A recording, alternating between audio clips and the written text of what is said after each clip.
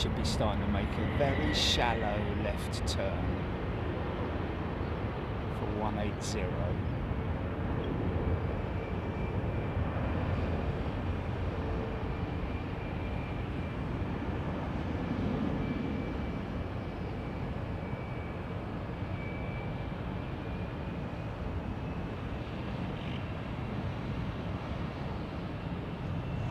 Otherwise known as the downwind leg, folks. Just about to turn onto the base leg, maybe a little bit further. Be a big, long, lummoxing left-hand turn.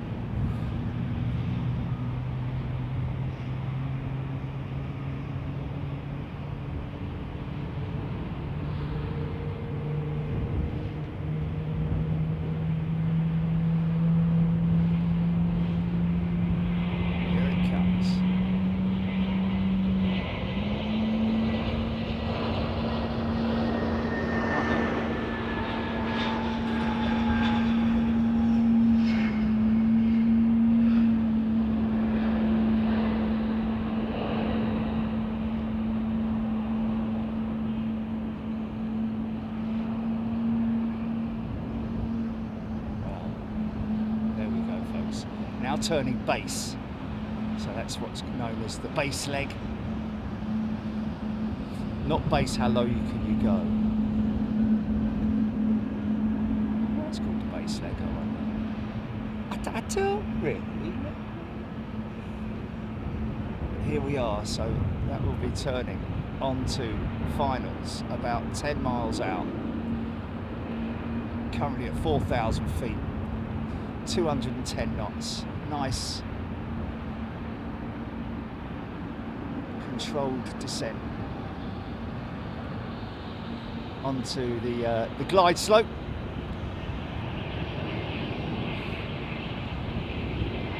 So it's on the base now.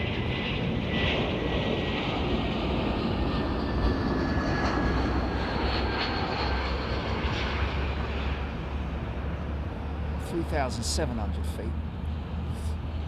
Needs to hit that glide slope around about 2,500 feet, but can be.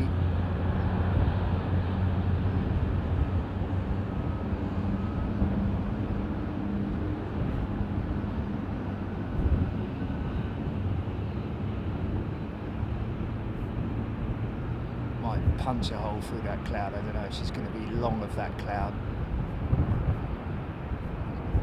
United triple. Right there, I think. Nope. I think that's the United triple right there, isn't it?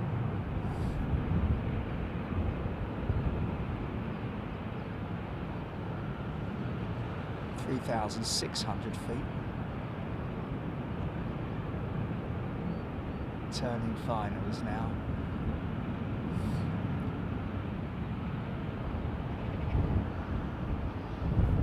Flaps being extended.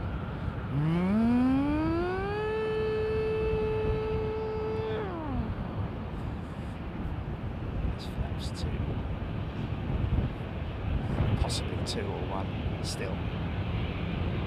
Wait for gear down. 3,400 feet.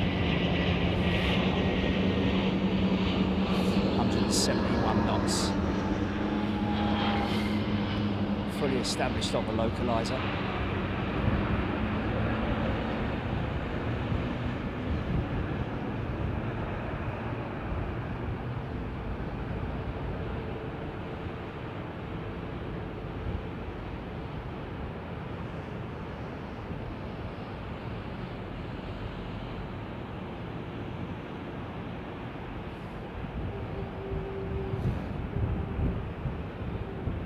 Fair old headwind, so they'll be maintaining that speed, still 170 knots, 2,900 feet.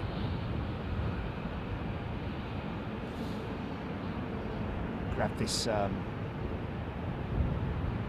United triple.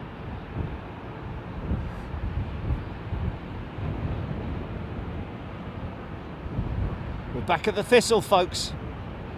I hope you're all doing well. It's the midweek show.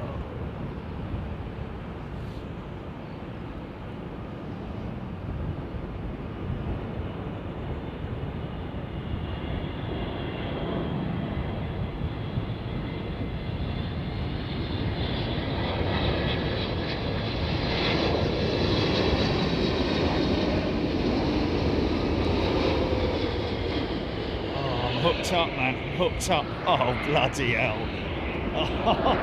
Oh, sorry about that. I could feel my cable tightening, man. Don't! Never mind. Okay, get out.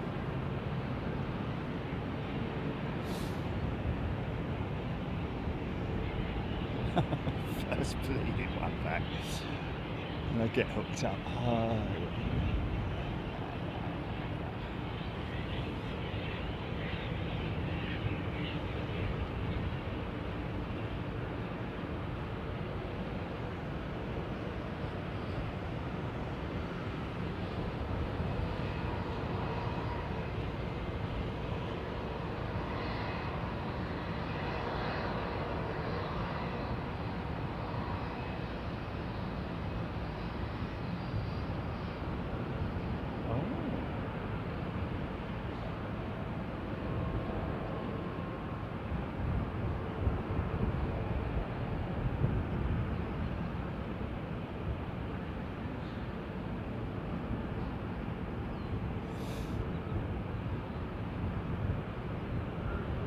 Thomas 747 to the left. Okay, check that if I've got enough time.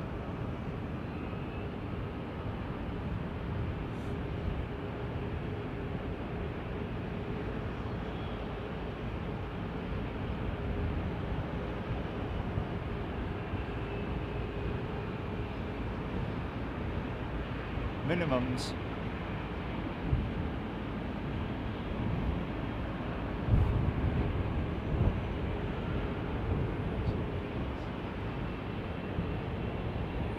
This livery, mate, I like it.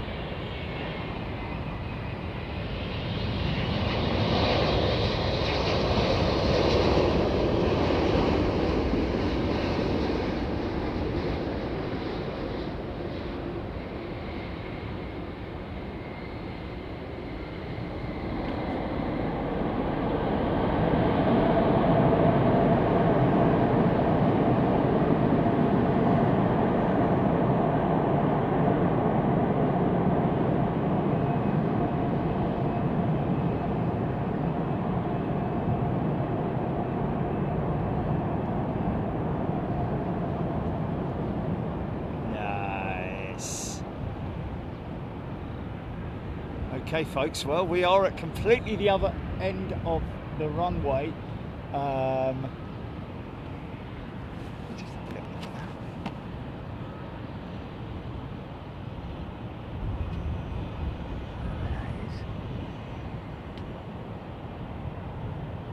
Oh, that's private jet.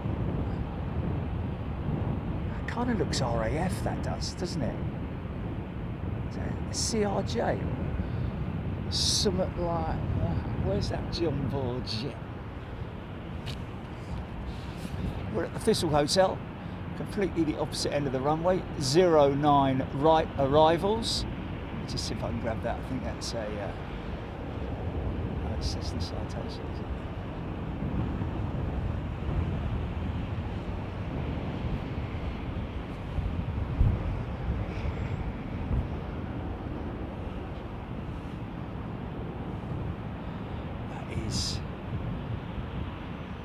Virgin 347 from Bengaluru.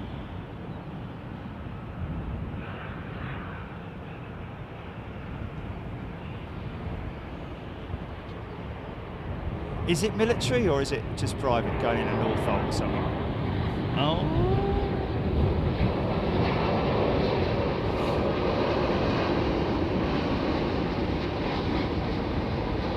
Oh, stop doing that, man. God's sake, you got to come back the other way, Jerry, mate. Let me feed that out through there because that's just going to...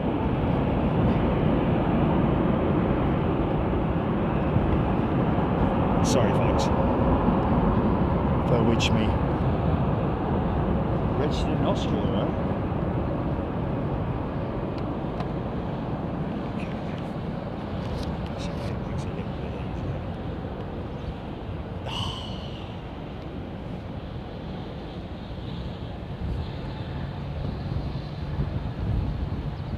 Sorry about that.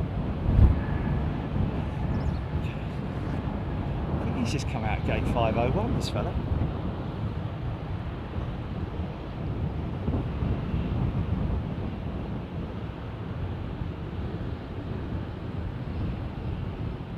So KLM making an announcement, put a post up about their latest and final Dreamliner.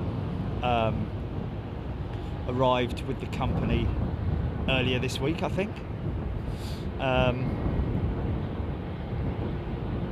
Didn't make as much of a hoo-ha about it as they did with their first A321neo, although let's be honest, that was their first A321neo, first of many. Oh, listen to that.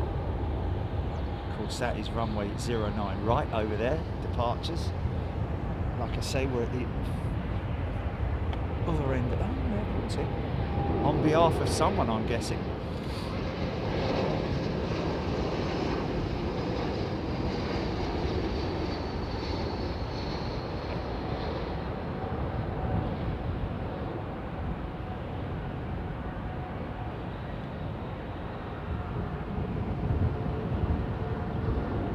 So that's the cul-de-sac over there. As you can see, we can see right into the cul-de-sac now.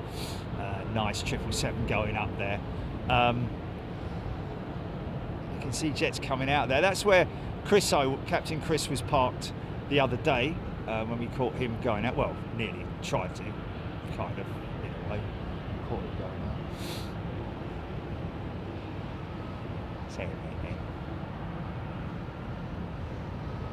Bracknell in Berkshire.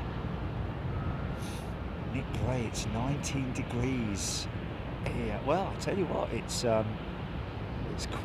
quite pleasant. It's like a spring day here in London. Tapare from Belgrade, that A220-300. Interesting that Airbus have now officially confirmed that they are looking at the option of a 500 stretched variant, or just a 500, just a longer variant of the A220.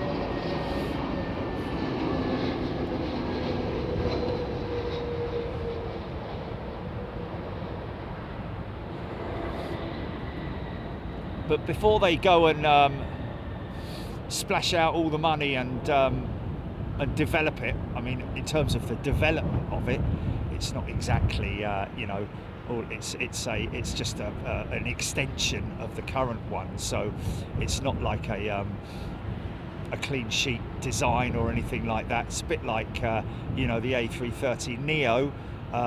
Well, actually, I think the A330neo was far more of a sort of like closer towards a clean sheet. It wasn't by any means a clean sheet because it was based on an existing aircraft platform, i.e. the A330ceo.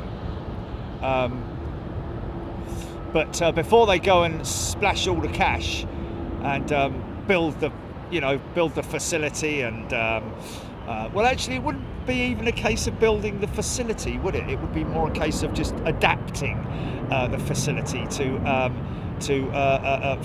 for the longer fuselage, because I'd imagine that that will maybe, I don't know, maybe it would be the they wouldn't need a wing change on it in terms of like widening. Sometimes when you stretch an aircraft, you have to change the undercarriage configuration, make it slightly beefier and a bit wider, and maybe change the wing dynamics a little bit.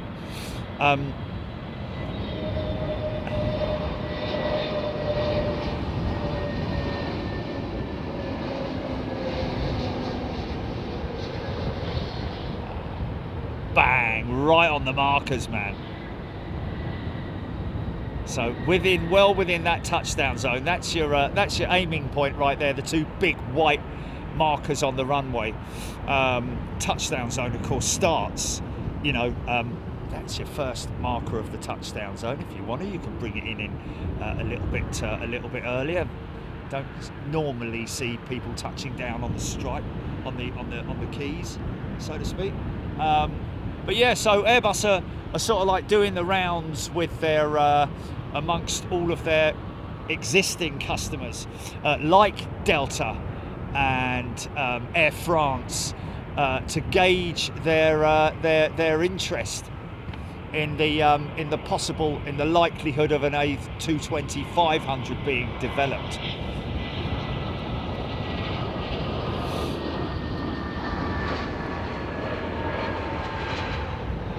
So how long that will take, we don't know, but apparently there is the possibility of an announcement being made as early as summer 2026, which would probably be at one of the major air shows, I would imagine, announcing the A220-500.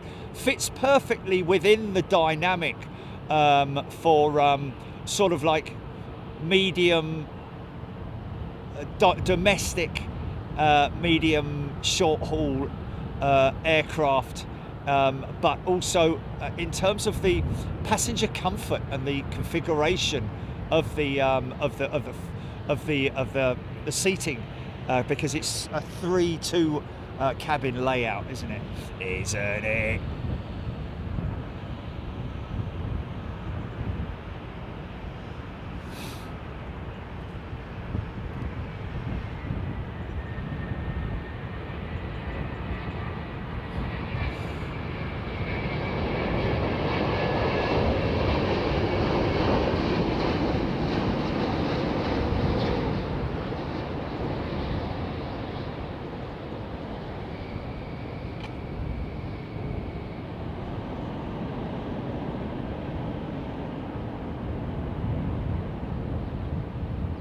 So we've done a massive revision to the World Tour, the World Sim Tour that I'm going to be flying or planning to fly during my recuperation.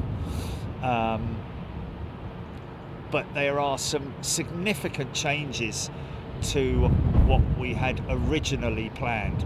Okay, that's a little bit heavy there. Let me just lock that out, stand by. That needs to go a little bit further over there. That needs to go a little bit further that way. Should hopefully make a difference.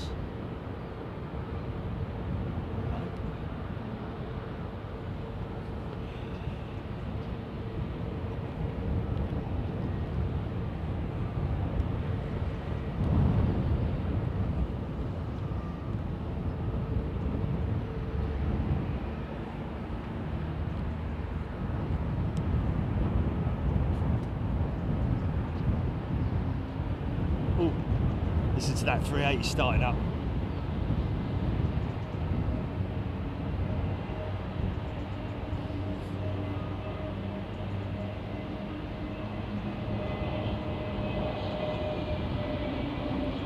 Nice.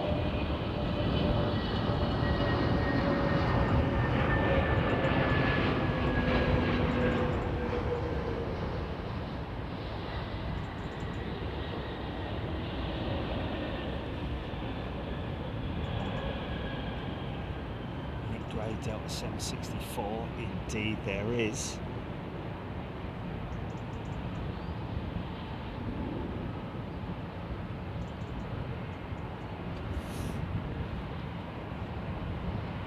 Paul Weston, EGPX, Jerry Burks, Aviation, Jules Harris, Philip Thorley. They Niagara Falls is frozen over, isn't it? See some pictures of it, almost frozen.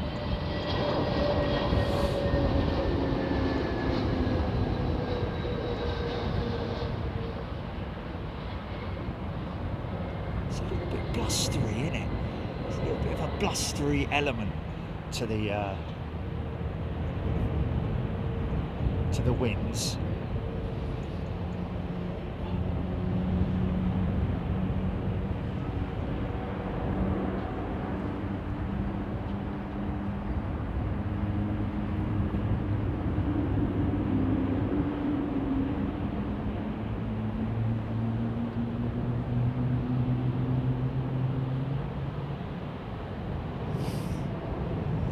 Nanth, is there a reason why Delta used T3 instead of T4 like the rest of the Sky team? Well, it's not so much a Sky team thing, really, I don't think, Nanth. I think it's more a case of the fact that they have a relationship, a very close relationship with Delta. Well, actually, they own with Virgin Atlantic. They more or less own Virgin Atlantic, don't they? Or they're a major shareholder in Virgin Atlantic. So it kind of makes sense for them to be at Terminal 3. Andrew Lumsden, loving the location. Oh yeah!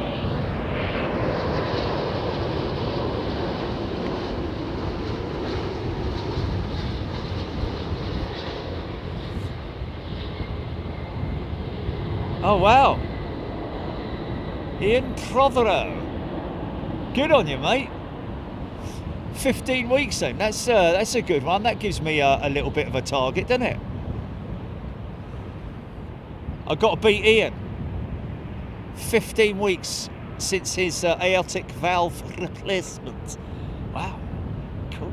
It's quite a surprise how many people have had it done, to be honest with you. Simply Planes with Henry. Bank Angle. Ananth. Roger Norsworthy. Valair Aviation CRJ 200 landing at Luton. Oh, okay. A bit random. I prefer the ICE in my ICE-T. Rab H. Ellis Chernoff. Simply Planes. Chuck Tannehill. There he is. He's off to Heathrow next week, is Chuck. Hey up, Chuck. Hope you're doing well, mate. Haven't seen you on the chat for some time.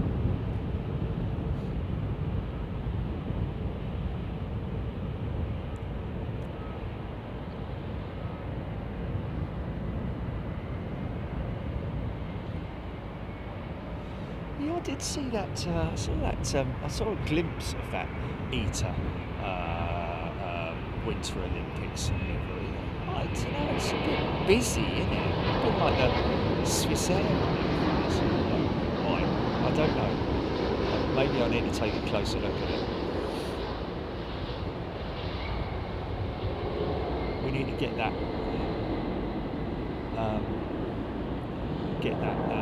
video of the unboxing of the Lufthansa 100 livery Dreamliner at ARD. We need to put that up, edit it at least. You buzz it across to me. Is that something? Can you get it over to me, and then at least I can jump on it. Like, yeah, just transfer it to me, please.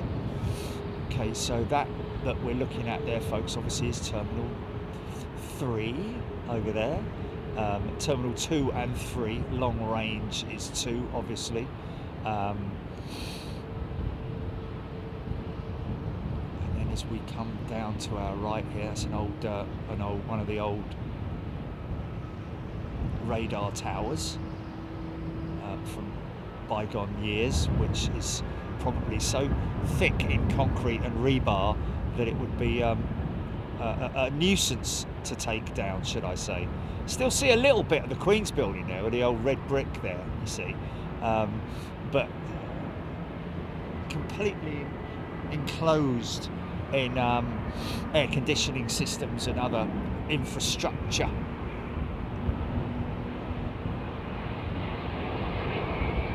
Yeah, that's what I said, Aidan, that it's a major shareholder in Virgin Atlantic. It's the major shareholder, isn't it?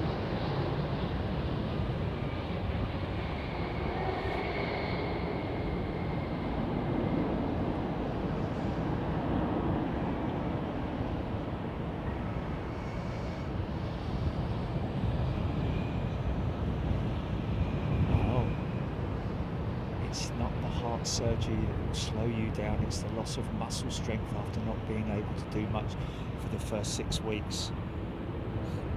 Right, okay.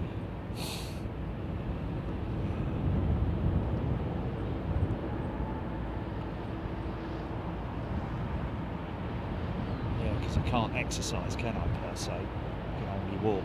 I can't weightlifting or anything like that, yeah.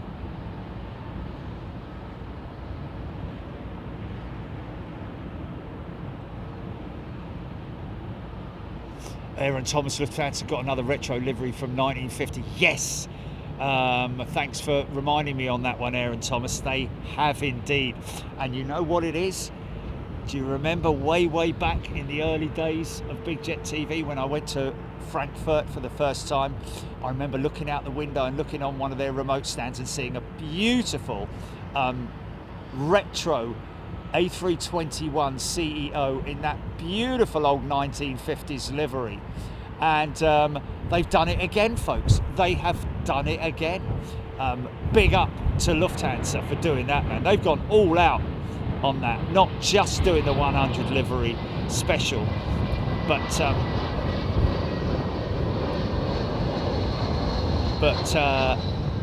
painting an A321 CEO in that beautiful old 1950s era livery. Absolutely fantastic, super.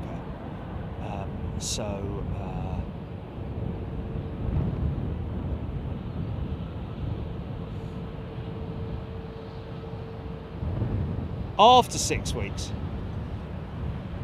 Oh my God, really?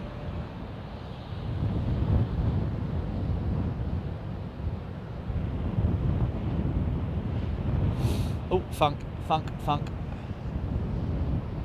Yeah. Yeah, it's not going to be fun. It's not going to be fun, but...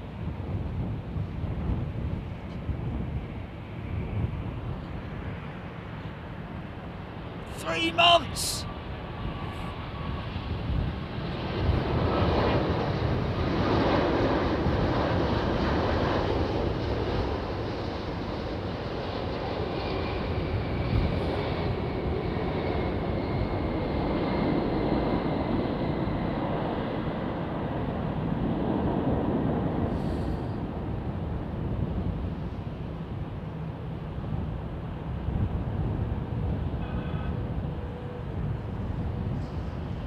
James Taylor Quartet, Ian R, Nick Gray, Archie, Aviation, Air Godzilla, Paul Skilling, Tap Rate giving us the usual info. Thanks, mate.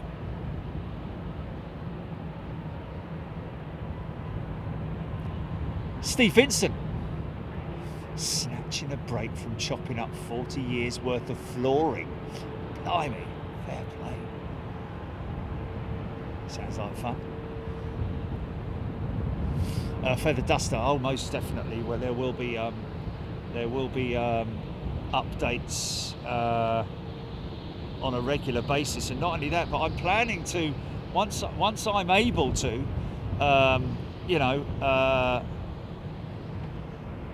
get around and be able to sort of perform tasks like the sim, or at least sit there and talk to you lot, then that I'm planning to do that as soon as I possibly can, but obviously and understandably there's going to be probably about a 2-week period where I'm going to be completely out of action, I believe. I mean, obviously initially there's a week in hospital, isn't there, for the initial sort of recovery procedure. And then once I'm out of hospital, I'll get back, and then I've got to kind of get me immediately, as soon as I can, as soon as I'm out of hospital, I'm going to start, walking on a daily basis, getting myself, as fit as I possibly can, without doing any, major tasks, so to speak, in terms of lifting any weights or anything like that. And then we'll just have to take it day by day. It is literally a day by day thing, isn't it, folks? And I want you all to sort of be there with us, and we'll get through it. And back into action probably late spring, something like that. May, maybe. Possibly first trip overseas. That'll be fun.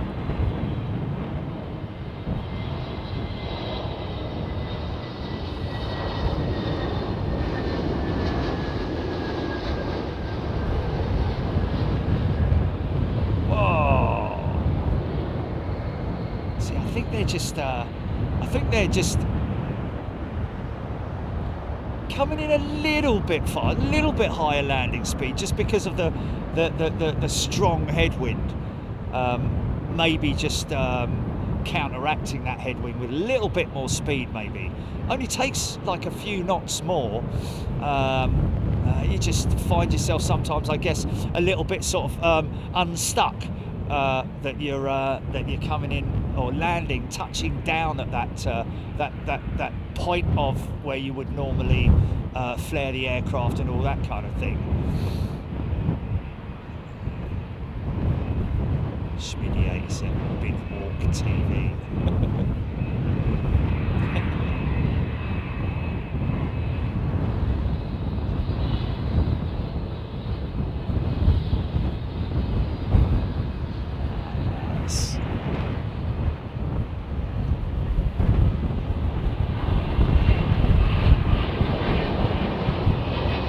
Yeah, Ian, you're probably right, mate.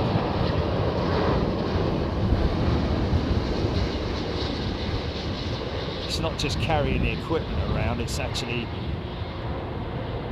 operating the bag itself, getting it, you know. That's a 23 kilo bag in it with all the equipment in it, lifting it into and out of the taxi, the rental car, all that kind of stuff is it's quite a strenuous task, especially if you go to a hot climate.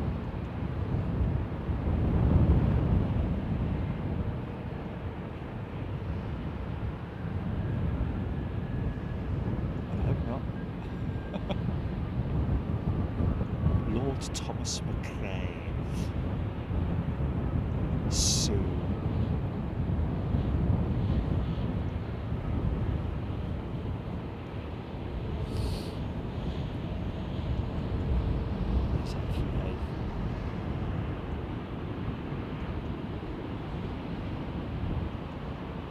Keep you posted on any overflies, folks.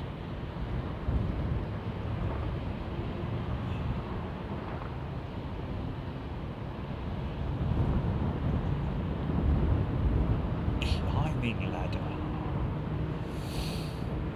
Just, I don't know what. Just seeing that makes perfect sense. That does. Climbing ladder.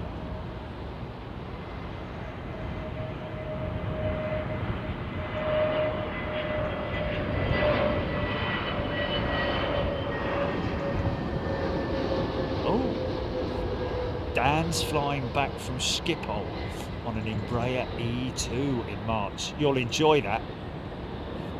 It's a great little aeroplane, I've got to say. Big windows on it, man. It's the one thing that you'll notice as soon as you sit down, especially if you're in a window seat. You will notice how big the windows are.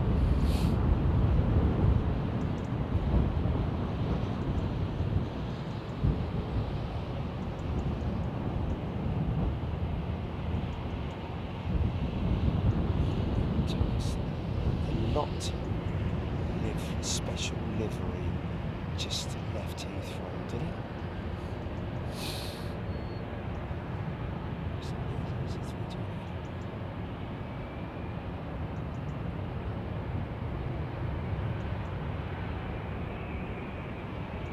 And Qatar Airways One World Livery 350 passing just north of you. Is that on approach?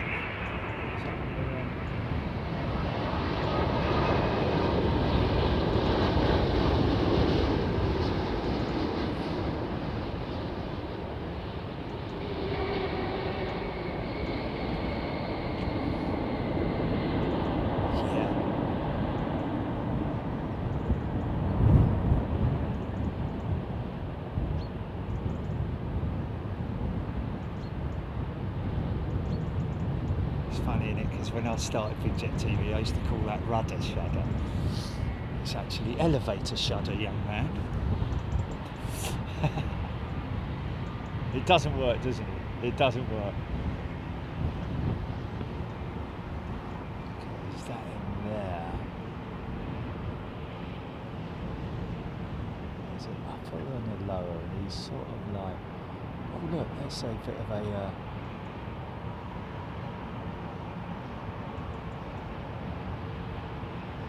there's a bit of fluff on the screen. It's very much like a cruiser.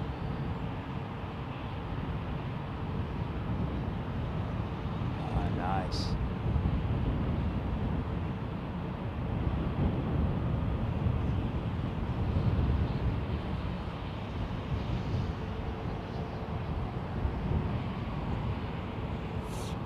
Godzilla 2 pound super chap. Off topic. Oh, John Virgo. Oh dear. Oh, poor old Johnny Virgo. Classics.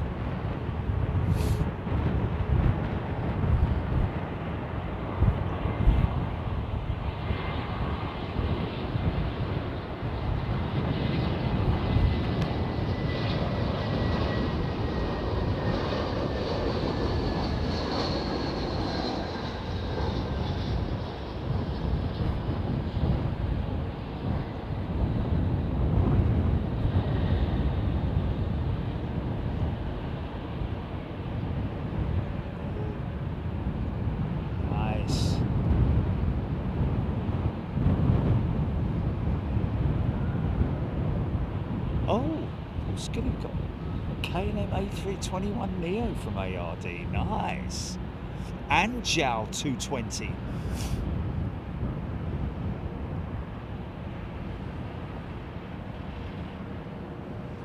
JAL 220. JAL 220. It's really 220s.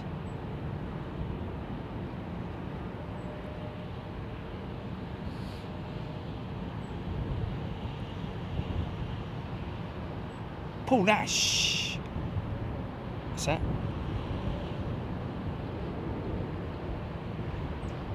Yeah, I don't know. Just have a look at it. See if you can Google that. Let's have a little look at it.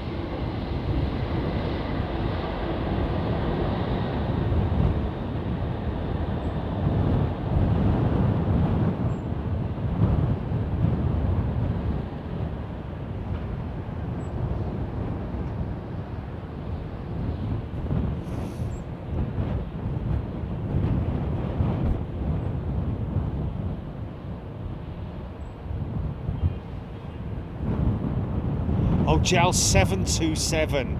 Okay. It's delivery. Yeah, there you go. That makes a lot more sense. Yeah.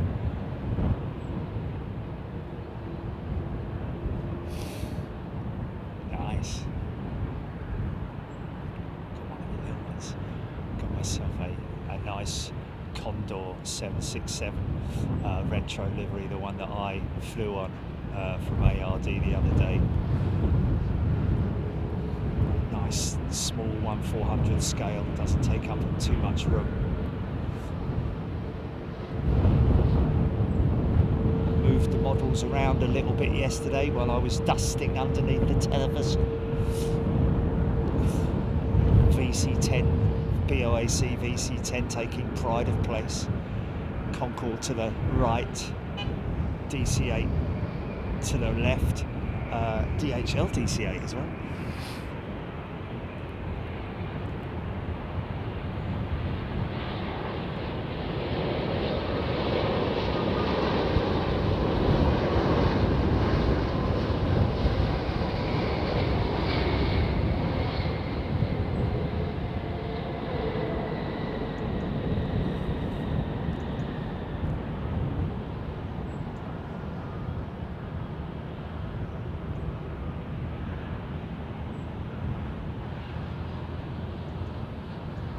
White van man.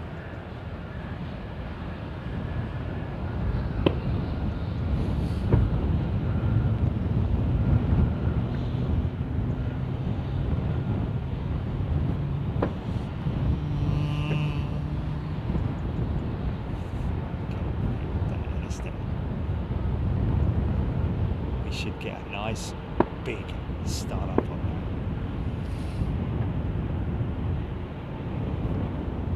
that. So on approach, interesting.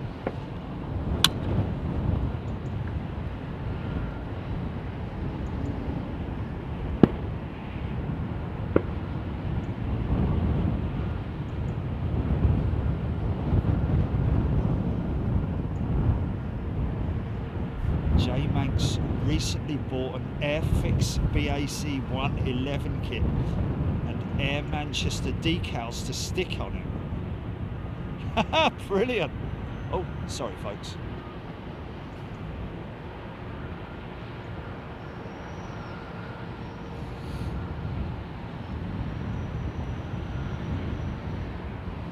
Oh, Lowlander, Lufthansa 100th anniversary livery 320 Neo on finals. There we go.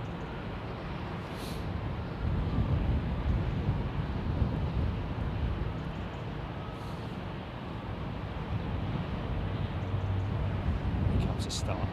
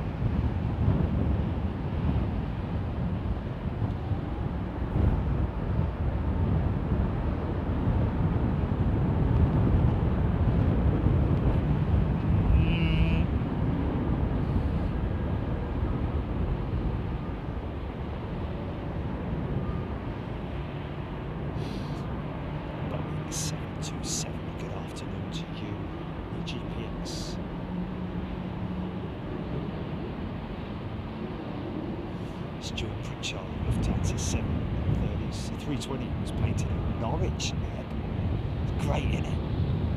Norwich Airport, live from Norwich.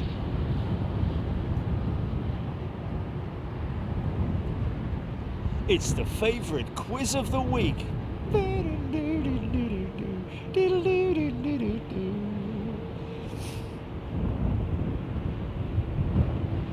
And here's your host, Nicholas Parsons. Hello there.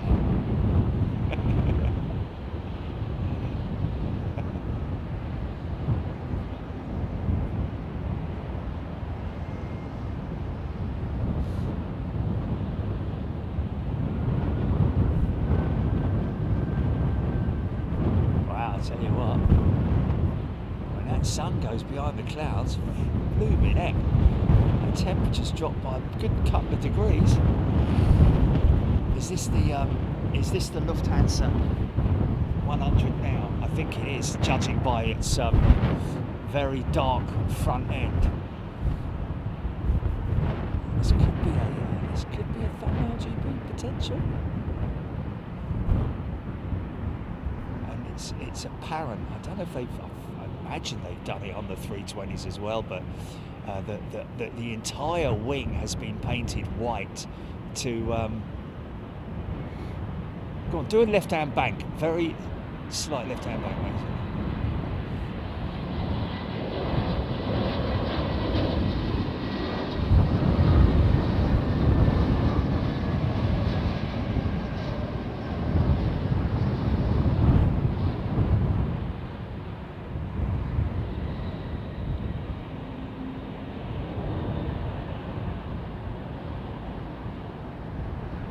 It blends into the wing very nicely. Ooh.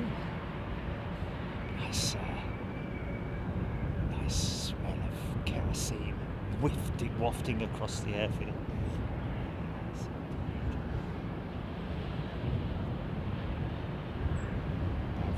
Arrow Super Peter Olympic livery posted that on the. Oh, that smells lovely. That does. Oh, what are you doing in here, mate?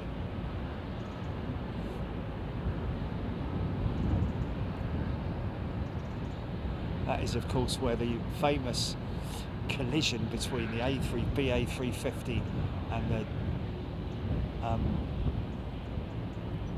Virgin Dreamliner took place in that cul-de-sac. It's quite a tight turn in there, got to be said. I guess it's a bit like, you know, pilots having specialist skills to land at on short runways or steep approach angles like London City, for example. I guess you have to have special training to operate within that cul-de-sac. Possibly, I don't know. Maybe, maybe not. But I would have said that certainly if I was running one of the operations, I would probably say that all tug operators have to have a special license of training to operate within that close vicinity. I mean, that's not to say that all the other positions are quite close together, but there is a big divide normally. As you can see here, there's a huge divide there between the aircraft. Not so much so between the two satellite terminals, but most certainly within there you can kind of see that it looks very busy in there, doesn't it?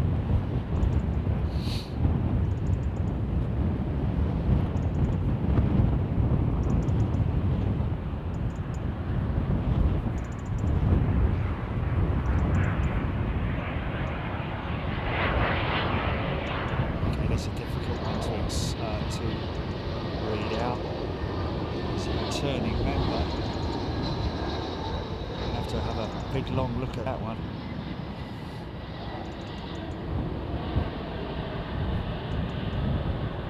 It's probably blatantly obvious what it is, but mate,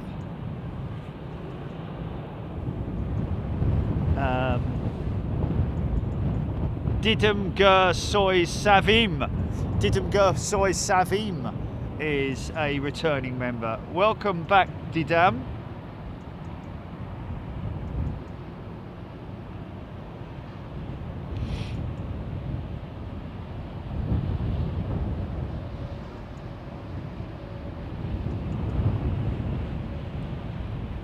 Gary D. Gary's a returning member as well. Welcome back, Gary D. Gary. Australian in the first class. Steph Bird, Evie Barbie, Feather Duster, Trish.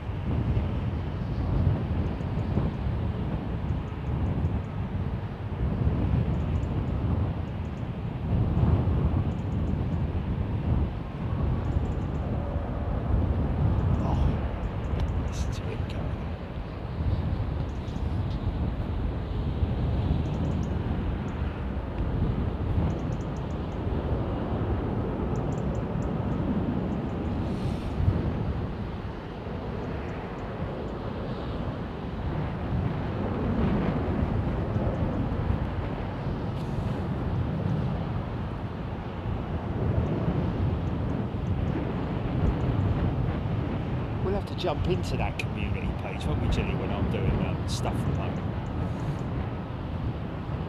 Oh, okay. What's that? Oh, okay.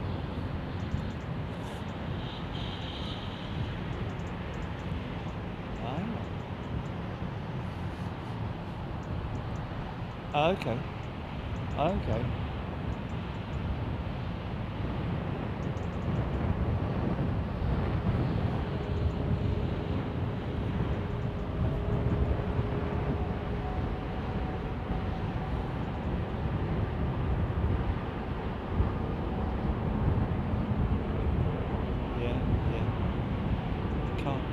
past it, no, or anything like that, can I? Mirror it. Don't really.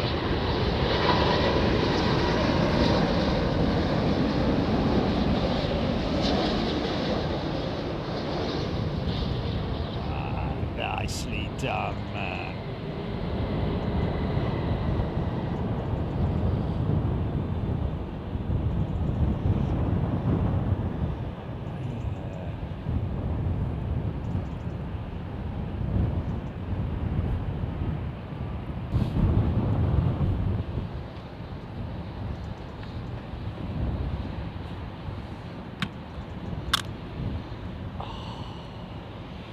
Sorry, folks. Sorry.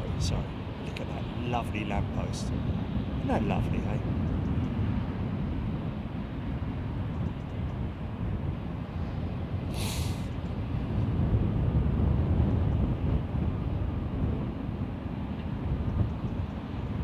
Rick Neufeld, have you ever asked about going live airside on a roof?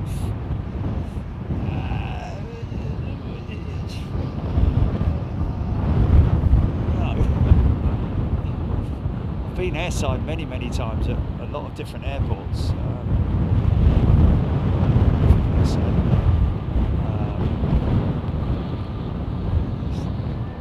Really stand on the roof, is it?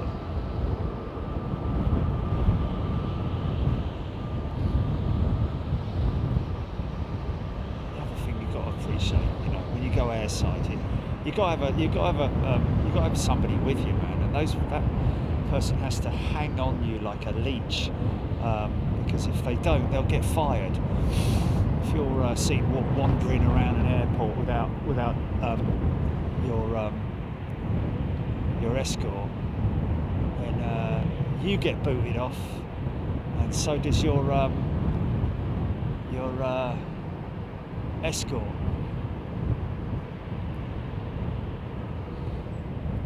So it's you know, it's unless you're lucky like we did at East Midlands, where you've got somebody who's, you know, really into aeroplanes, who's happy to stay with you for a significant amount of time.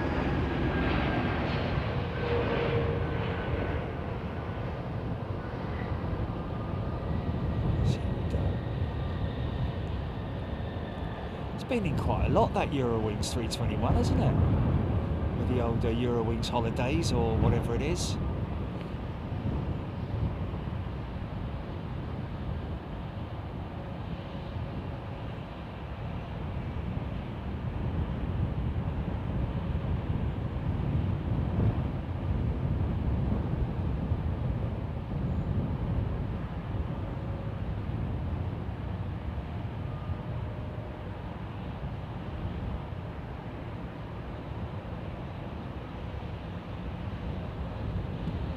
Well, don't look at it as bad news, Michael.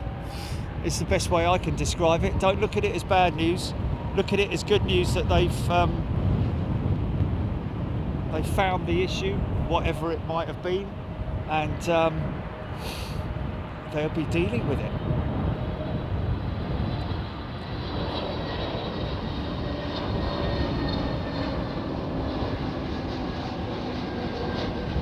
The best thing I can say, most positive. I think I could throw a positive spin on it if possible.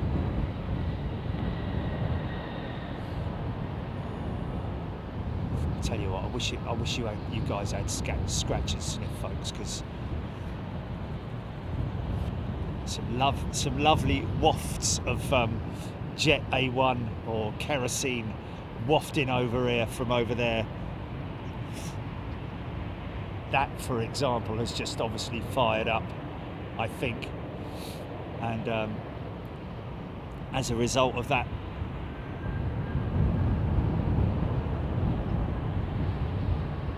I'm smelling it. Oh, it's a very sweet smell, isn't it? Kind of reminds me in a funny sort of way of the smell of the skateboard wheels. or the truck rubbers. If they use petroleum in some way in that mix, or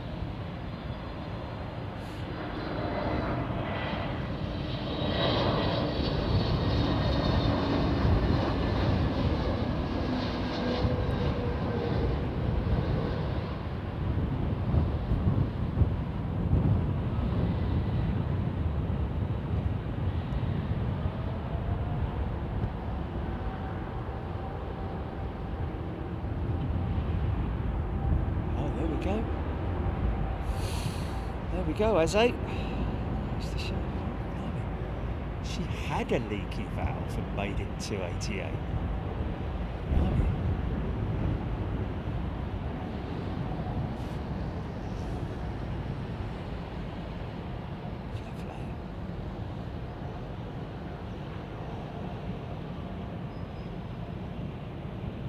Smells like victory, Brian. Yeah. There's a long-range angry tug there, look.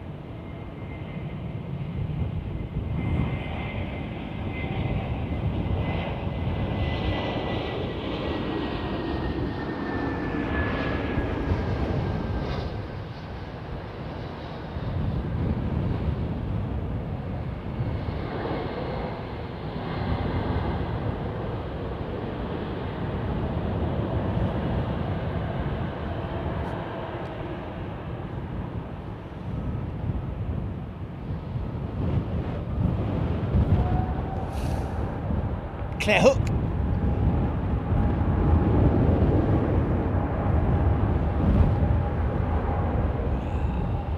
Good sound coming over from the other side, man.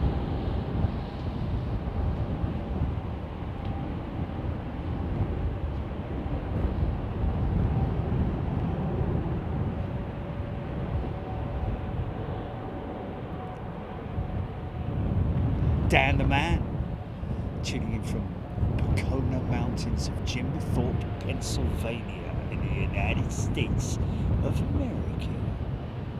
Still got his landing lights blaring away there, look.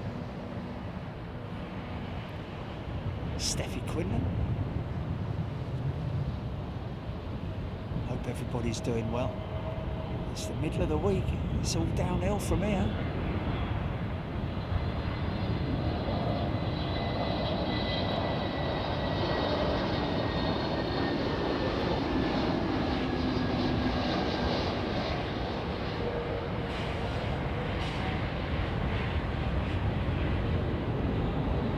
Were slow to come up, weren't they?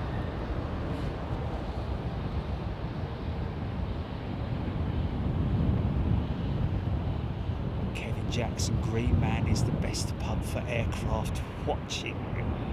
Well, for London Heathrow, yeah. I mean, in terms of watching them, it's like you see them for a brief moment as they come hammering overhead. A perfect day in the middle of the summer. Lovely summer's day, sitting outside of the Green Man when they're on 2-7 left arrivals.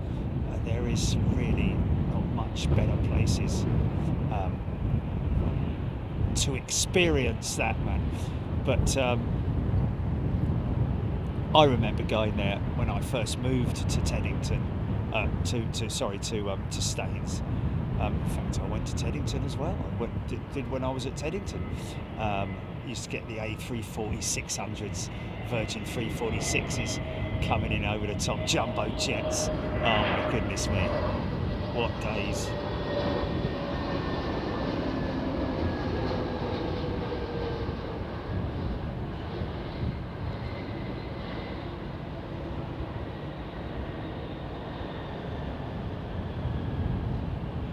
Michael, IB36524.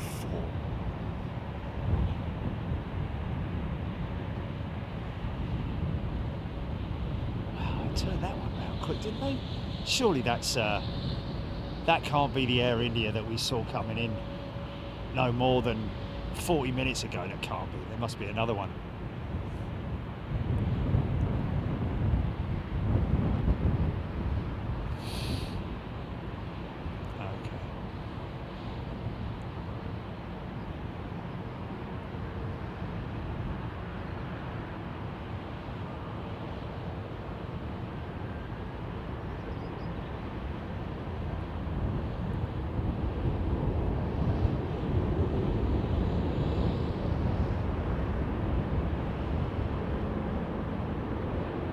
Wow.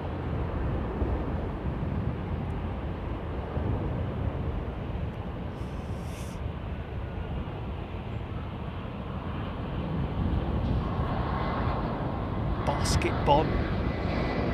Tuning in from New Tripoli. Is that Pennsylvania? Hello to you.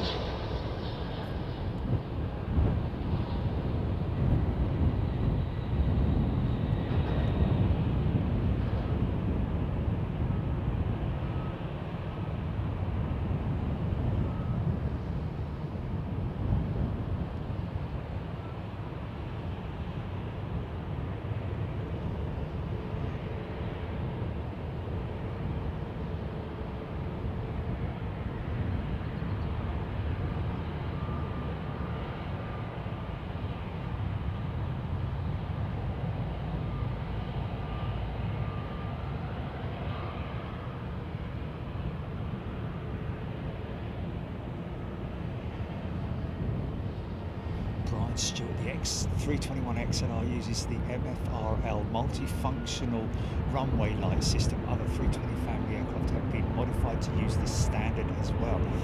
The MFL multifunctional runway light. Interesting. Is that the one that's on the nose wheel, which has the turn on and taxi turn on and turn off, as in turning on the runway or turning off the runway? So illuminates sideways.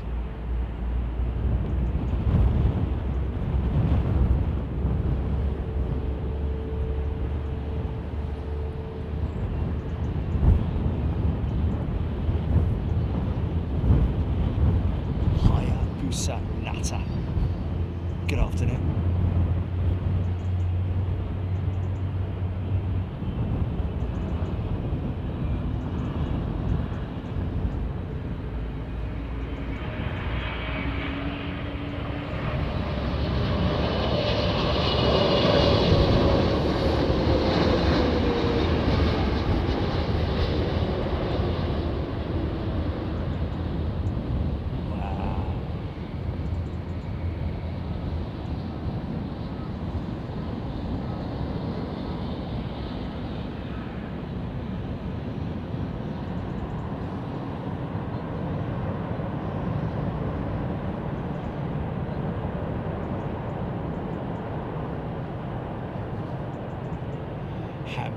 Remembers watching at the Green Man 34600s, the big old bogey wheel dangling down out of the middle. Yeah.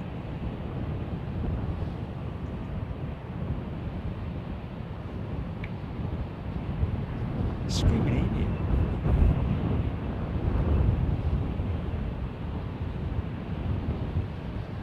Aiden Campbell, multifunctional runway light system. Runway lights that can change brightness, pattern or colour to serve different. Okay.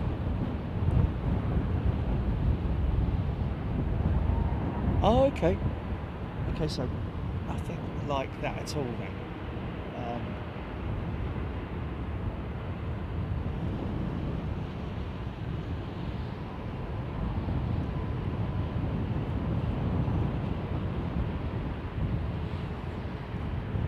So where's that multifunctional runway light? I'm guessing that must be either the wing lights or taxi lights. So different options, models, landing, low vis. Okay. So yeah, I'm guessing right.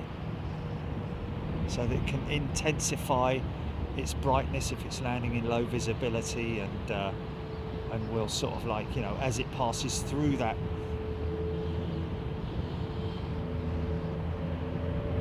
low vis, it will increase and decrease based on the a bit like I'm guessing the dimming system that you have on your car dashboard nowadays, that goes dim, which brightens up when you go through a tunnel, and goes back to normal when you come out of the tunnel, or during dark conditions it goes bright, you know, that kind of thing. Maybe probably the same sort of like light sensitivity system. It goes different colours as well, which is quite interesting. Know about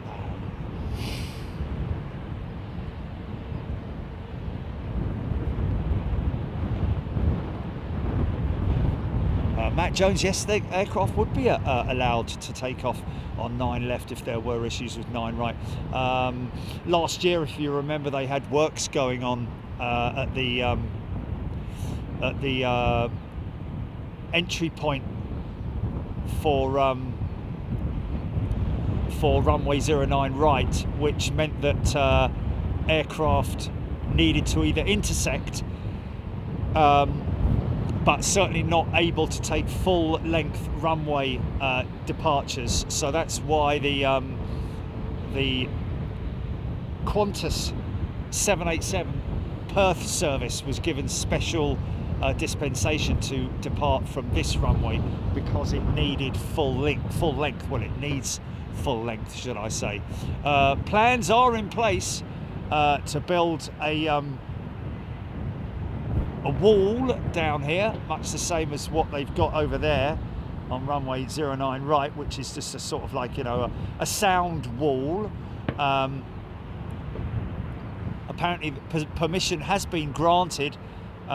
It's just a case of, you know, when they're going to start doing that.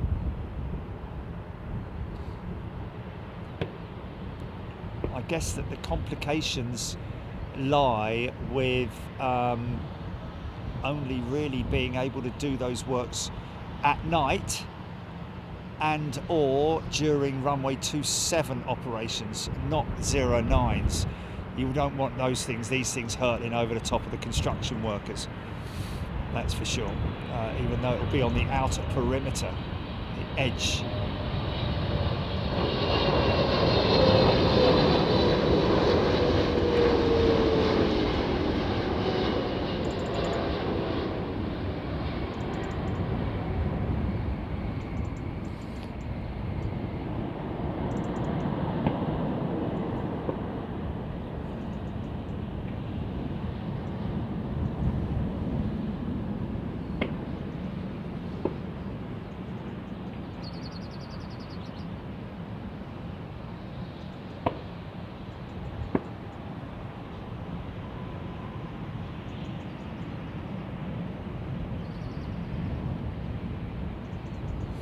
So yeah, we have a quite a considerable Bob Shalvoy at $50 super chat. Thanks, mate. It's nice to be back at the Thistle. There we go. Nice one, Bob. Thank you, mate. Appreciate that. Can a pilot request that the light intensity be increased? Paul Trapeel, yes, absolutely. Increased or decreased, to be honest with you. Yes, yeah, it happens. Fully aware of that we do have pilots on the chat now, folks, so feel free to ask away if you've got any questions, aviation related, of course. AGPX, of course we are right next to the pods here, Heathrow, strategically positioned, right next to the T5 pods.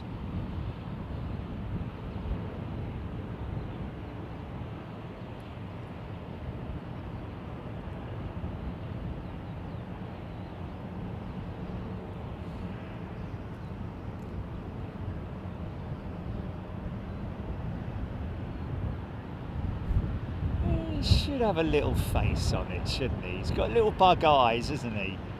Should have a little face. He's kind of got a little smiley face, hasn't he? Yeah.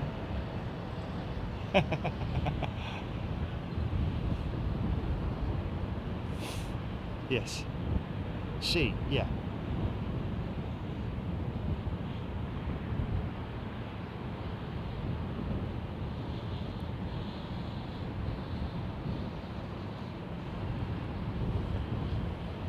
Skilling loving the angry tug. Yeah, so we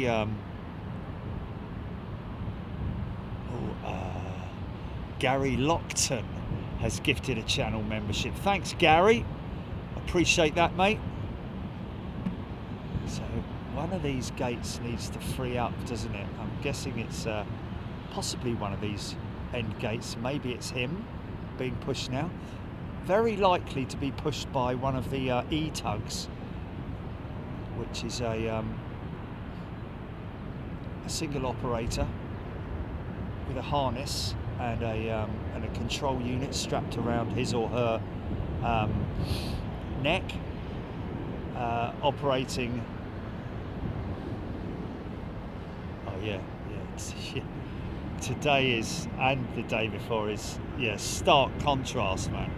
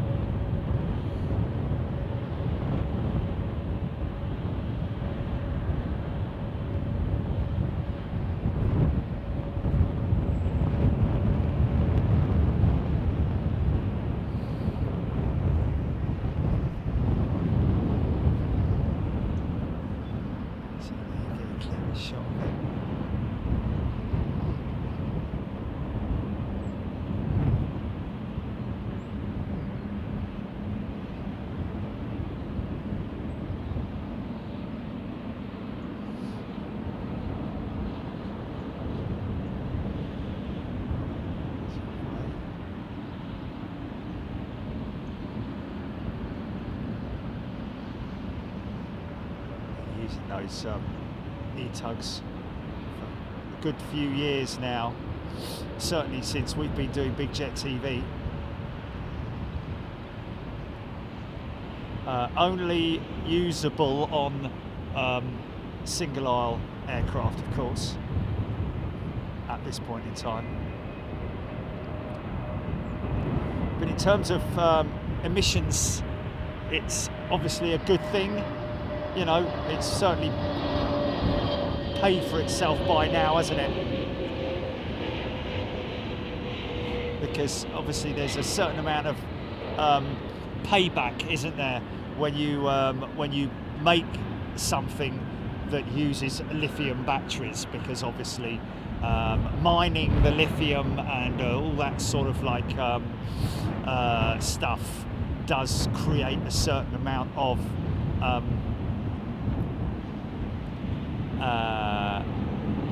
pollution, should we say, and manufacturing of such an item as well, that you have to sort of like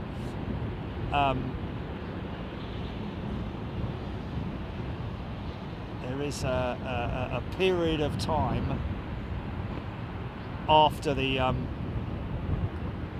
batteries have been manufactured that there's an overlap, isn't there, in terms of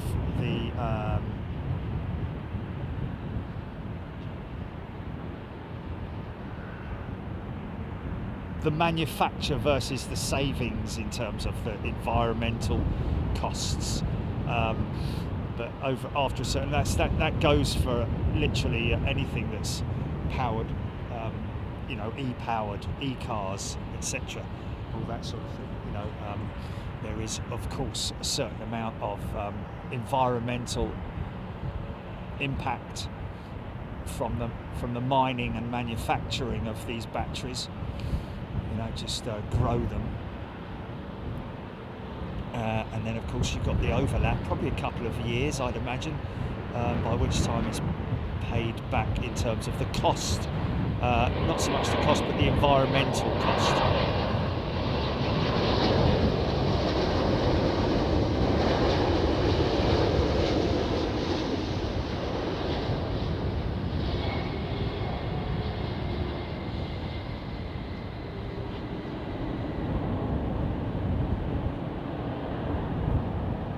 Thomas, only downside of the remote tug, you're not coveted. covered, I'm guessing he's saying. I mean, yeah, you are. I mean, they are waterproof, obviously. They wouldn't just be a fair weather tug, would they? Oh, no, I'm not going out in that, mate. No, you're going to have to wait till it stops raining. Come on. And they've all got individual names as well, I believe, those tugs as well.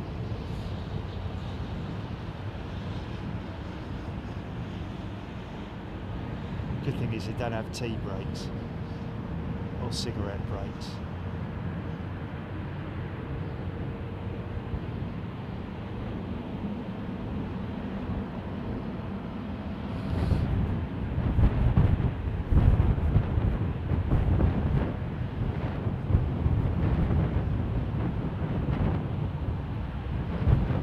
They've certainly paid for themselves many times over in terms of their environmental savings, those tugs.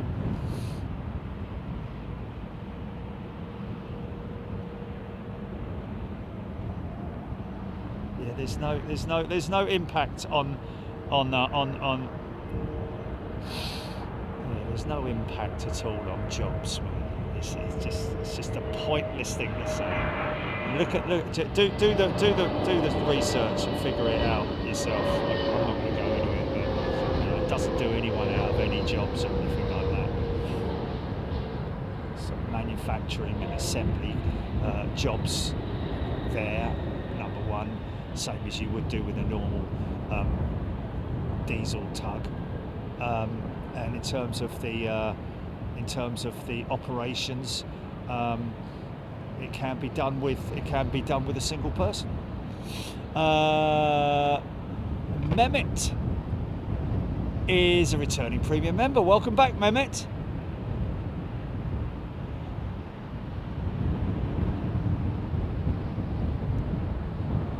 Oh yeah, that would make Angry Tug very angry, wouldn't it?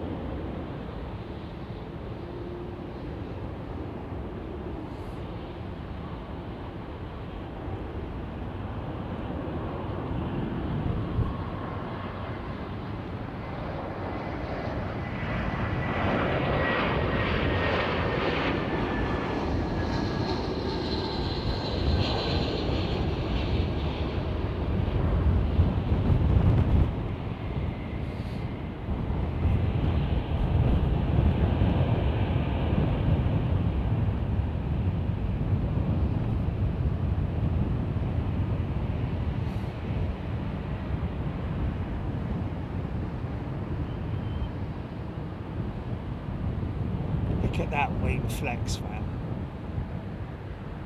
It's crazy. It's the sort of thing you'd expect to see in the old days when they were stress testing the bleeding things.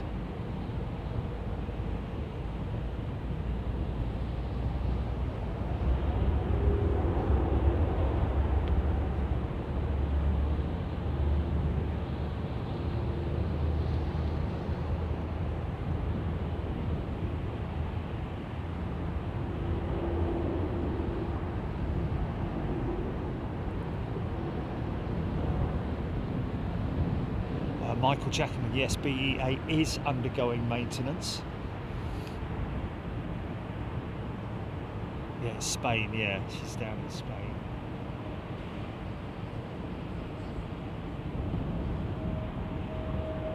Which is a good thing, because, oh, okay, Malta then, right, okay.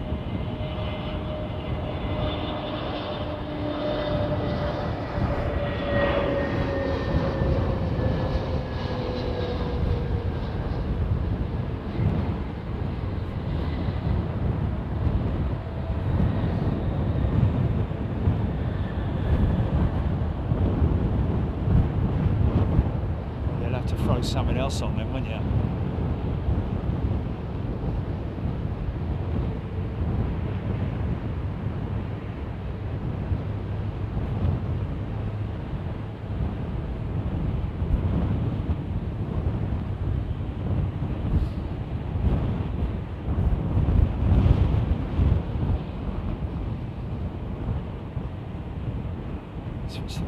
something.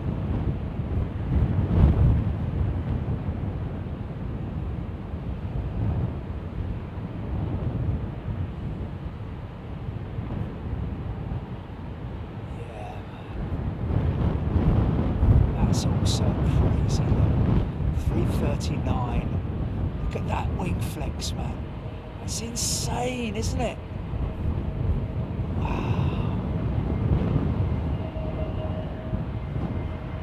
Oh, Aer Lingus, Aer Lingus. Your Highness, Your Highness.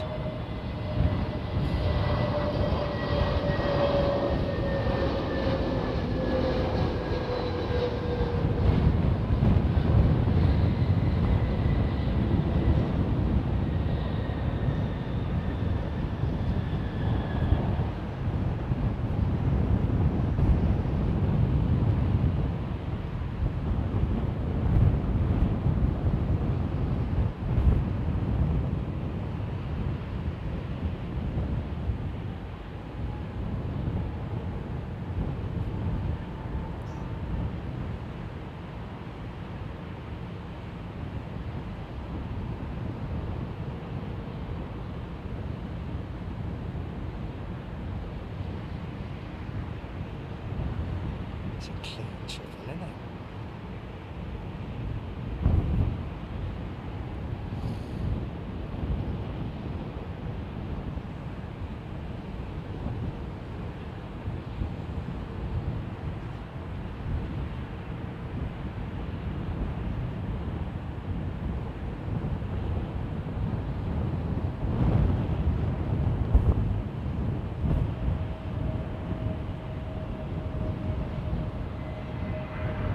Sing the national anthem. That normally helps.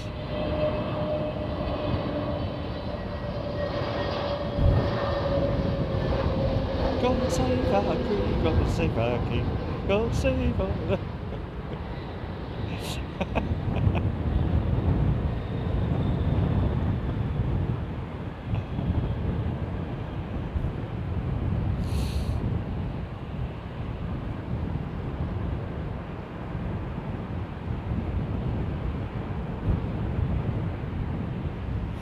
Aaron Thomas, one from Dublin, one from Cork.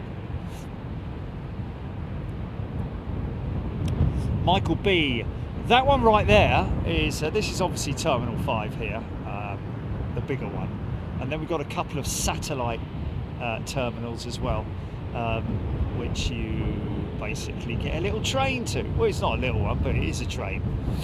Much the kind of train that you get anywhere in all airports around the world that have trains, underground trains. This isn't part of the underground network, of course, you know. Got a load of yeah,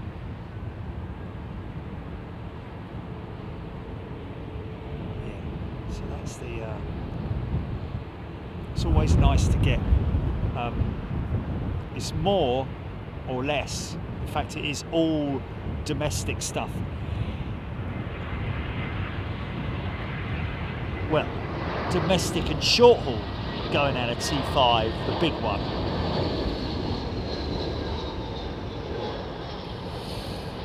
And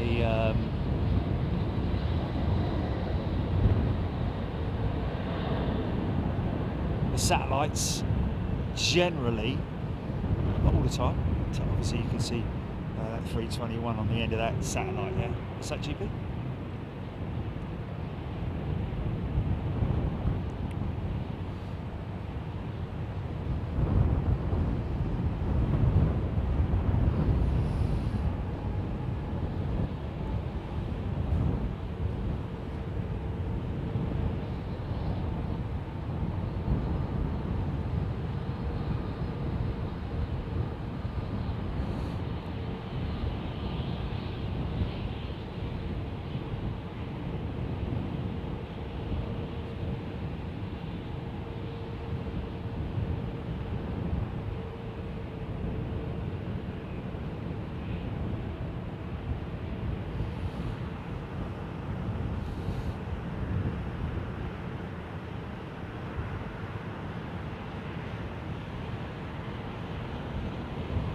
So one of the customers here that Airbus are going to be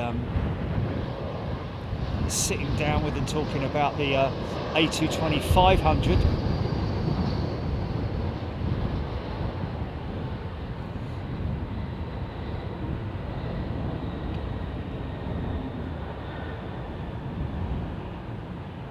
I would have said that Delta would likely be the bigger of the two in terms of utilising that platform, but you've also got Air Canada as well, haven't you?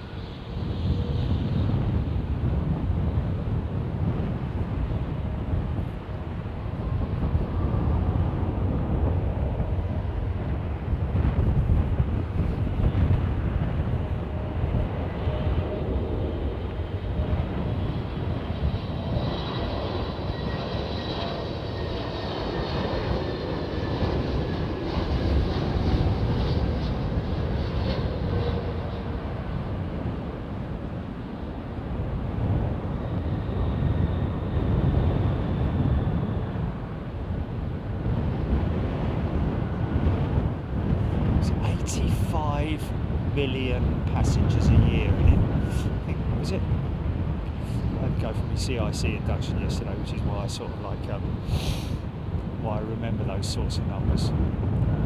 Is it 2.4 million? Wait, is it 200? No. What's 84 million passengers a year? Divide that by 365, and it would literally be more or less that same number going through the gates every day. So when you consider that in terms of a city, let's say how many visitors were there to a specific city, you know, difficult to gauge the numbers, isn't it? Because yeah, 230,000 a day. I thought it was something like that. It's insane, isn't it? When you consider all of those people are, I think it's a third of them are transiting as well. So coming through the airport, getting on other flights.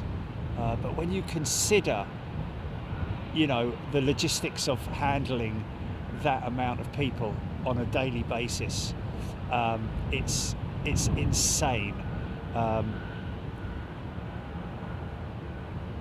they manage it.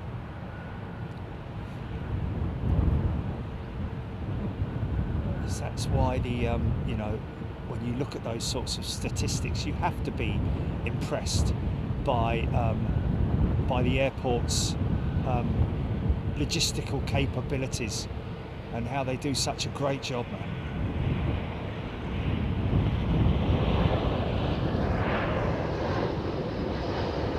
Swiss 220.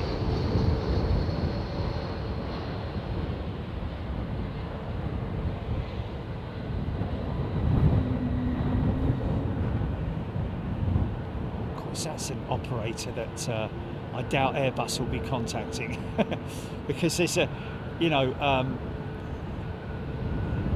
Egypt Air gave all their 220s back, didn't they? Got rid of them. Just said we don't want them anymore because they just they're sitting on the ground idle, not having any engines, costing the company a lot of money. So the one hurdle that Airbus are going to have in pitching the A220-500 will be convincing those operators that they can guarantee that those that there won't be the same engine issues that are currently being felt by all the operators of the CFM. No, not the CFM, sorry, the Pratt & Whitney geared turbofan. CFM, of course, being this one. And I bet, again, I mentioned it many times that British Airways are probably rubbing their hands that they chose the LEAP engine over the Pratt & Whitney engine, because obviously they've had a few problems with the LEAP engine, but nothing on the scale of what they're currently having with the Pratt & Whitney geared turbofan, the GTF. It's an amazing engine, the GTF. Don't get me wrong, but on paper, that is. But because of those problems that they're having with, again, it's another problem with the hot end of the engine, the reliability. It's got a very short on-wing time. Obviously it wasn't planned that way.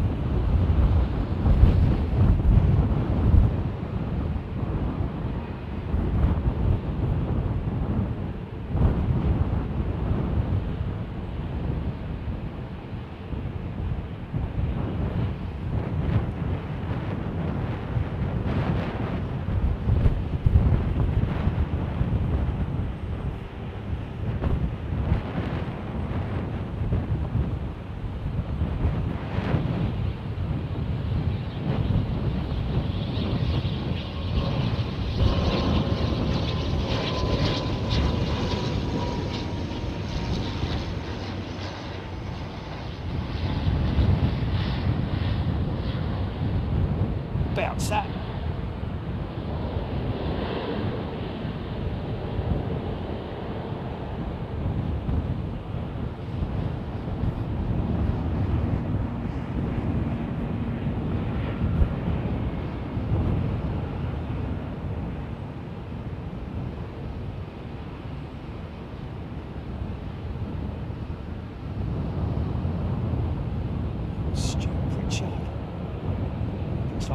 Airport doing a lot of that painting then. Get in touch with them really, shall I? How long the 321 is, man.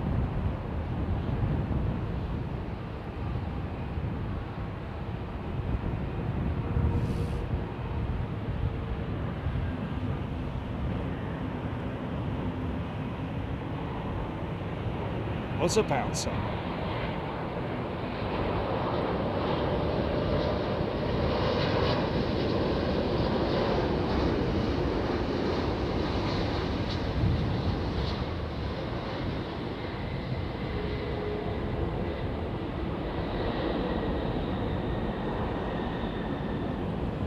There's no doubt that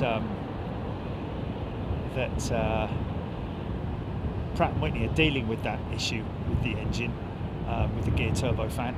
It's the length of time it's taking with the number of engines, the time it takes from the moment the engine comes off the wing to when it's placed back onto the wing. Is around about 360 odd days, nearly a year. I mean, give or take a year, isn't it? That aircraft's out of service, and that's why people like Swiss Airlines have taken all of their A350-900s out of service to use the engines as backups for the ones that are being worked on with the 300 fleet. So that's not a good thing to have to do that.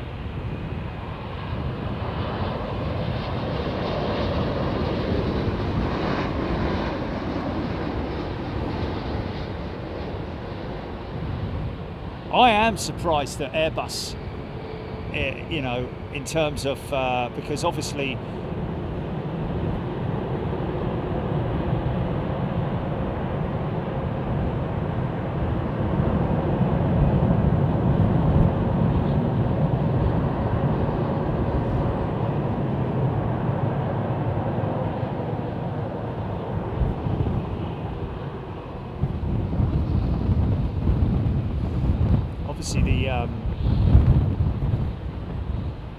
GTF engine is the only option available on the A220 at the moment. Has been since it was developed. The aircraft was developed around the geared turbofan. However, the LEAP engine, in terms of dimensions and so on and so forth, are more or less the same. So I'm surprised that as a sort of like a backup, or an emergency redesign, that Airbus haven't gone, right, okay, let's make the 220 with an option for the LEAP engine, because I think they'd sell a lot more of them. They certainly would have done in the last couple of years, that's for sure, when you've got so many operators taking aircraft out of service and all replacing the whole lot. Egypt Air, was it? Egypt Air sent them all back. So we don't want them, mate. What's the point in having them?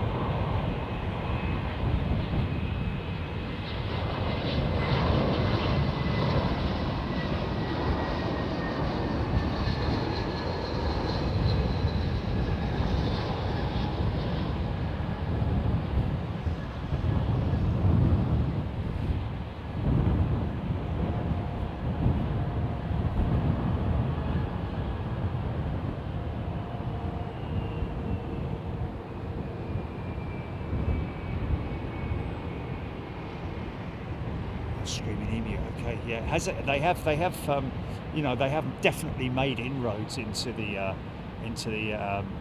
MRO of those engines, and like he says,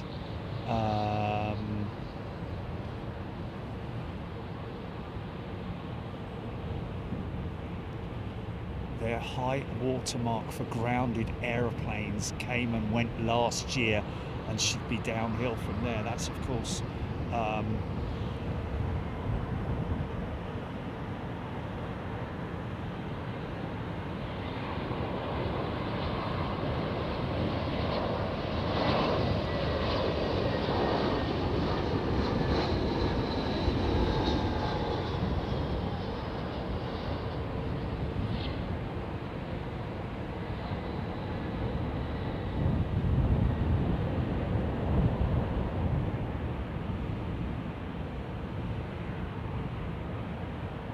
Oh, 777N has just booked a trip to Seattle in June for a Boeing tour, flying Delta on none other than a 757.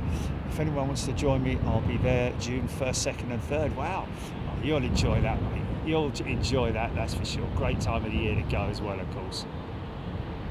Yeah. We're definitely due another trip back there, but of course we can't do the tour. Won't let you take any cameras in there with you or anything like that, I believe. Stuart Pritchard. Most of Condor's 320s, 321s, 757s plus Iceland Air 737 fleet and Lufthansa short-haul fleets. Just some of the paint job being done at Norwich Airport. There we go. Wow. They do a good job, don't they? Aidan Campbell, EK29 turning base.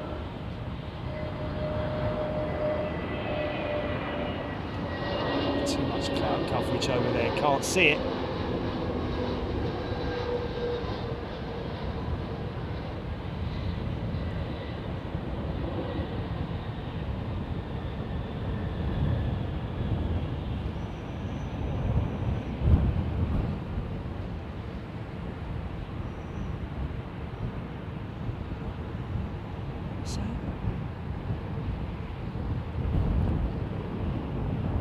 I was in the back of one a few weeks ago. It took them 5 shutdown/reboot cycles. What's that for? Wow, that's crazy.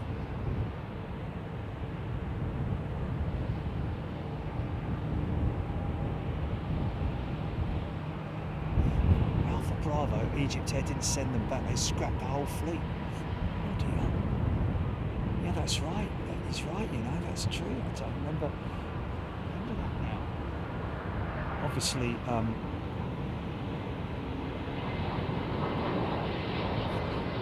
parted them out. Don't just scrap the whole thing. They've obviously retained usable parts and guessing there would have been quite a few companies that wanted that business. Oh, easy there. One of my landings, isn't it?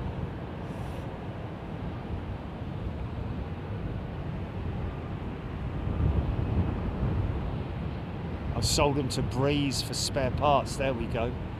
Crazy. That's crazy. So they won't be going to Egypt here and saying, hey, do you fancy the 500? I don't even think they're getting through the door, would they? It's a big costly exercise for the airline.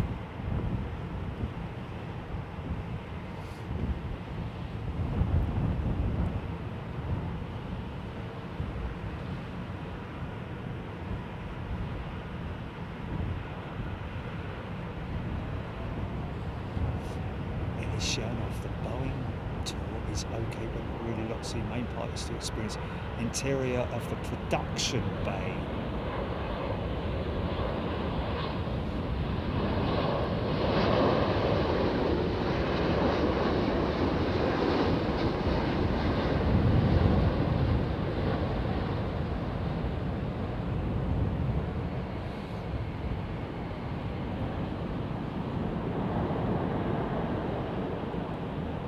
Of course, there's the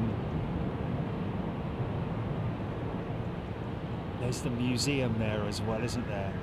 The Boeing Future of Flight Museum. There's one obviously at Painfield and Boeing Field. Was he going? Did he say he's going to Boeing Field? Must be going to Painfield, because Painfield's where the tour is, isn't it? Yeah, sorry.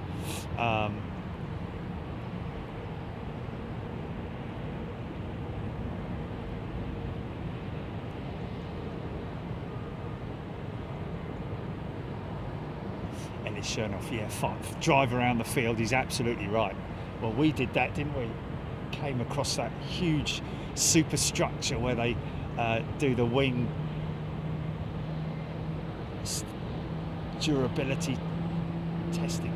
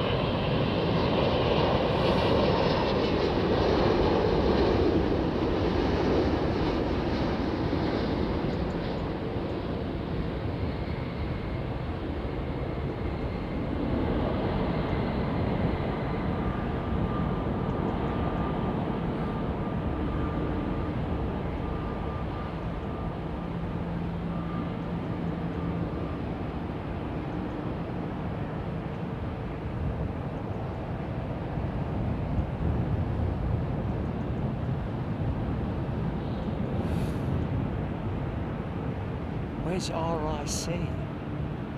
Heidi.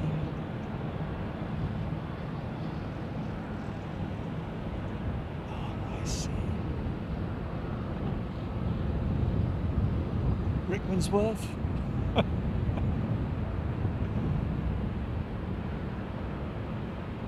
HGC. Just a fabulous aircraft. There it is.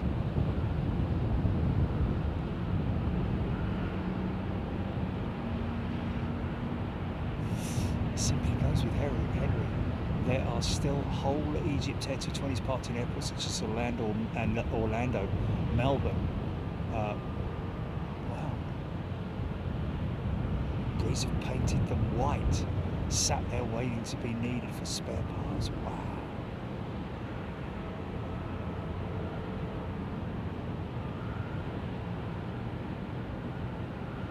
Wow, so those aircraft are Richmond, Virginia, right, okay.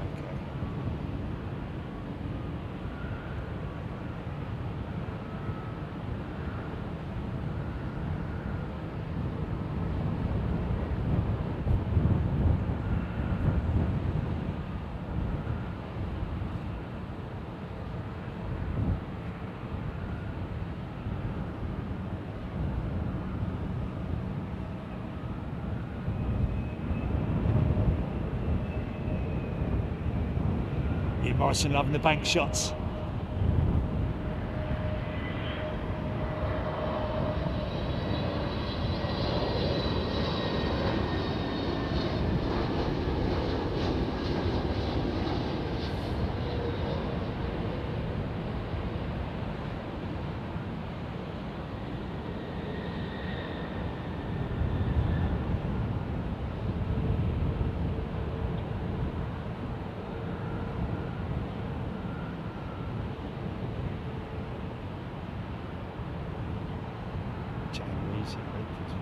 Open up a whole can of worms mentioning Rickmansworth.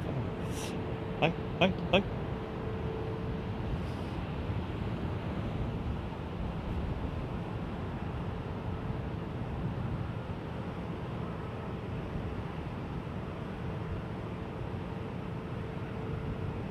Oh, Peter Wilson, yeah. Mostly helicopters for the North Sea oil rigs and stuff like that.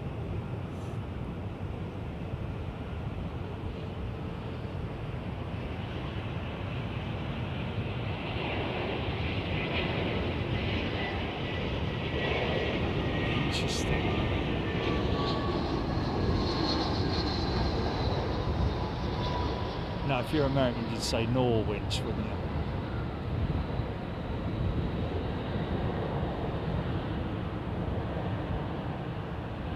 It is Norwich. How else do you say it? It's Norwich.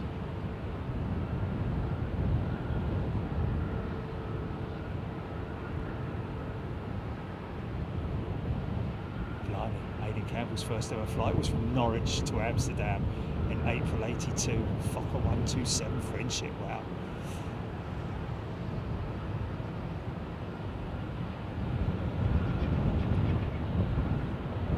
Ellis Chernoff, yeah, the shed at the main boat museum. Yeah, it's a great place to visit. That got the first Dreamliner in there as well.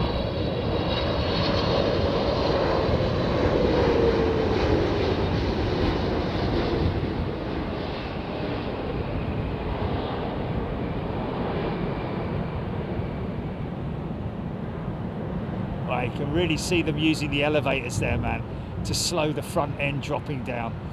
How cool is that, man?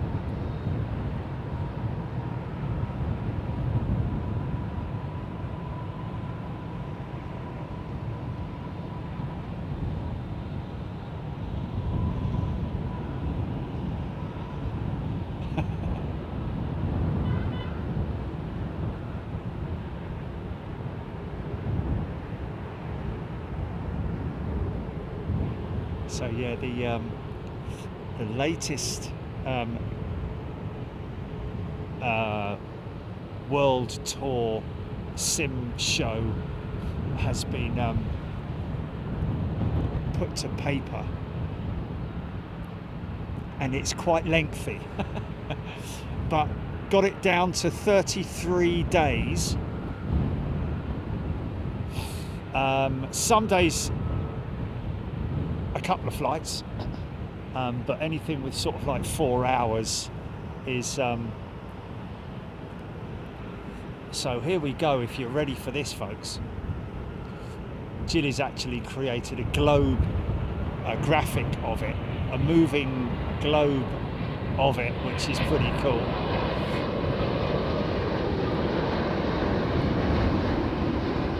Of course, we're going to be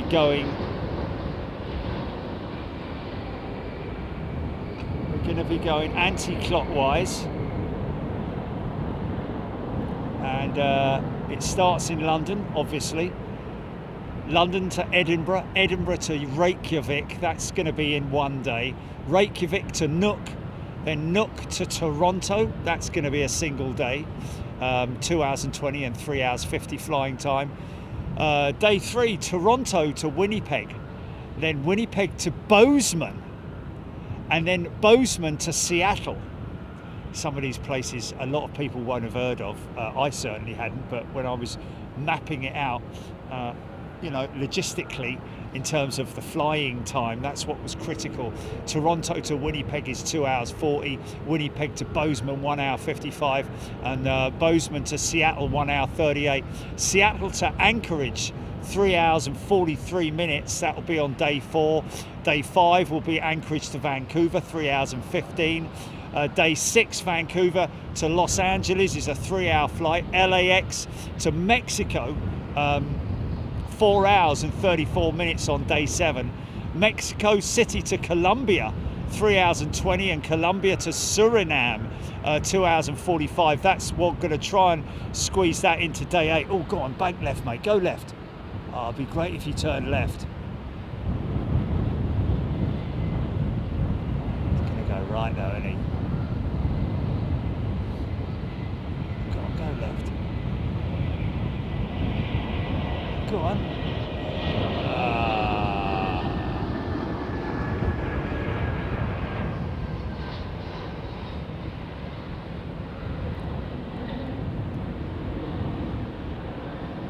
Then we're going Suriname to Rio de Janeiro, or De Janeiro, 4 hours and 50 minutes on day 9. Rio to Peru, 5 hours and 30 minutes is a long flight on day 10. Peru to the Galapagos Islands is a 5-hour flight. This is when we hit the Pacific, which was quite a difficult one to figure out. It gets quite busy from here on in. Peru to the Galapagos Islands, 5 hours. Galapagos Islands to the Marquesas Islands, that's a 6-hour flight. The Marquesas to Hawaii is a 4 hour and 50-minute flight. We're up to day 13 there. On day 14, Hawaii to the Marshall Islands is a 5-hour flight. Marshall Islands to Guam, 3 hours and 45. Guam to Narita is a 4-hour flight. Narita to Manila, 4 hours and 50. These are all approximate times, by the way, folks. And of course, we need to take into consideration that we're using a A321neo with extra tanks, so it will be in the long range variant, but and then we're going Narita to Manila, 4 hours and 50 on day 17. Manila to Papua New Guinea, a 5-hour flight on day 18. Papua New Guinea to Tonga, day 19. Tonga to Auckland, 3 hour 50-minute flight on day 20. Day 21 will be Auckland to Sydney, then Sydney to Darwin, a 4 hour 25-minute flight, and then Darwin to Singapore, 4 hours 45. Then it starts getting quite busy. Singapore to Bangkok, 2 hours and 30, with a Bangkok to Hanoi flight of 1 hour and 50 on day 24. Day 25, Hanoi to Hong Kong, a 2-hour flight. Hong Kong to Chengdu, 3-hour flight on day 25. I sound like I'm doing the pop charts, don't I?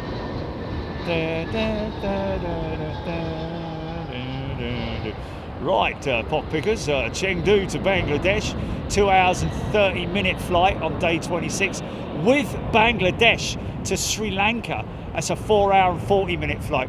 We're not 100% that those are going to work in terms of the scheduling, with me being able to do it, if you know what I mean. Then we go Sri Lanka to Madagascar, which is a 5 hour and 55-minute flight on day 27.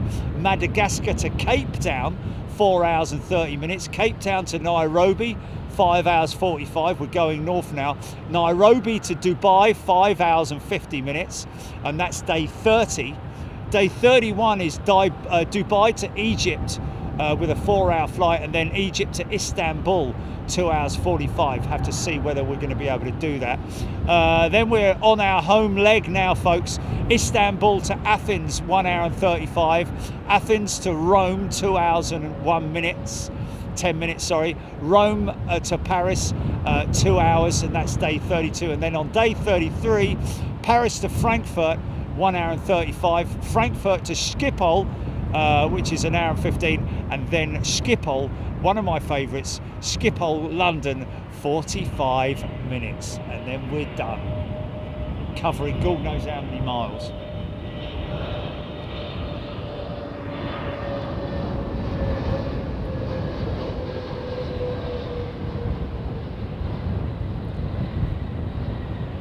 Of course, some of those flights are not, you're not able to do it in real life because you'd have to fly somewhere else, and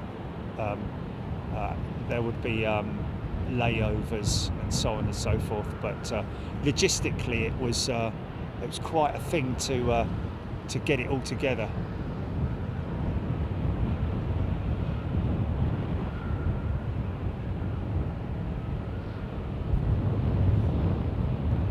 Okay, stop using the nav screen, put it in ARC. Okay.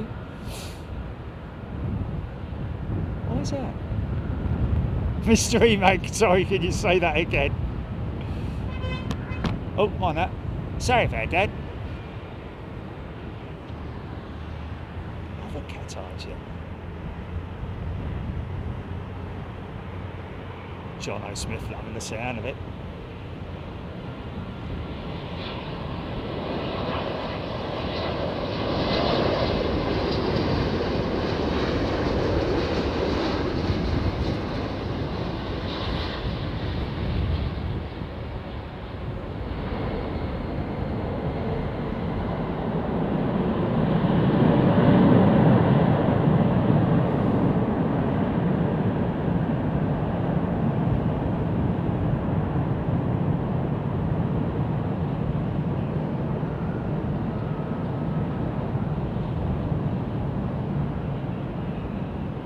Dumb shit, what was the middle bit again?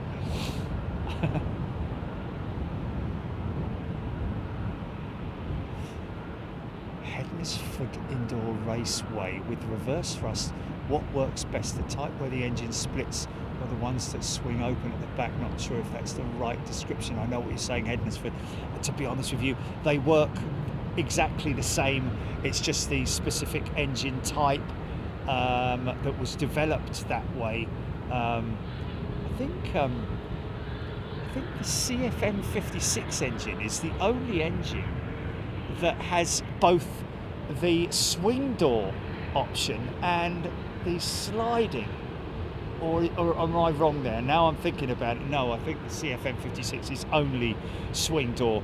That and the Trent 700 are more or less the only ones that do. All of the rest of them do use the sliding door mechanism.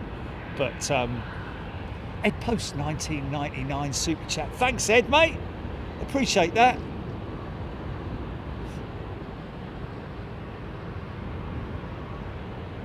You need it to be in ARC to use your radar and such. Okay, I will take that on board, Screaming Emu. Thank you.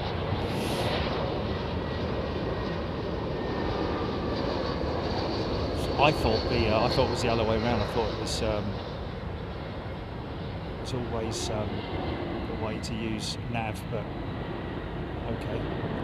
I shall, from now on, I will leave it in ARC. Thank you.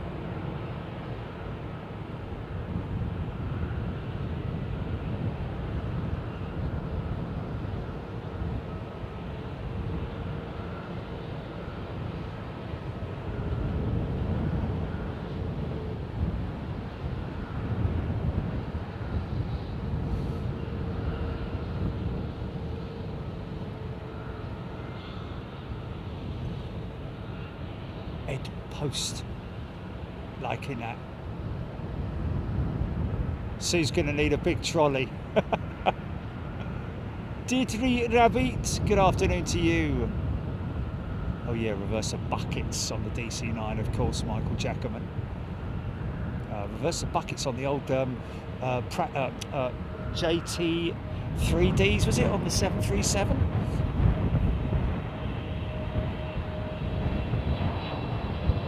Bluebird.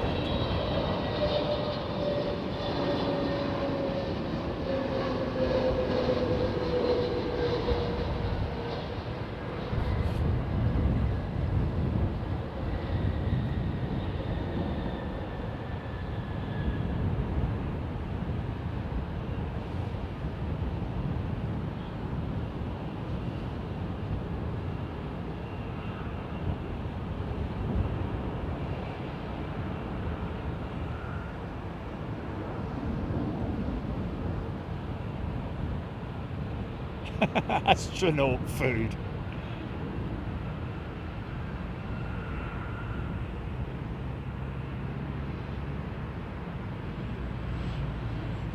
That's what it's going to look like when they go out on 09 right, left departures, isn't it?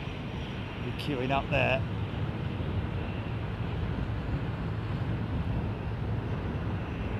So KLM E2, which is what somebody's going to be flying on next month, I think it is.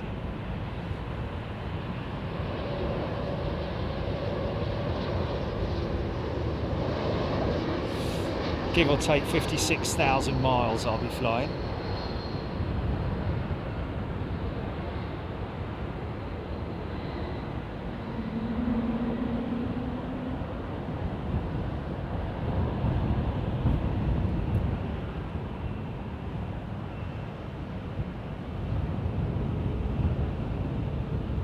I know with the JT8Ds where they're not the 3Ds. I think the 3Ds were on either the 707 or the DC8, one of the two. Martin P134, I've already checked out the runway lengths in the Pacific. Those airfields will take an A320 model, 321 Neo type thing, because I checked. They have 737s landing there, so. Martin Saxton, not for some time, certainly not this afternoon. Be good though, wouldn't it?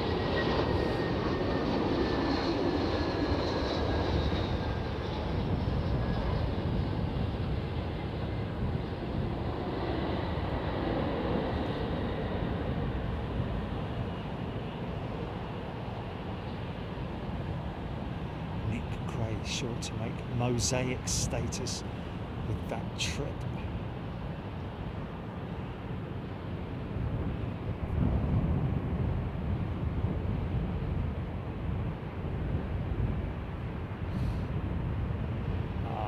Look at that wing. Look at that wing.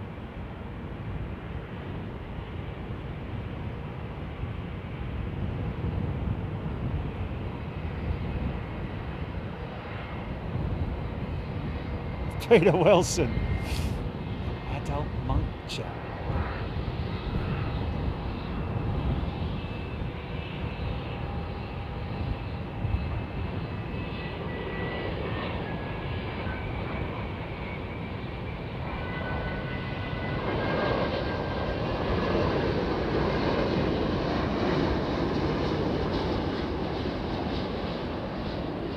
Watch the wing drop. Watch the wing drop, folks.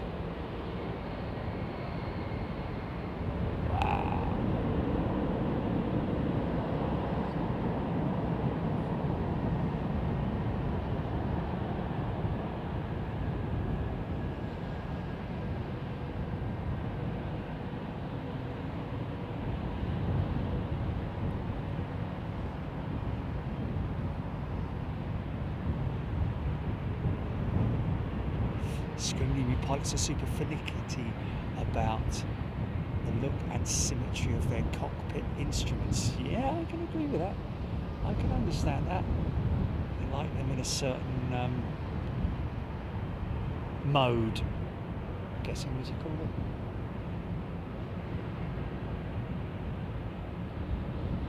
Got a bit confused there. I'm like, what's that tail then? Sri Lankan look about it, and then the closer you go, you can see that it's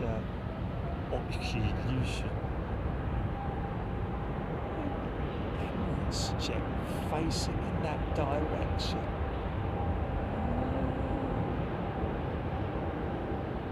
Somewhat confused there. Normally they're facing north normally, aren't they? I don't really know.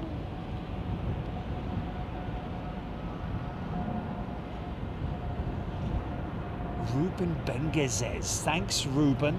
He's gifted a channel membership. Thanks, Ruben.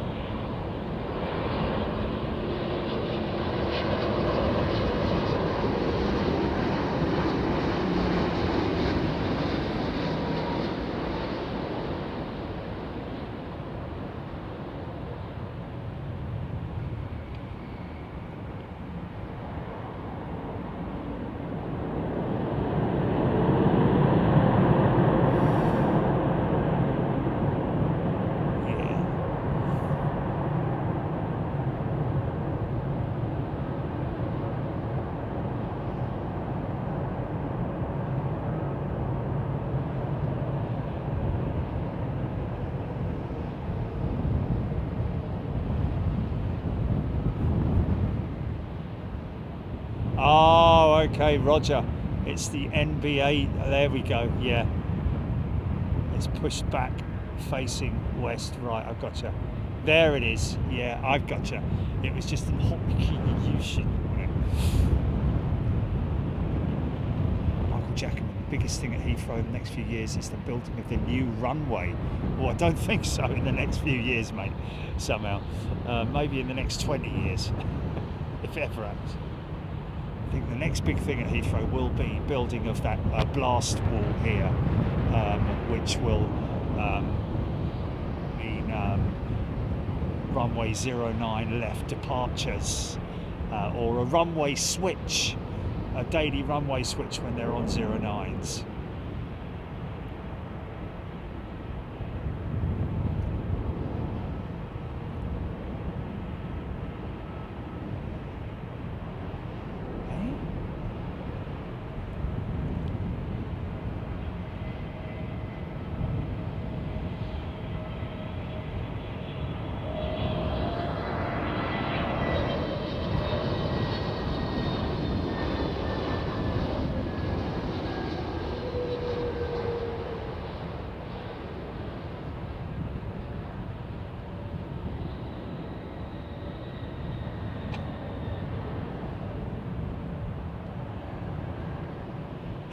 Phil Robson, will the chino wearing FO be flying with me?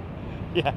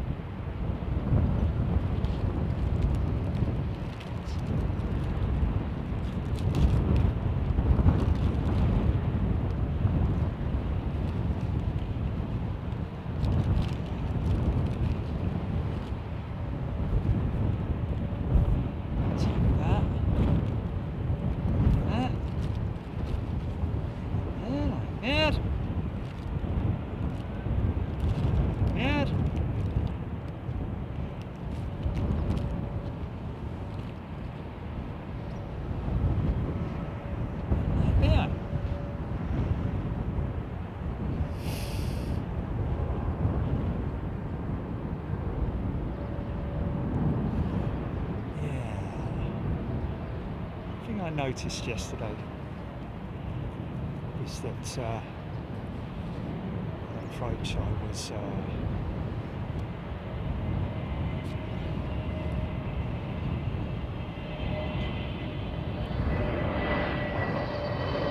another Aer Lingus.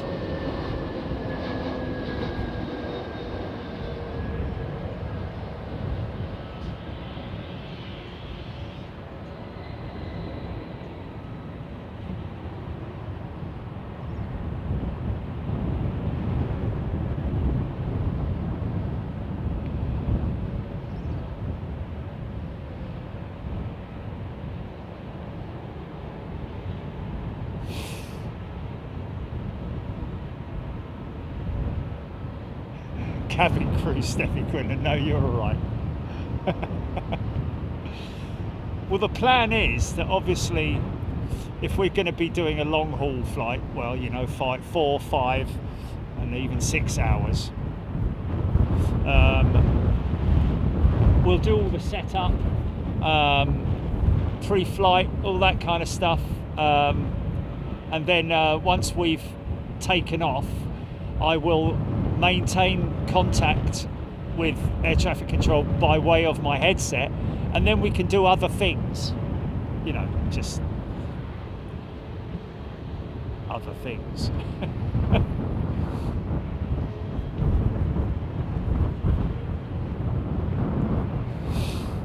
Yeah, need to get some.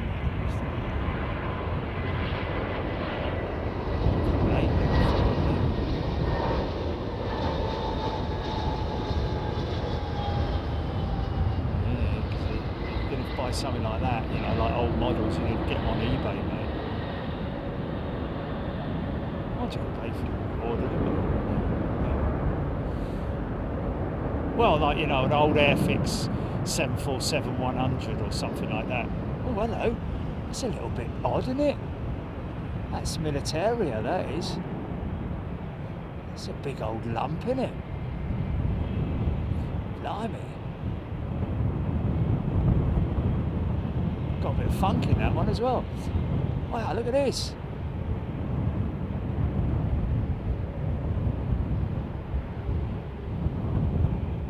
That's a proper piece of hardware, that is.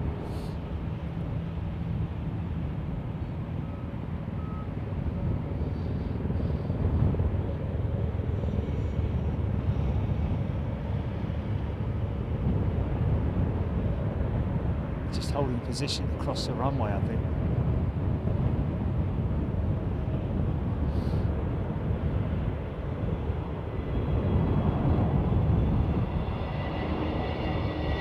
There he goes. There he goes.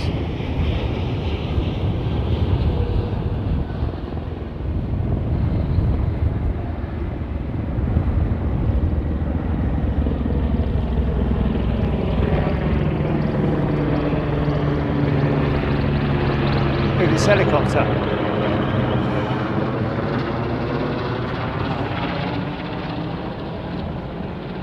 I'm going to India.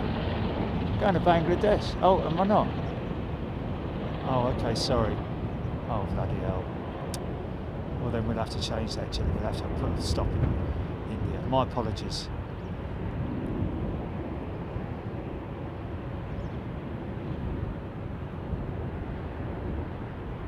Make a change there, can't we?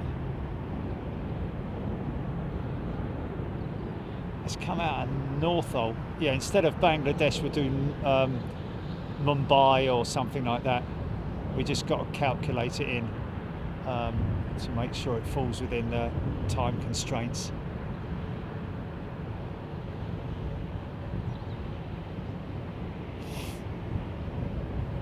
It's a Merlin. Yeah, there we go.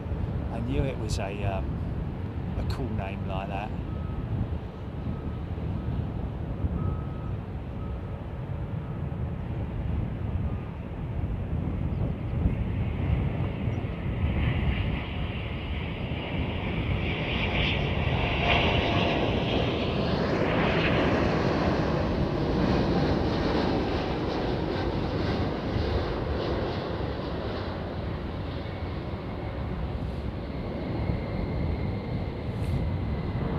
So where's Bangladesh then?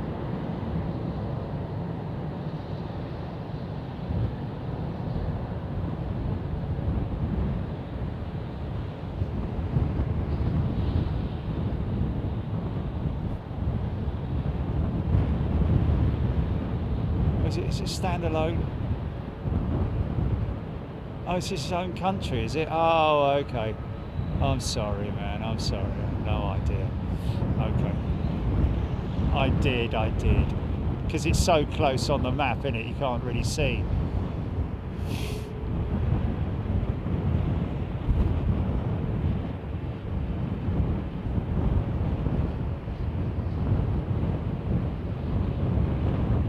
Yes.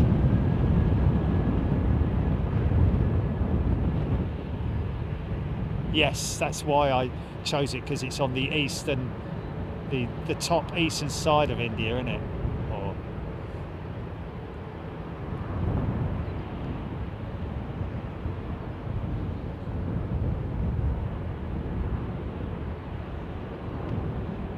okay.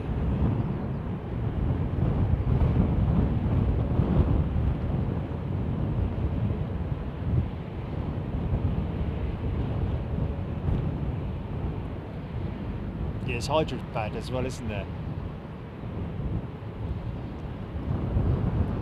Yeah, the Chengdu leg. If you go to the west side of India, then it makes the Chengdu India leg massively long. That's why I went Bangladesh. But Calcutta, okay.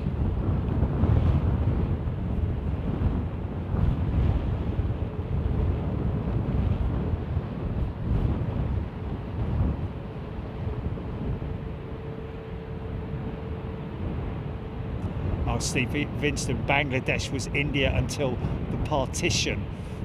then was East Pakistan for many years. Right, okay, there we go. Just getting that helicopter just flew over his ass. Yeah, we're good? You got it?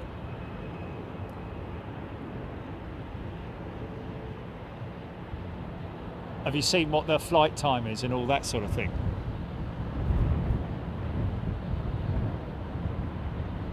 So it's Chengdu to Calcutta, yeah?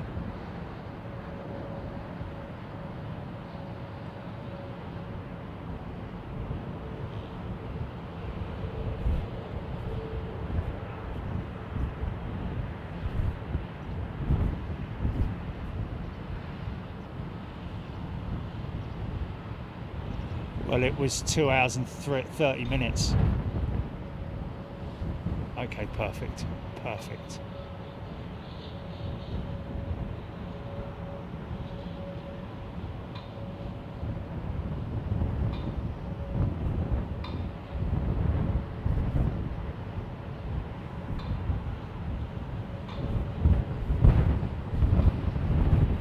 So Calcutta to Sri Lanka, how long is that? About the same, 2 hours and something, isn't it?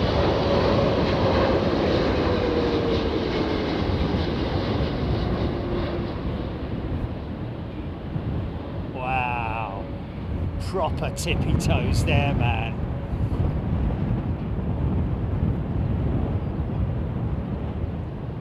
Three hours, right, okay, perfect.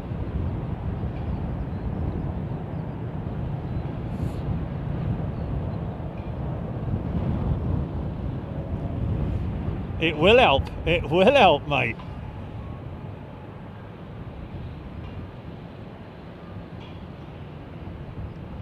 Okay, so Calcutta to Sri Lanka, I had that previous one down as 4 hours and 40, so this is 3 hours. The Calcutta to Sri Lanka. Okay, perfect. That works well. That's nice, okay.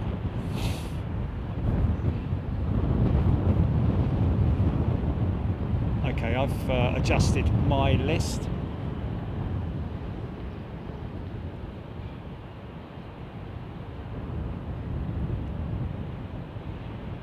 Rohit, longest flights within India are within 3 hours duration.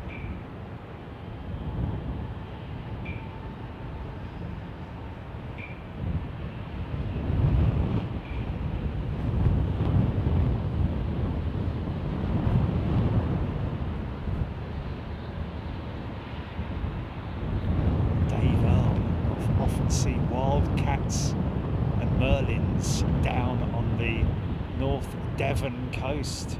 Cool.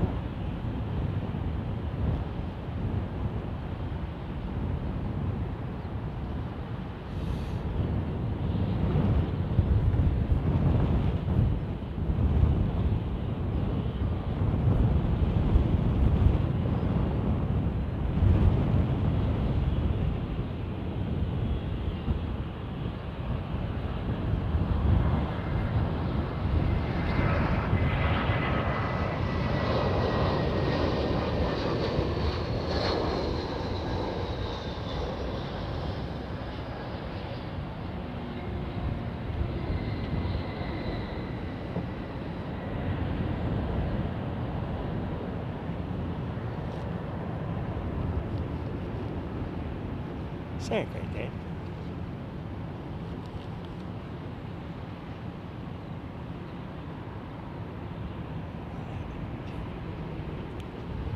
It's 1 o'clock, time for lunch.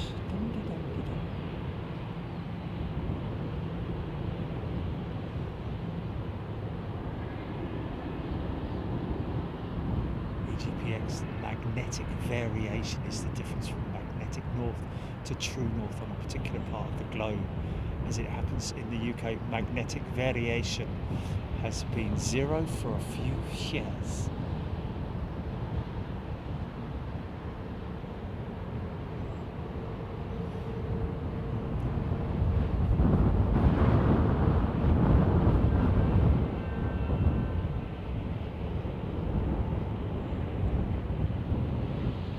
course, we have selected a number of liveries as well, which we'll be switching to during our operations.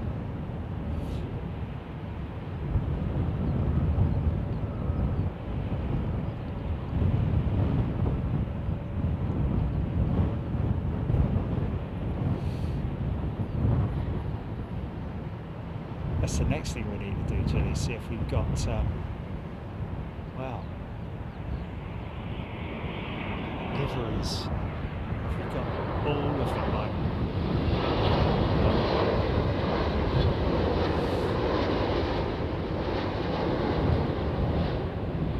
yeah.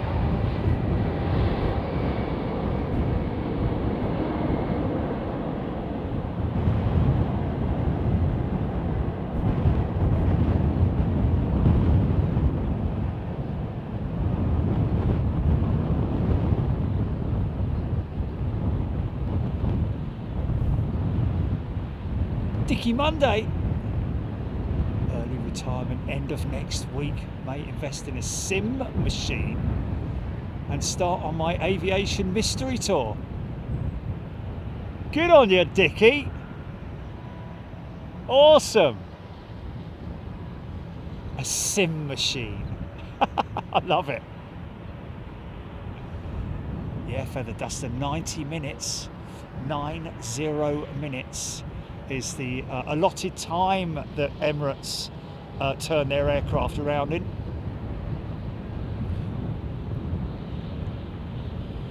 If you don't do it, there'll be questions. There'll be questions.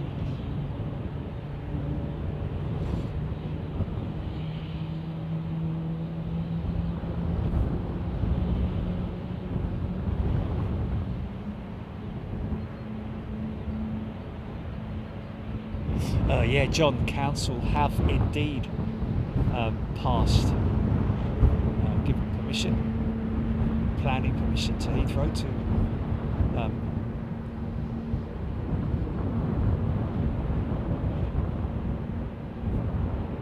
make whatever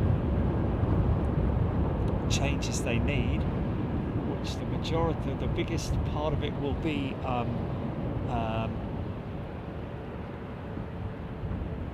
very large blast wall, which will start sort of there and circle its way around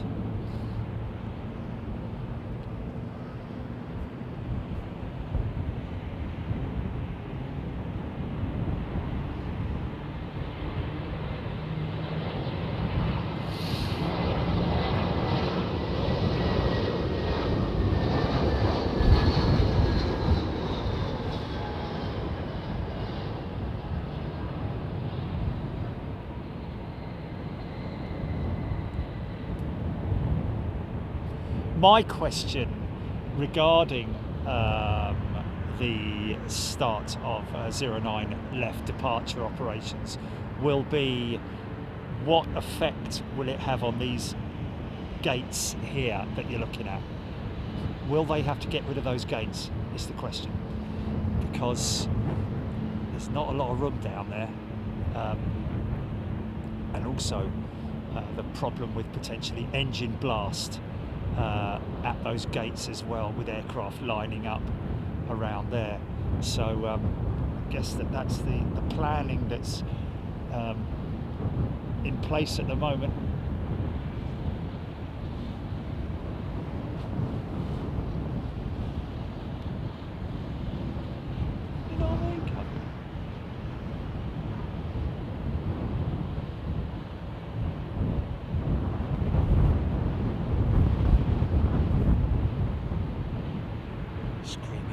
GTA 5 came out and we're still flying banners.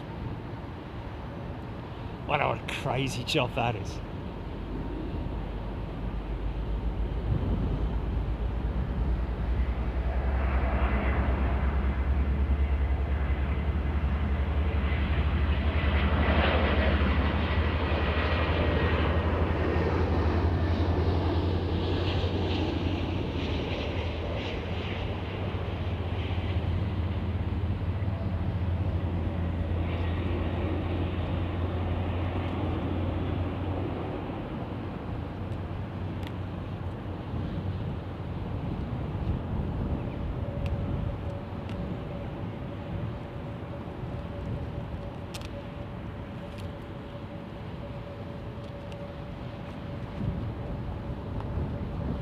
Nice start up.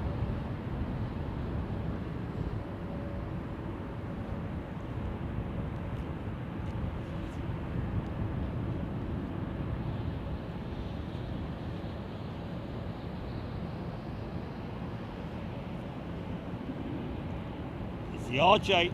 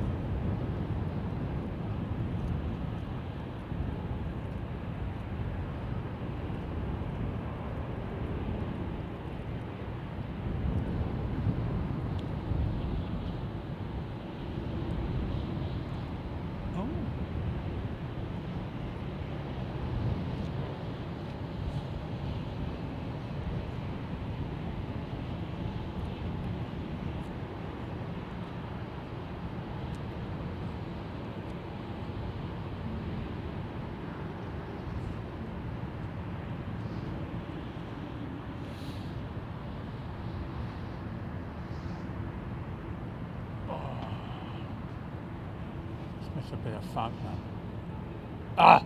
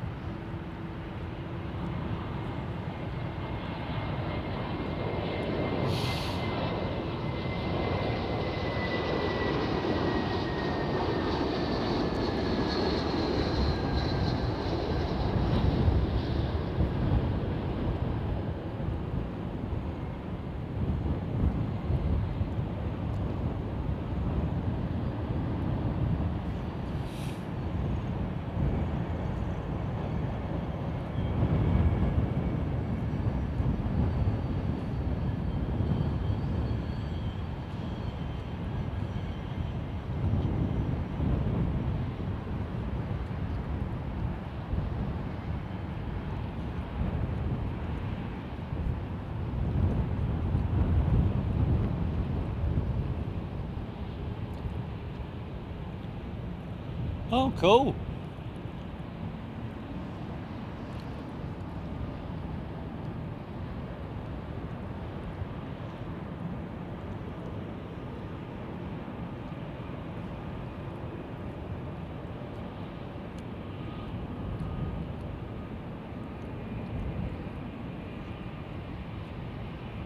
Oh.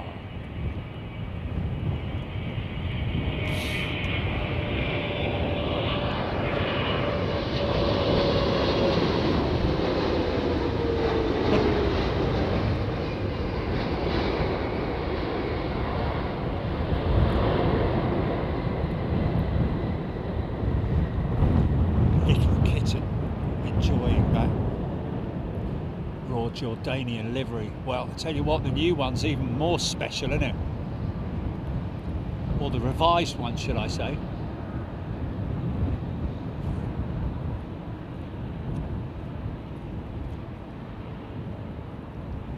David Sheffield.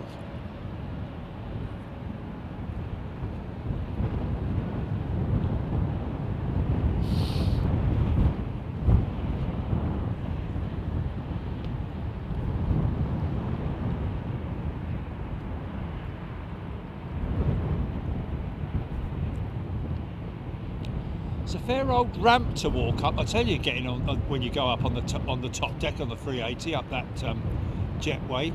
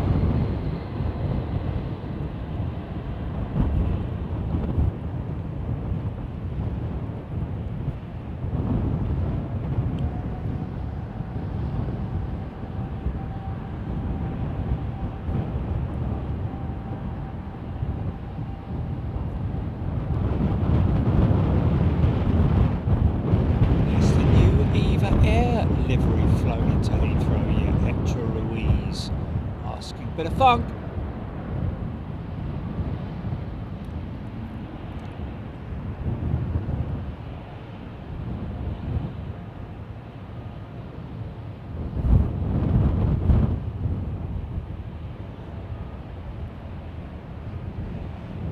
No, Dave. I don't even know what it is.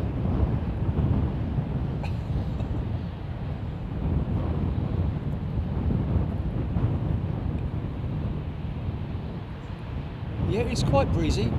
Yeah, it is. Yeah. There's a stiff old breeze.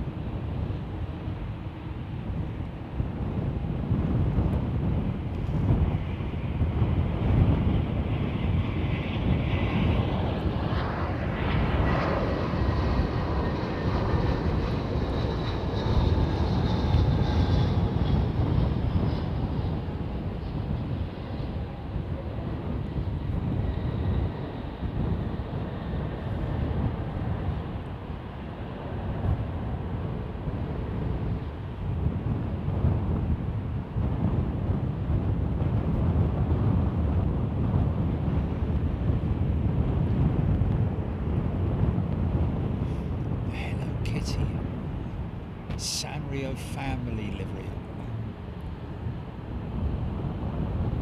Yeah, we've seen that loads of times, haven't we?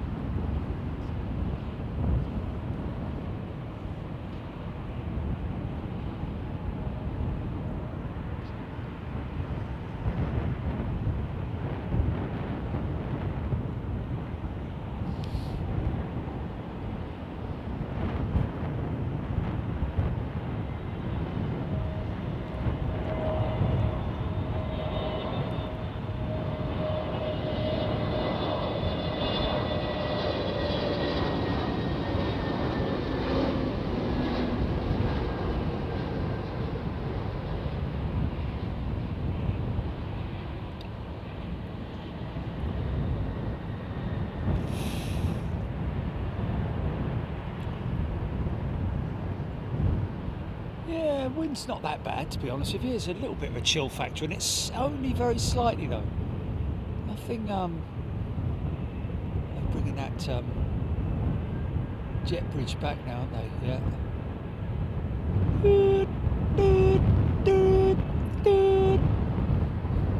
Ready to push.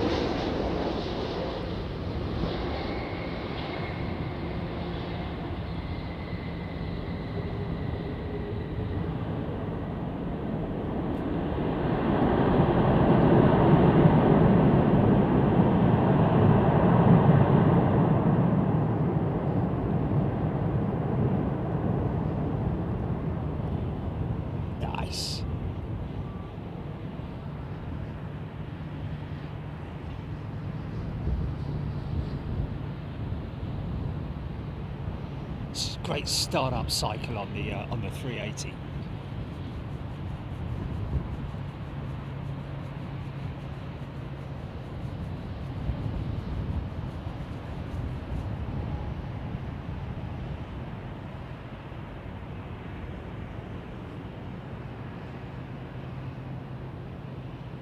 I don't know about that, Henry. I like the old orange engine cowls on the SAS jets. Set them apart from everyone else.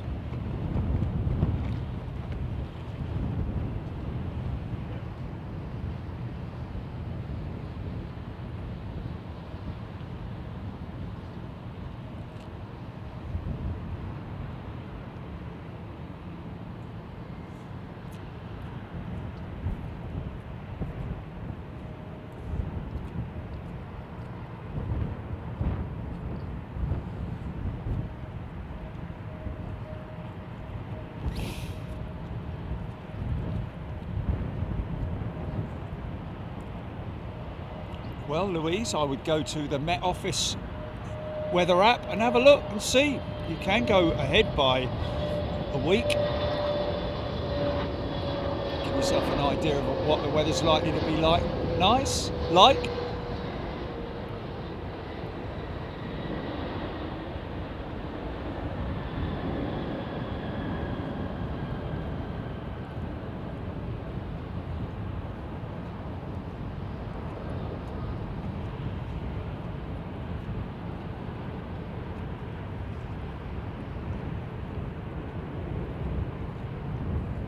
Miami bound.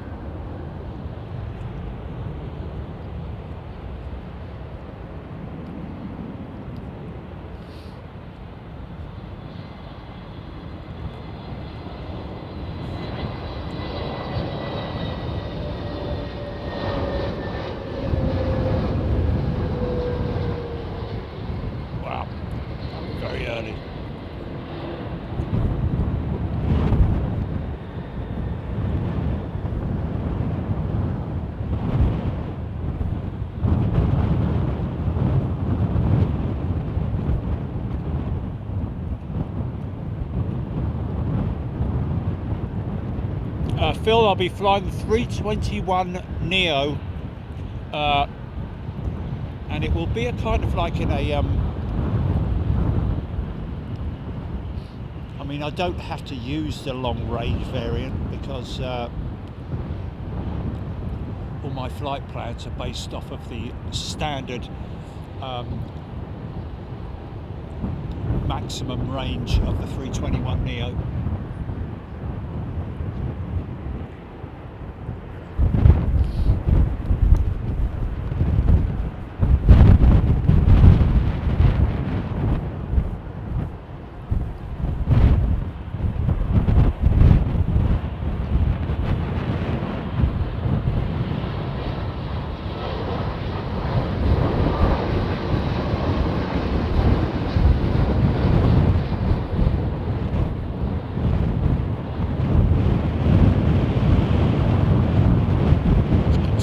Saudia team.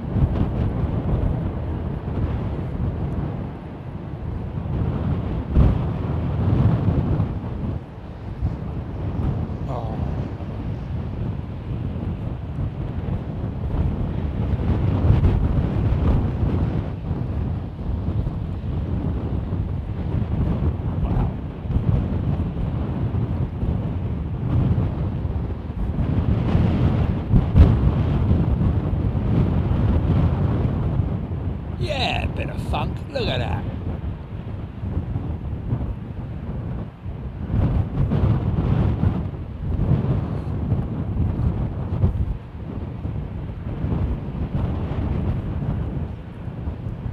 Steve-O. No, you're right, Steve-O.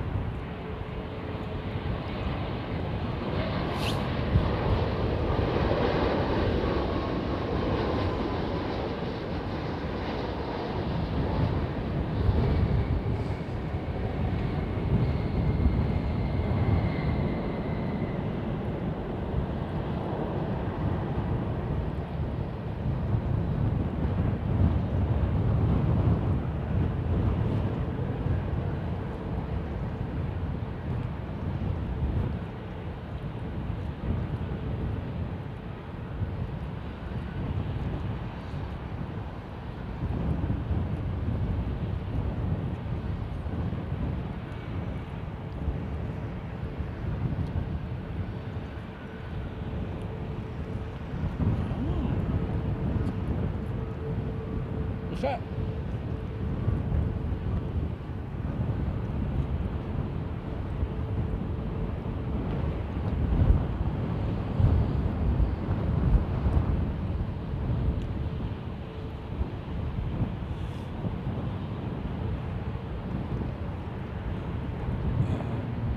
No, I'll stick with live weather.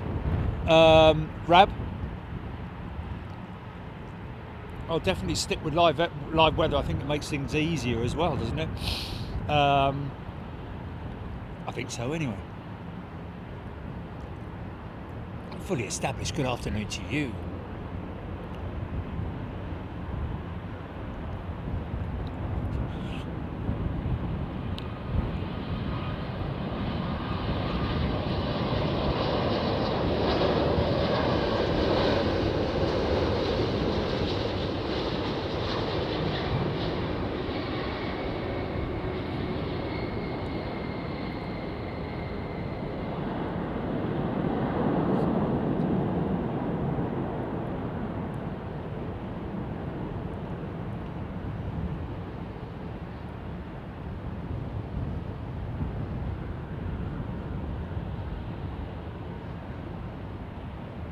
Andy Porter, good question. I'll let the pilots answer that one. Might be a bit of a long-winded one though, but I see what you're saying. It's never a daft question. If a plane is heading for Denver, 5,400 feet above sea level, and the plane descends from 36,000 feet, how do pilots adjust because it's only 30,000 foot runway? Oh, okay. 30,000 foot. Oh, to the runway. Okay, I've got you. I was going to say, blimey.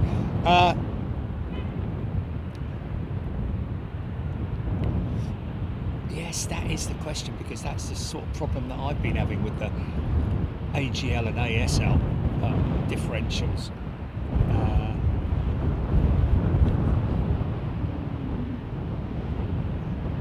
I'll give you an example. Yesterday I was doing that Sydney-Canberra flight again.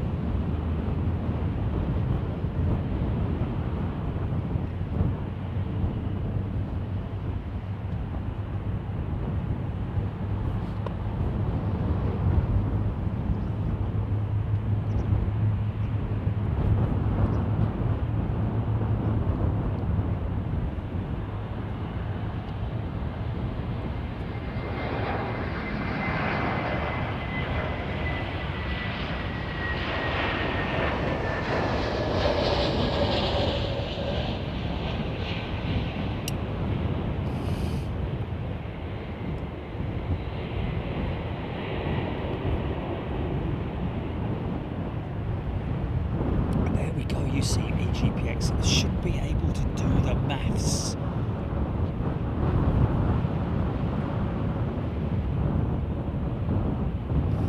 And Steph Bird, I thought that was the case when you put in QNH, but it doesn't. Because yesterday, again, I did it, and I will do it again on Friday to bloody prove to everybody and see how we get through it. But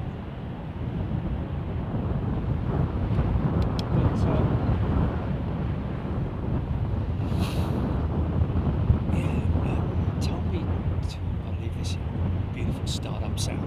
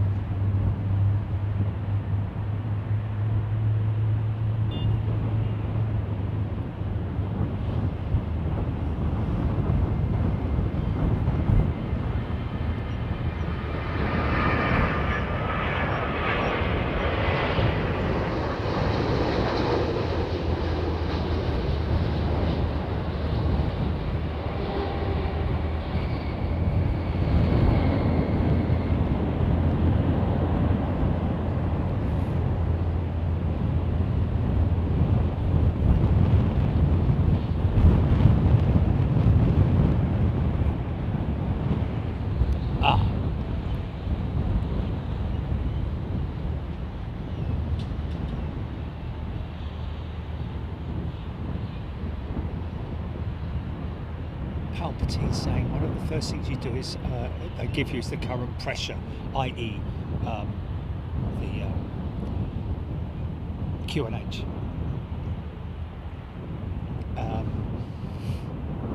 Then you adjust your altimeter so your altitude reads correctly. Well, that's the whole thing, because yesterday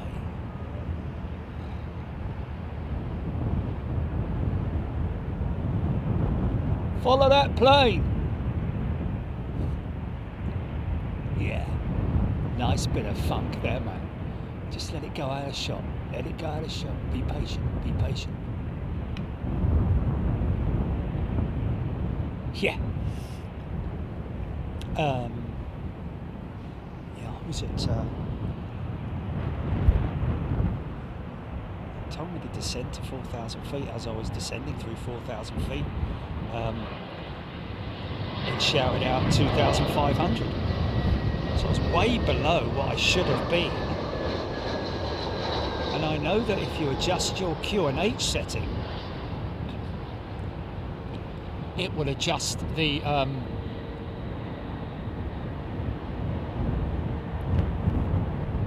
altimeter.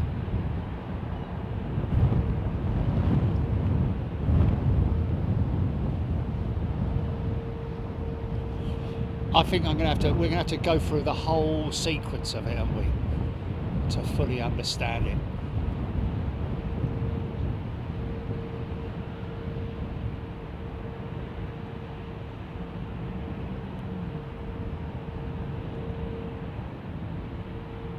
You land at the airport elevation, not 0 feet. I understand that, but there's a scenario fully established. So here at Heathrow, altimeter shows around 80 feet. If you're, yeah, more funk here. Could get a little bit more funk here. Yeah, like a bomber streaming it.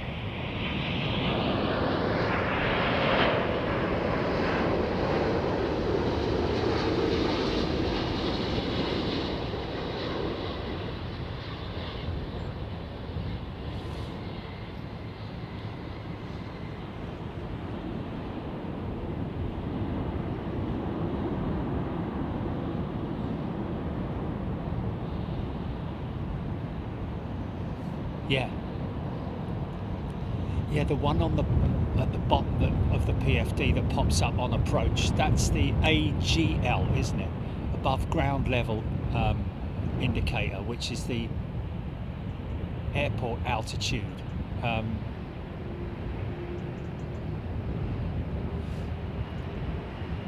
I never have been, never done that.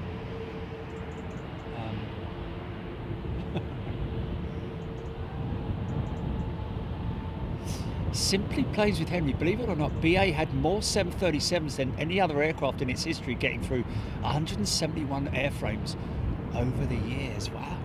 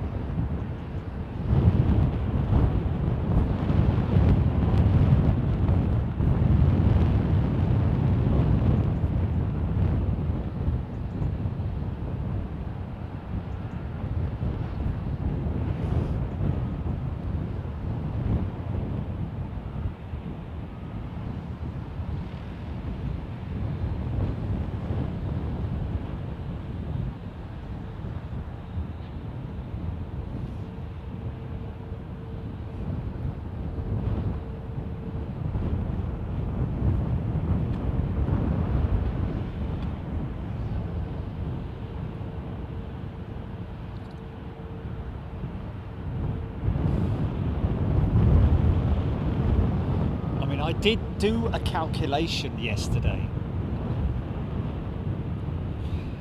I took into consideration the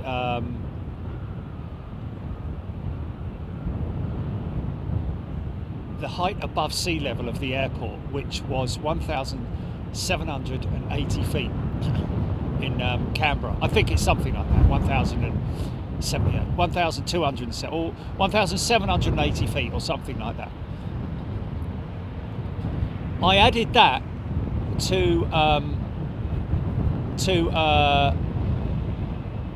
the 2,500 feet that I was at,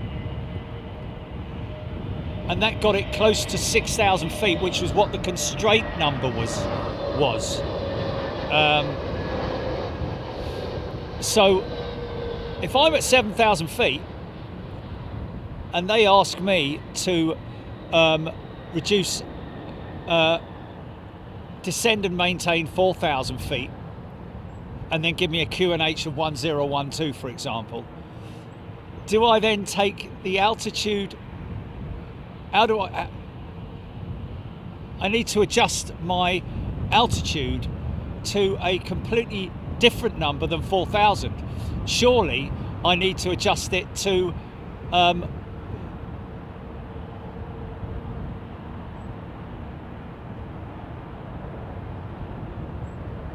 5,780, don't I? Taking into consideration the height above sea level. Andy Porter, thanks for all the great answers, some great knowledge and no sarcasm. Appreciate them.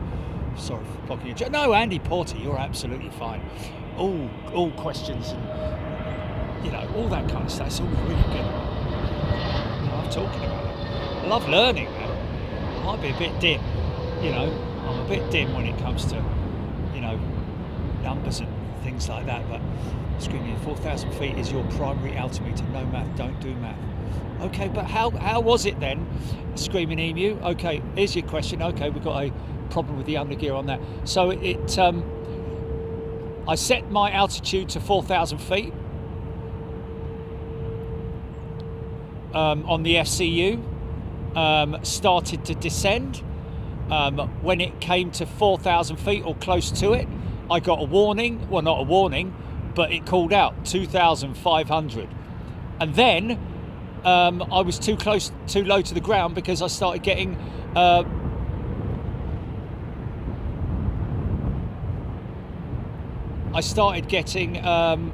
warnings for terrain.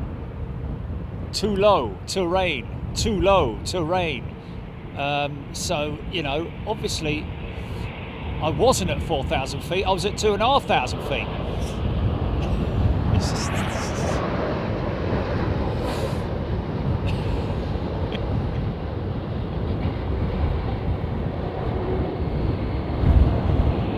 Wow, yeah, Stevie's going up, man. Well, that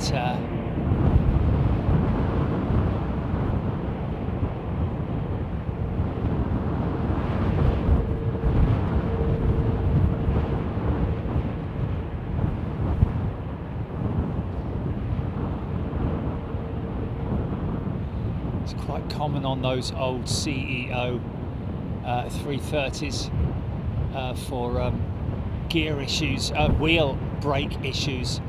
I'm assuming that is a wheel brake issue. In other words, the wheel is continuing to spin because the brakes. Really?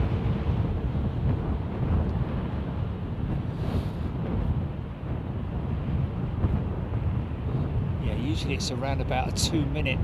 There it goes up. There they're going up now.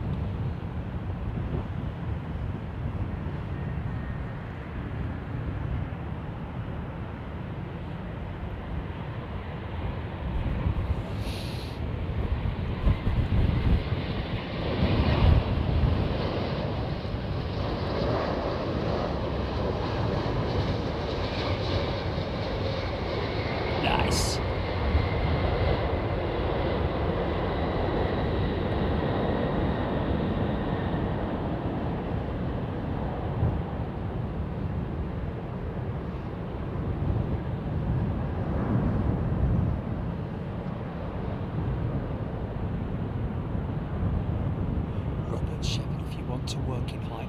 need to use QFE. Okay, okay.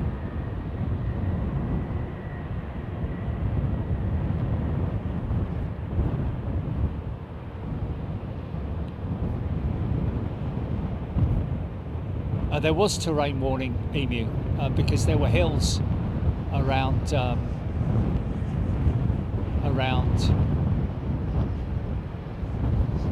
Canberra.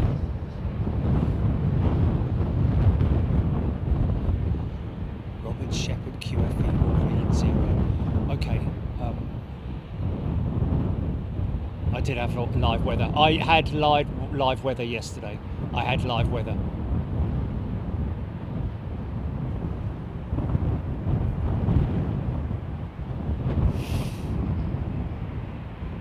No, it wasn't. No, I know. It sounds crazy, doesn't it? But it was like -9 on the temperature, wasn't it? Showing -9.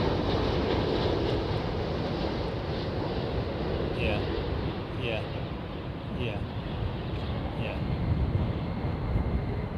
Aaron Thomas, that 14 years old, that A330. I think that Virgin were planning by now to have disposed of all of their A330s, possibly all of them going to Thai Airways, I think.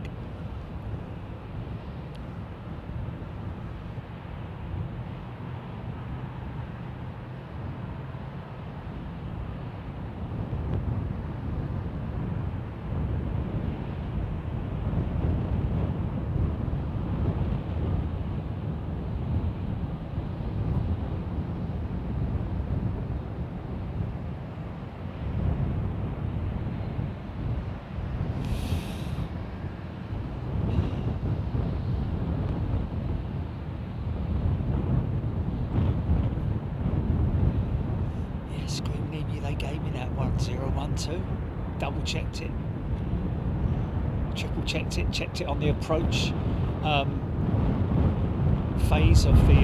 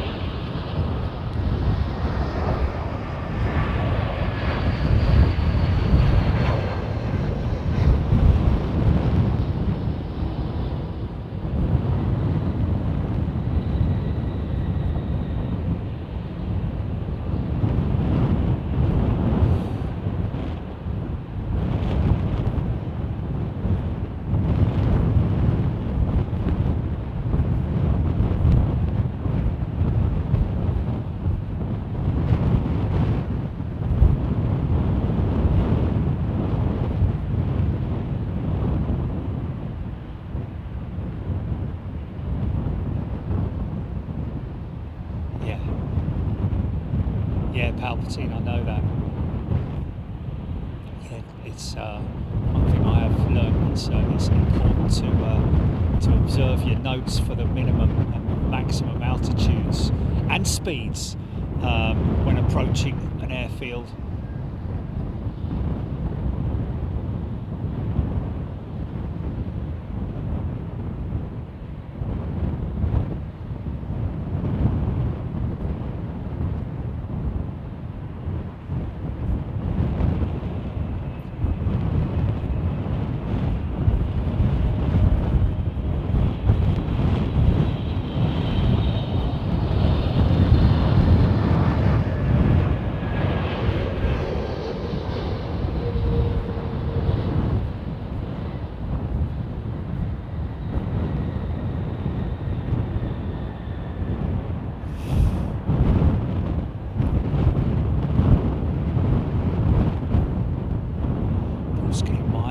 Turn, usually a right turn on the 380. Yes, you're right. It is.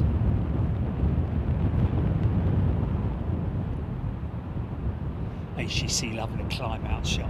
Yeah. Part of the art, innit? So.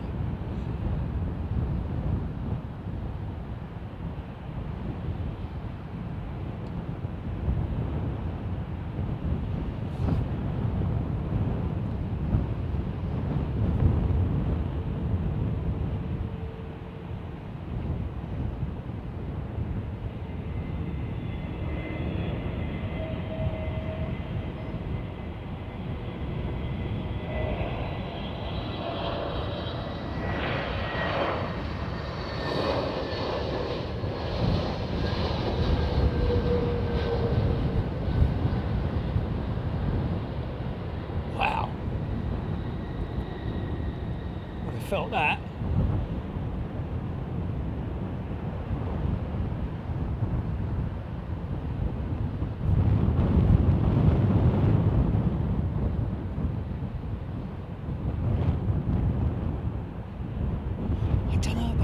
Yeah, but yesterday, Superfly Steve, I set when I did the I went back and I did the flight again. I did set the weather to real time, and it still gave me the same erroneous numbers. You know,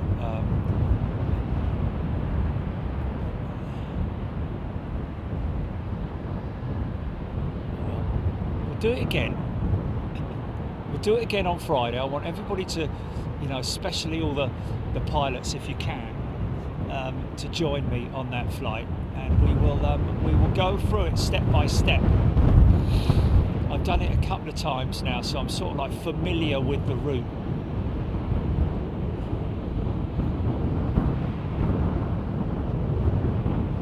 Let's see how we get on. Another 333 going out. We've got the gear up on this one, all right.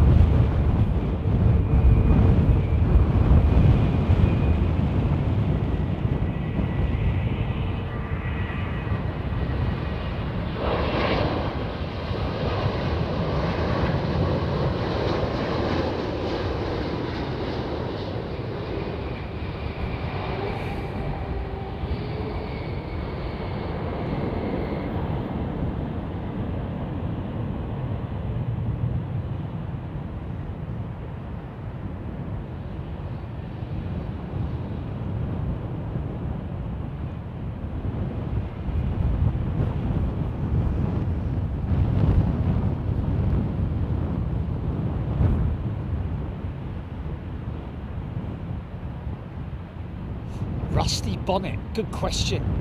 On landing, how much stopping is brake versus reversers? Well, that's a good question. Depends on the runway operations in terms of the how contaminated the runway is. In dry conditions like these, auto brake is. Oh, listen to that.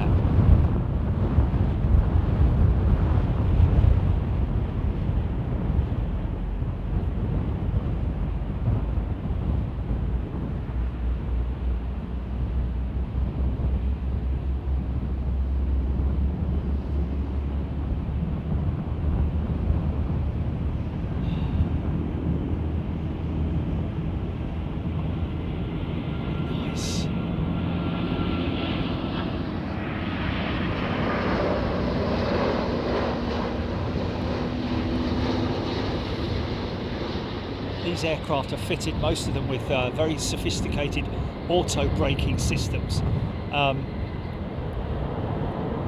So the work that basically the brakes and the reverse thrusters will kind of work in unison in a funny sort of way, I'm guessing you would say. But depending on how heavy the aircraft is, the other parameters will depend on how much reverse thrust is applied.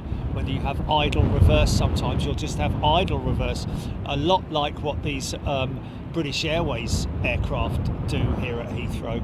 Is the reverser doors will open, but there'll be very minimal idle reverse and not full reverse. The rest of it will be done mainly on the brakes, because obviously preserving brakes is preserving engines is more important than preserving brakes, because brakes are very easily replaceable component.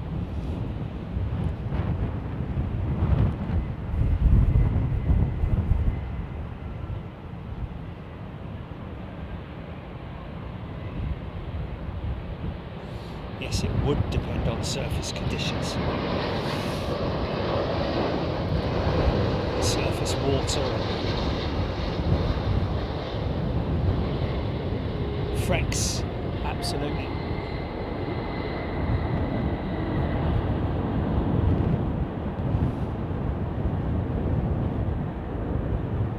Or rusty bonnet, that's another thing that's look into that as well. Go and have a look at aircraft wheel brake assembly, and you'll see that there is on average, if you look at your car brake caliper, it'll have 2 pistons, maybe 4 pistons depending on how the performance of your car, but in general normally around about one caliper with 2 pistons on each side of your car. In these aircraft, the caliper system literally circles all the way around. There's probably about 8 to 10 pistons on each wheel, and each of those wheels has approximately between 4 and 6 individual brake discs within it. So you can imagine the stopping power on just one wheel alone is really quite significant, which is why these things are so powerful.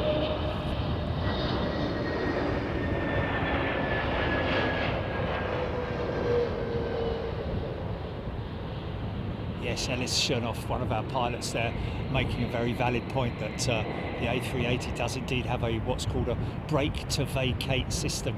So you'll preset it for the exit that you want, and the aircraft will then very cleverly brake the aircraft, slow it down, make sure that it gets to that exit point without you having to do anything really as a pilot.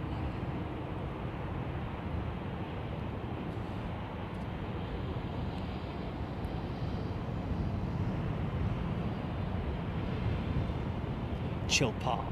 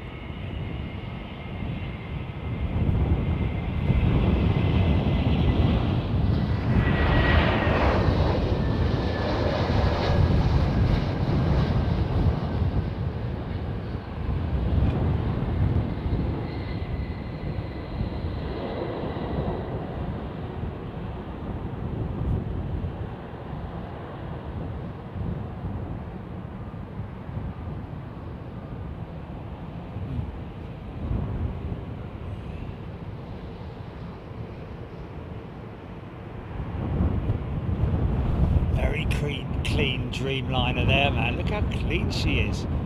Oh, she hasn't got any British Airways written on her. That's why she looks so clean. What's going on there? Is she? Oh yeah, sorry. Been standing up here too long.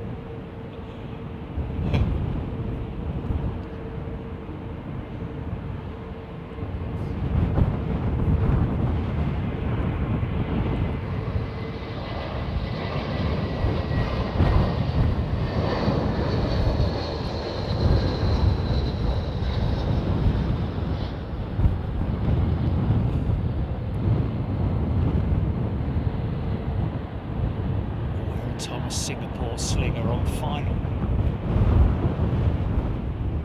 See if we can figure it out.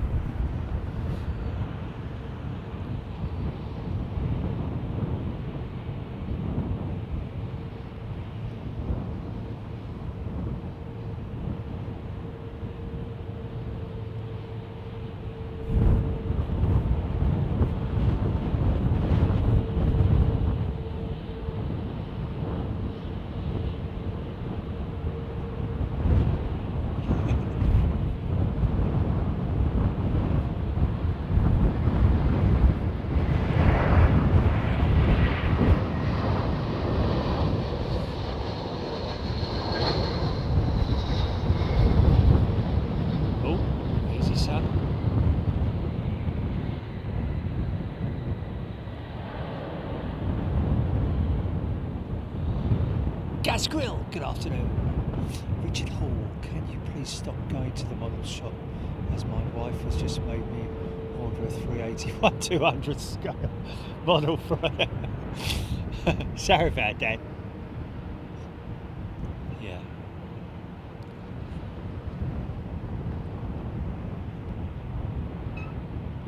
Difficult for me to pick them out.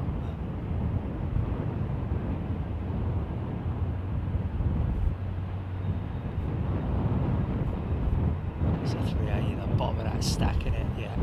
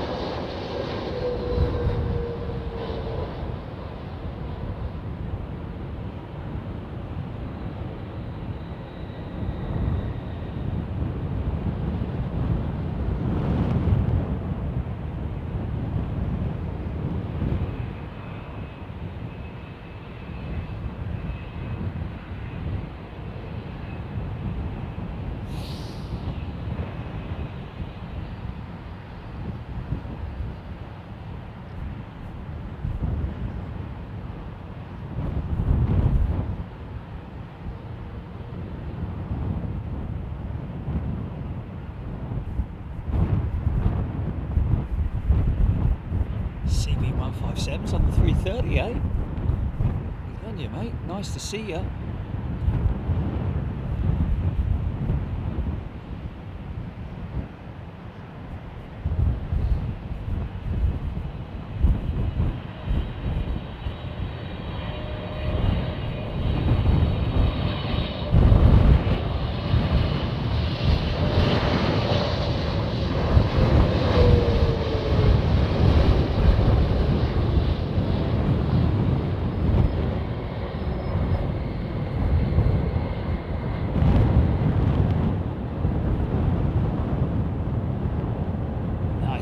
elevator action there, man.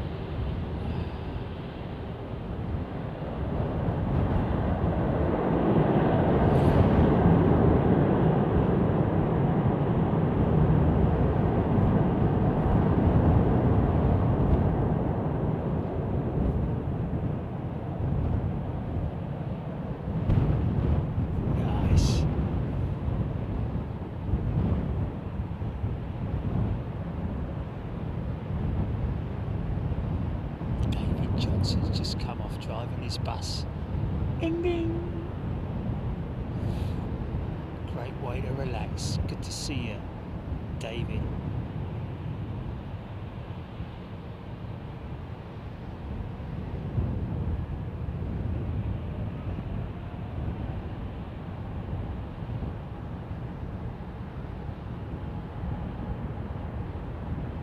Yeah.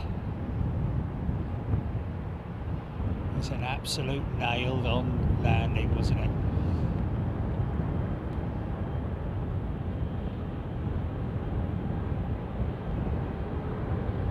Maintaining all that inertia, just bringing the wheels down. Absolutely.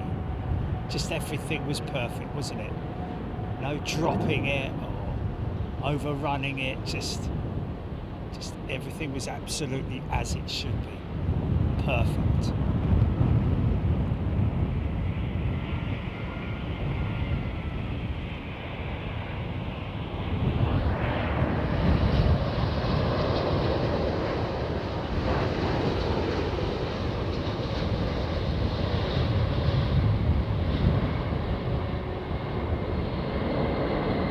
Dragged the wheels as well, didn't he?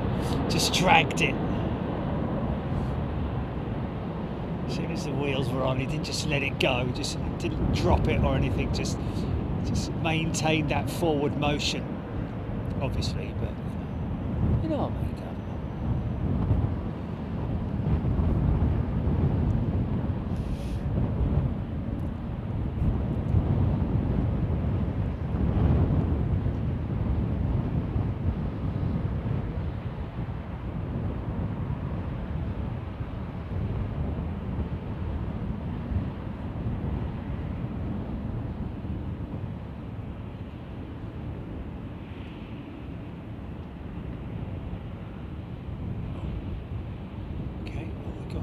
Inspection. Time for a quick sip of coffee. Okay, cheers.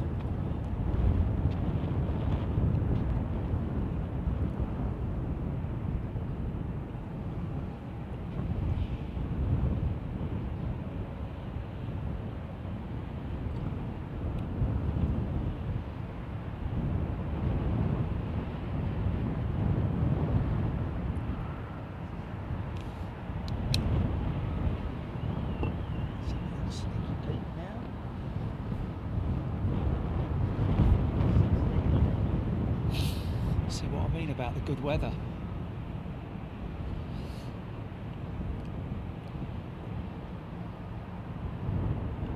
James Taylor, I hope they put a BEA livery on a different plane too. You know what I'd like to see? I'd like to see a is it the no, it was the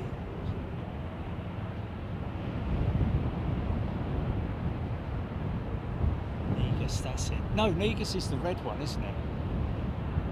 Yeah, Landor is the blue tail, isn't it? That's. I'd like to see a 777 in the Landor livery, because that's how they were originally introduced to the BA fleet, in the Landor livery, weren't they? Most certainly a BOAC would be the Dreamliner, have to be the Dreamliner because of its nose, the way that she looks much like a comet. And then I guess, you know, BEA, I kind of like what Lufthansa have done with the using an old CEO 321 with their 1950s livery. I think that works really nicely. I don't know if BEA would work good on a big jet. I don't know. We'd have to see it, wouldn't we?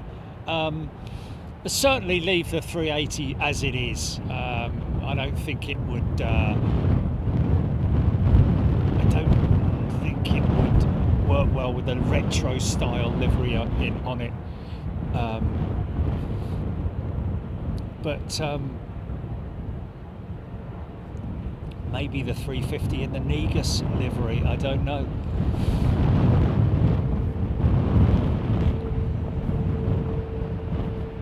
Yeah, if they were going to do it, but BEA would definitely be.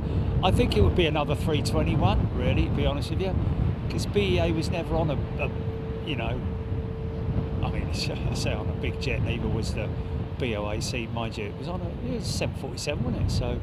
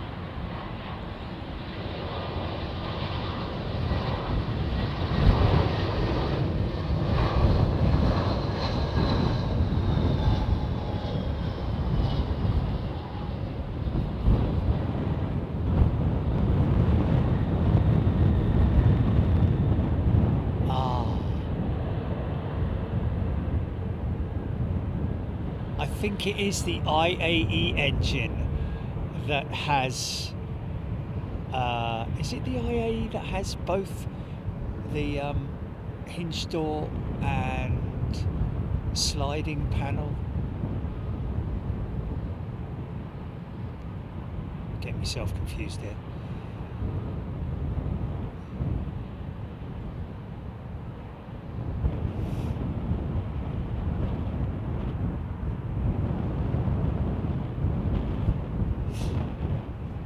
Eileen took an American 777 from LAX to Heathrow in 2001. What are the chances that's still flying? Probably quite high, I would have thought. Certainly if it was a BA jet, that would be the case.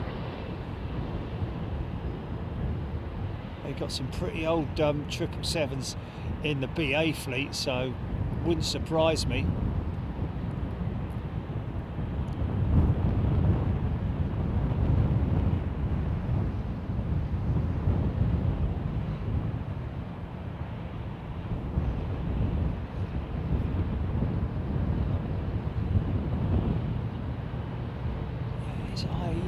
That's a 2500, isn't it? But I'm just wondering. I've seen the V20. I've seen the V2500 because sometimes you can. I mean, obviously you can't mistake them for a Trent 7, but the Trent 700 only has the hinge door mechanism. But I'm sure I've seen a V2500 with a hinge door reverser system on it. These ones have got the sliders on them.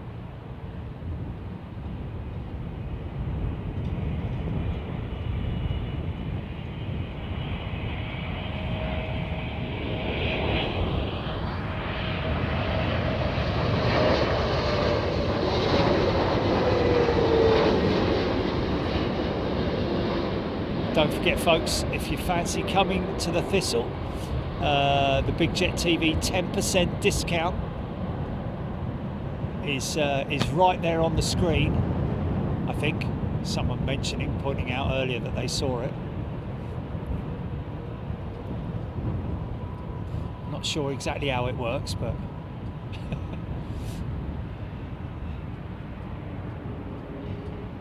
Screaming Amy, the MD-90 had IAEs with slider doors. Okay. Wow. Okay. That's interesting. Ellis Chernoff's got a KLM 787-10 booked in April.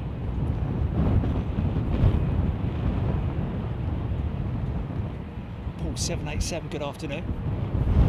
Simply plays with Henry's CFM56-5B has 4 doors on the reverses. CFM56-7B has the slide.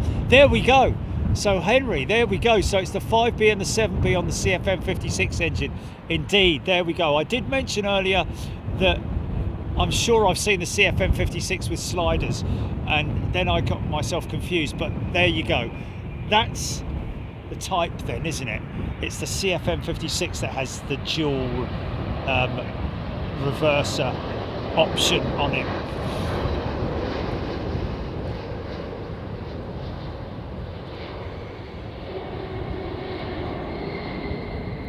Yeah, Thistle code, discount code is under your membership perks, folks.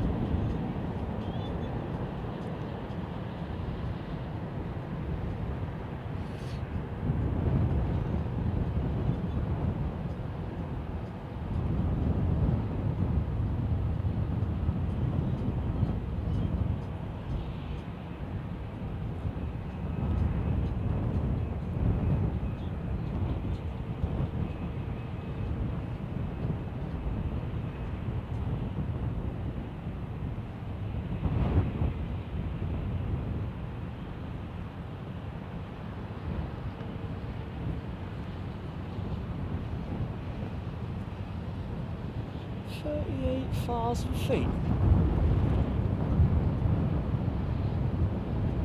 Yeah. Catch the funk.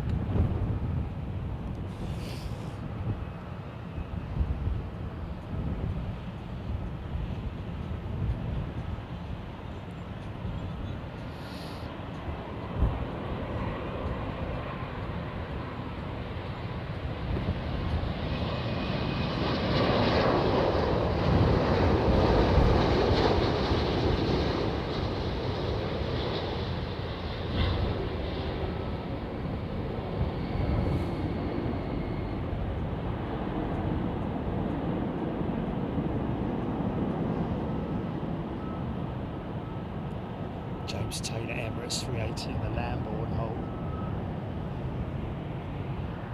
That is. Mind you, remember you've got to come back that way, Jane. Now it's coming out of the Lamborn, isn't it? It's heading its way over to the... No, it's from Lamborn. Yeah.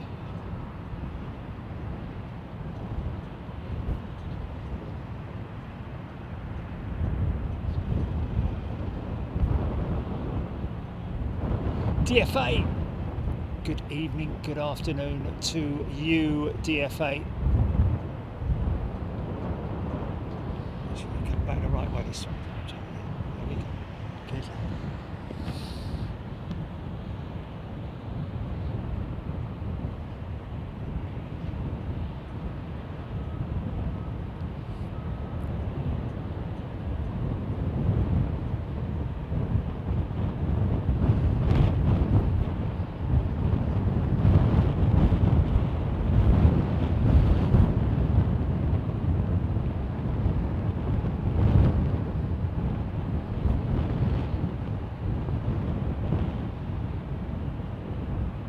Janet Kennedy.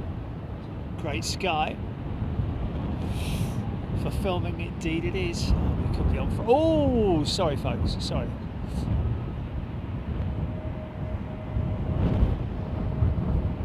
Yeah.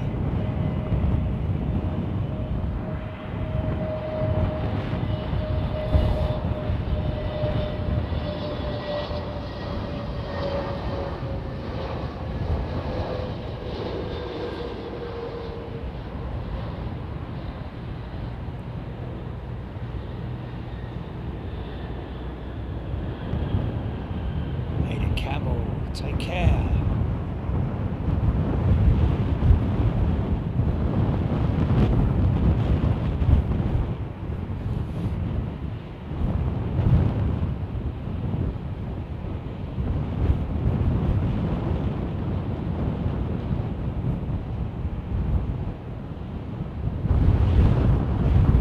Red Dog Eddie. Yeah, I've seen a lot of Concorde videos on YouTube. There's a lot of them out there, and you know, some good compilation videos. Some that are specific to final operations or New York or all that kind of stuff. Yeah, really good videos on YouTube. Well, there's a lot of good stuff, isn't there?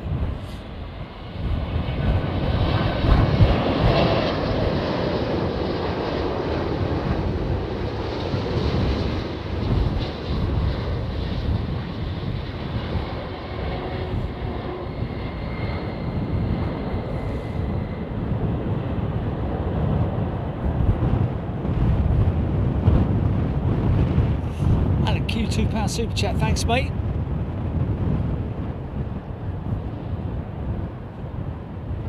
CB157 flies in Gatwick, so we don't get much screen time. Who are you with then, CB1857?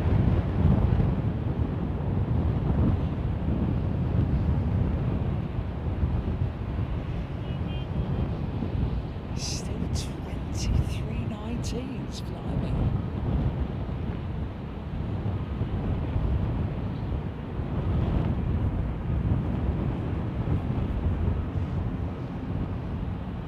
To the west.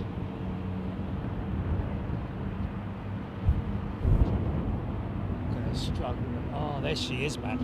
She's beautifully lit up, but whether I'm gonna catch that. Oh, that's gonna be a tricky one, man.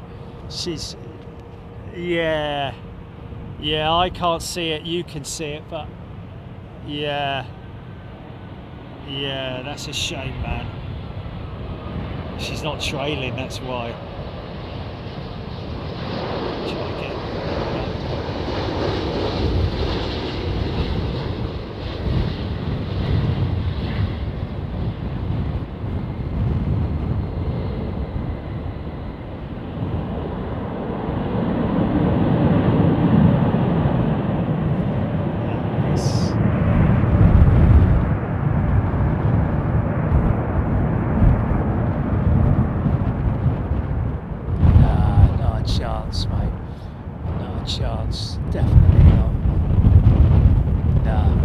That's a shame.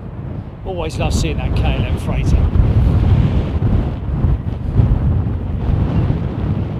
Aidan Campbell's £2 super chat. Thanks, Aidan.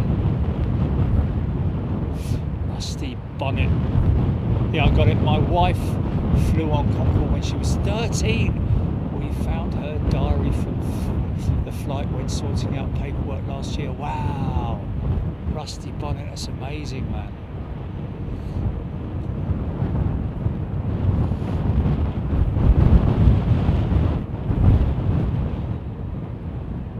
Tapper giving us the numbers on that Jow Jam.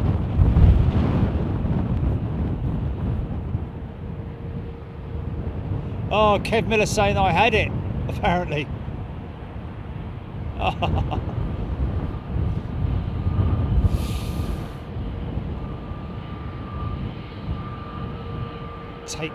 Take care, Michael. All the very best. We've got double 380s stacked up. The A380 number 4 to land. And Emirates number 5, EGPX confirming, thank you.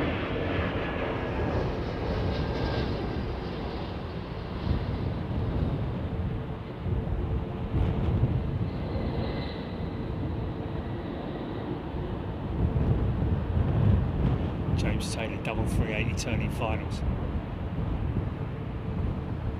Yeah, a little bit breezy. Oh, there they are.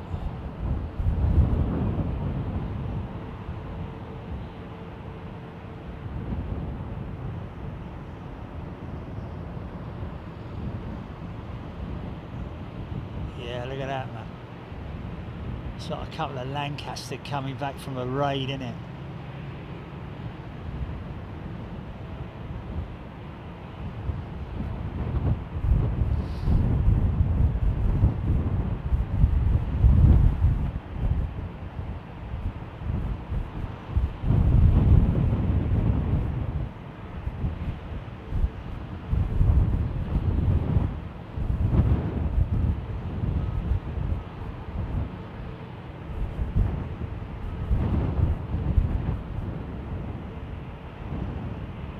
Screaming at me flying out, is he?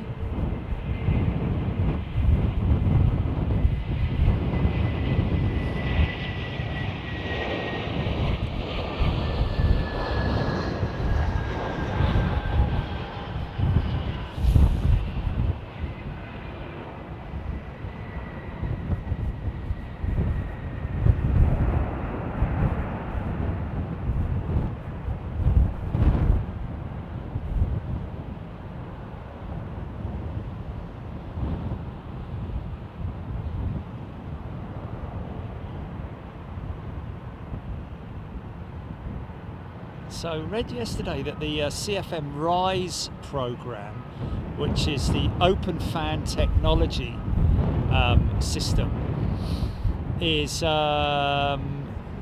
to be the testing. Most of the testing is going to take place in Singapore. I'm not sure whether that is in addition to the engine that's going to be attached to the Airbus 380, the test platform. Not sure about that.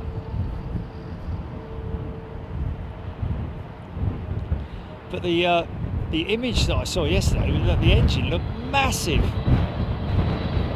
Okay, on a 320, huge, great. It's like putting literally like putting a GE90 on an A320. Absolutely humongous.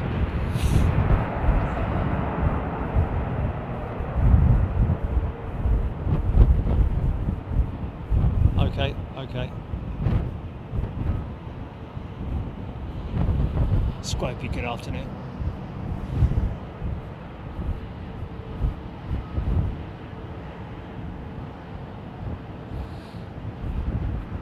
Many of them, Ellis, either shut down or shot out, or overheated, or yeah, that's a shutdown, isn't it? But yeah, it's happened quite regularly, to be honest with you. All bombers, based on the maintenance schedules that they had, working on dispersals with very limited amount of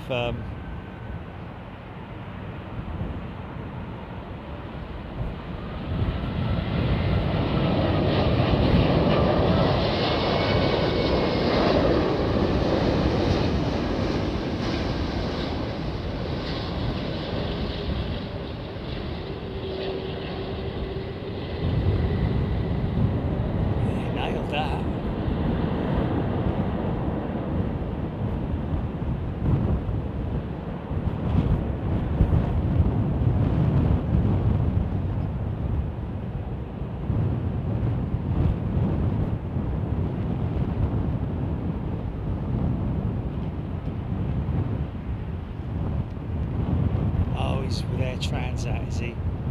Okay. Gotcha, mate.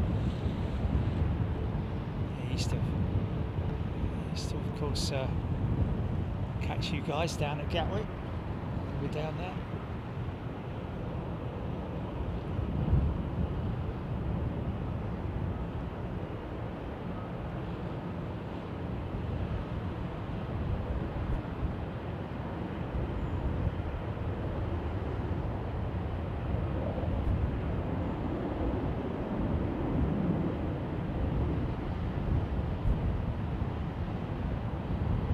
Stab flutter, like it, like that fully established.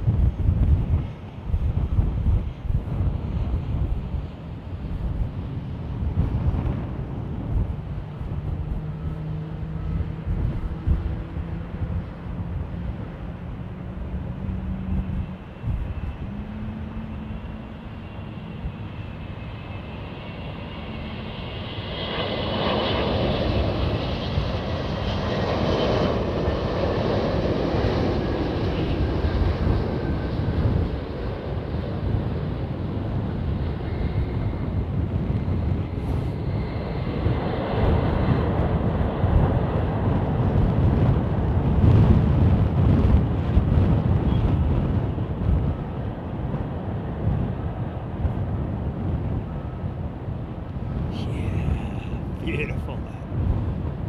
Greasing the big ones today, aren't they? Eh? Spectroid 5000 sounds like an old computer game from the 1980s. But Spectroid 5000 is a brand new member. A very warm welcome to you, Spectroid. Good to see you. Thank you for supporting the channel.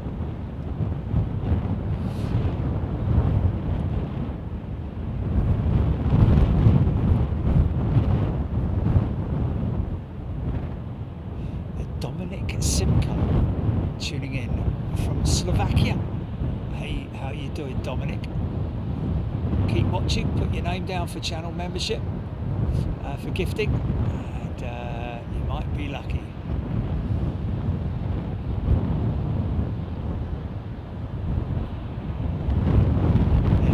There used to be a controller in Denver Centre who would sign off, "Have a dandy day." Nice.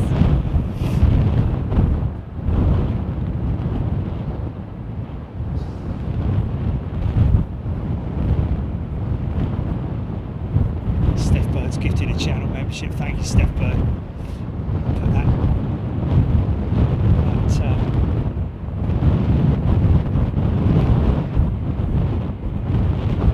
either put the video up or put an image, a still of that 787 Lufthansa model that you unveiled, or we unveiled.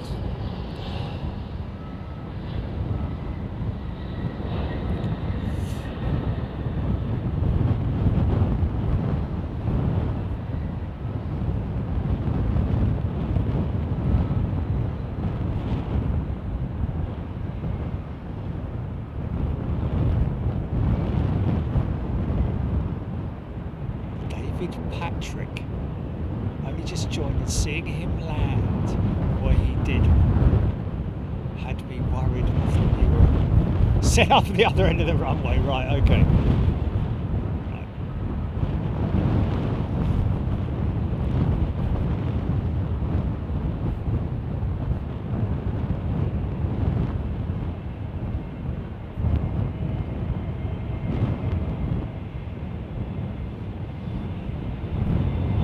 Grace gifted 5 channel memberships. Thanks, Nick. That's very kind of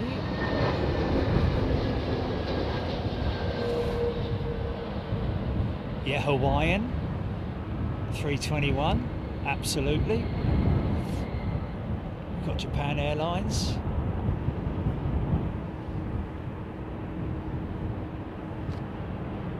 The Ravi Burns is a brand new first class member. Welcome, Ravi.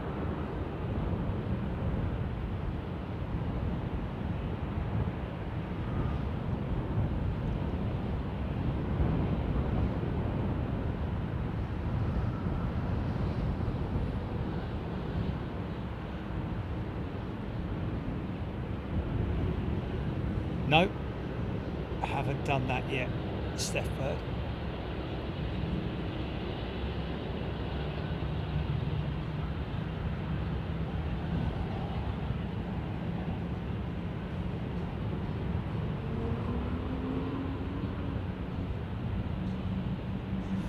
Well, yeah. Ooh.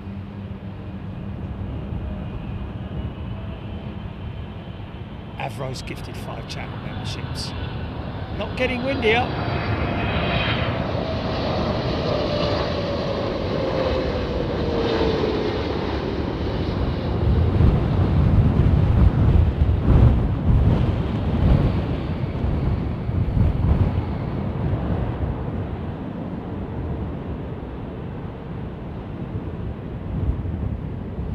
Wind has intensified, but earlier on. Yeah, it all depends, of course, on which way I'm pointing the mic as well. But I've got mics pointing in both directions, so you will get the, you will of course get the wind, not from side on though, so badly.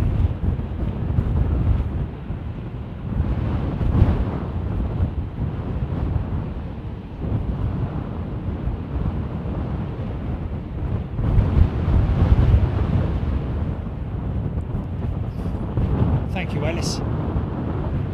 Cheers, mate. Appreciate it.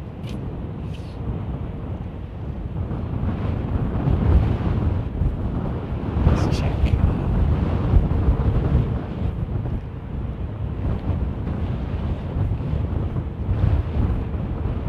Still 46 on the battery, you see.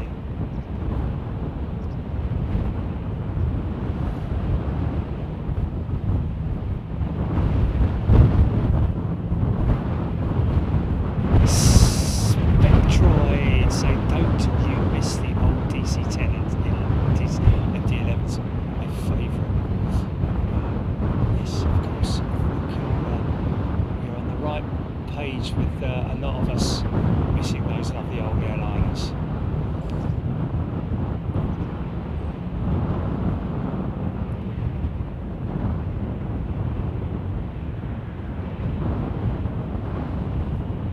Wilco BC giving a shout out to Nick Gray for the membership. Isn't that nice? Nice one, Wilco. Thank you. Welcome.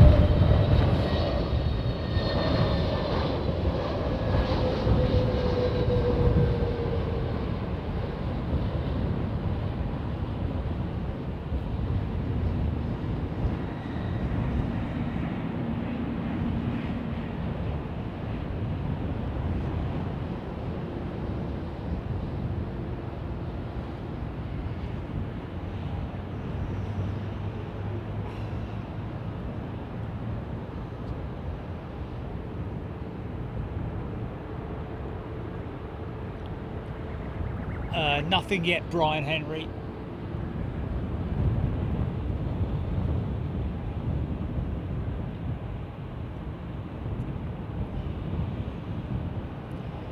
Kushro Alam, good afternoon to you, Kushro. Dreamliner Man is Kushro Alam.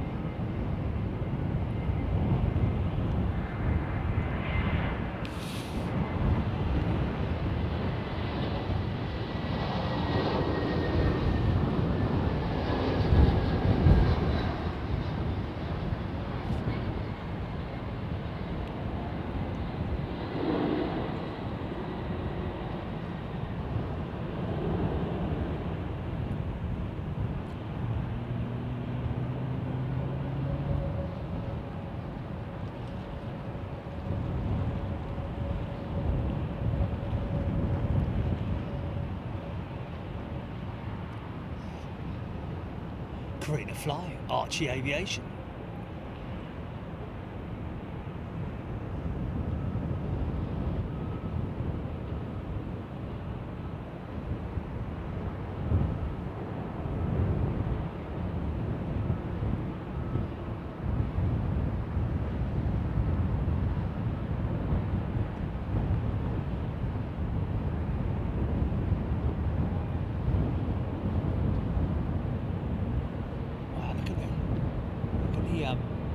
takeoff angle of that 787, mate. Almost flew level for a while and then just bang, up she goes.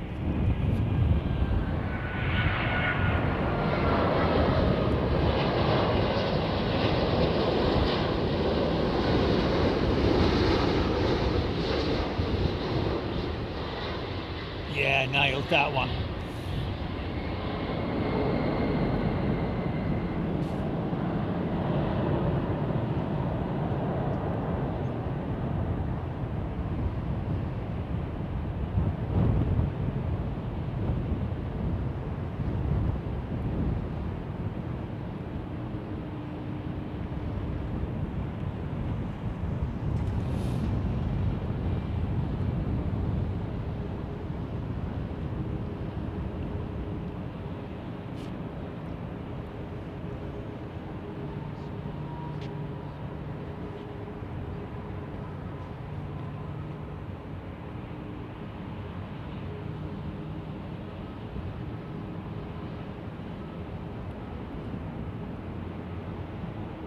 See you, Steffi.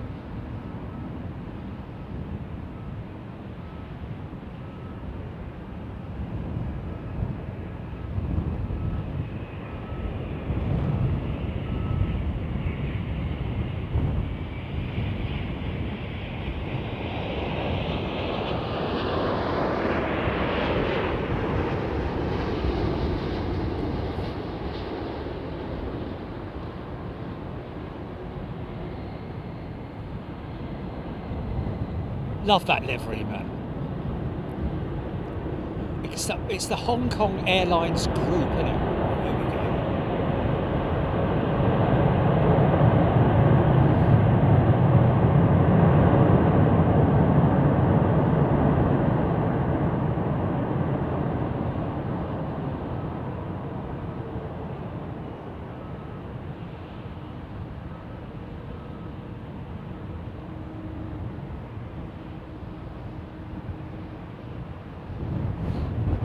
Nice.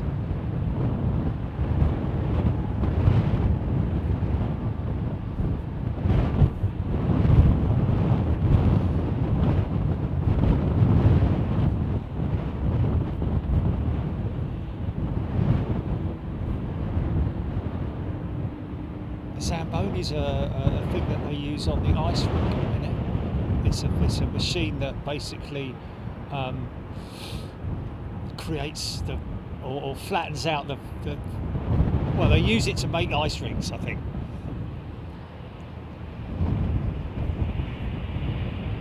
I think so.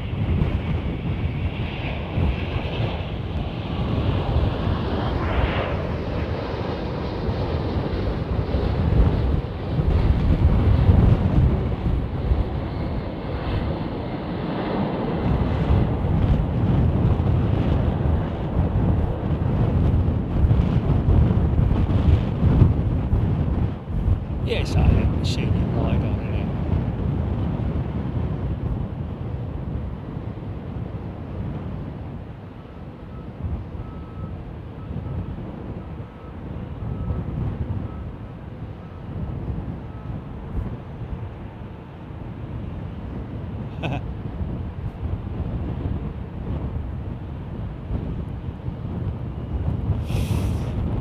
It's your boy.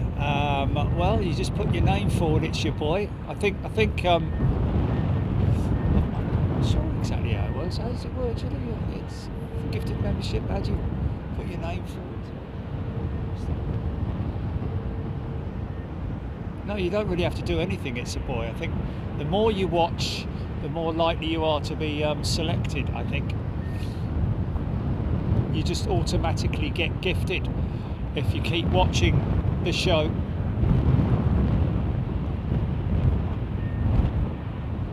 See you, Avro, take care.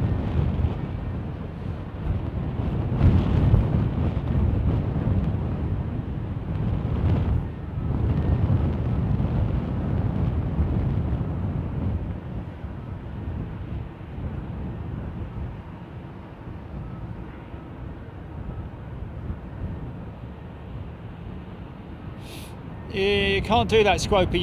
You need to cancel it, and then when you come back, you have to deactivate it. But when you come back, you'll still retain your stripes, mate. So don't worry about that.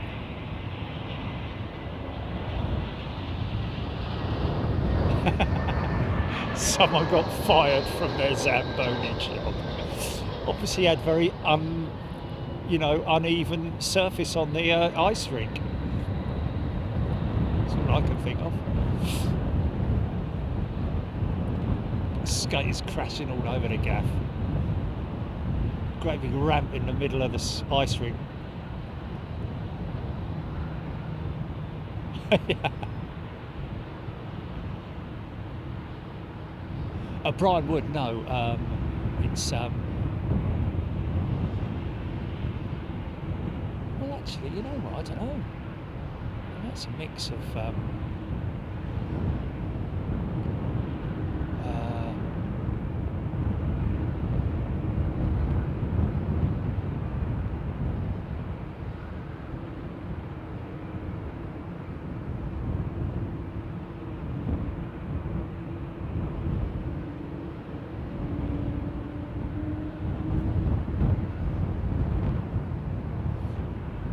kerosene, isn't it? It's a mix of kerosene and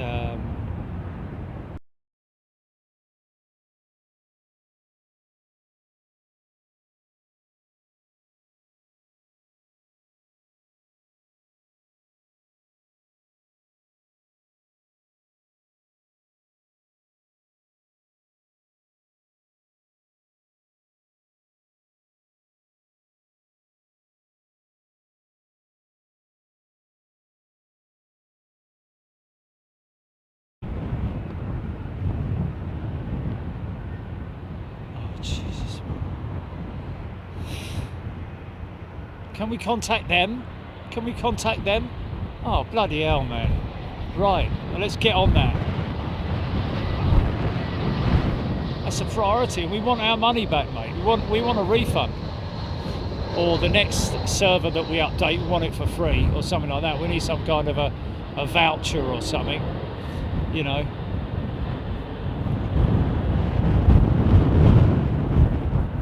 Oh, whatever, man. It's just a waste of 75 quid, isn't it? Bloody hell.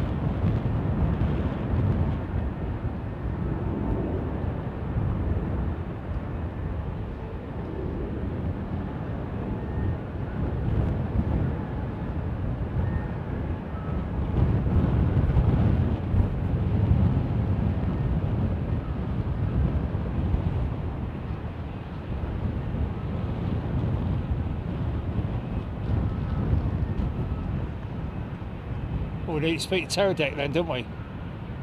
We need to speak to Terradeck and get them to be honest with us and just say, look, you know, are we just you know, fighting an uphill battle? If we're, you know, is this something that's gonna? We need to know, man.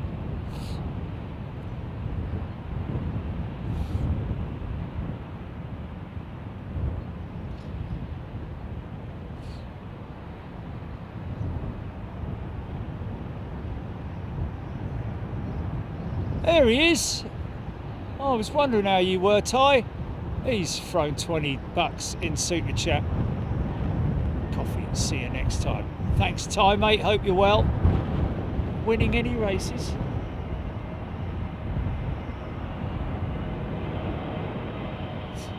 C8-616 hydrocarbons, molecules made only of carbon, hydrogen, too much for me.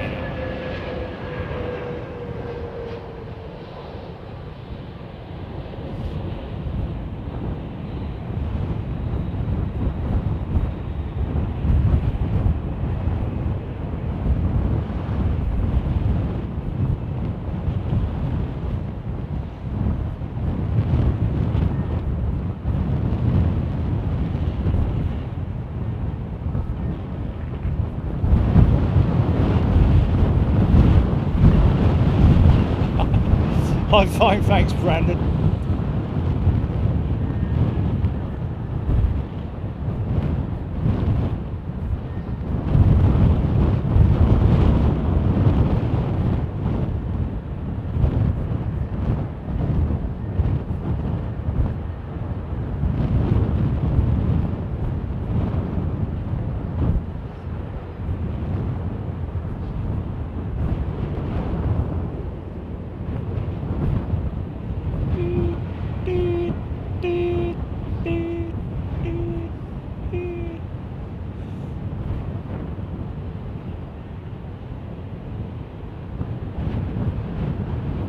He's a 5-door nut.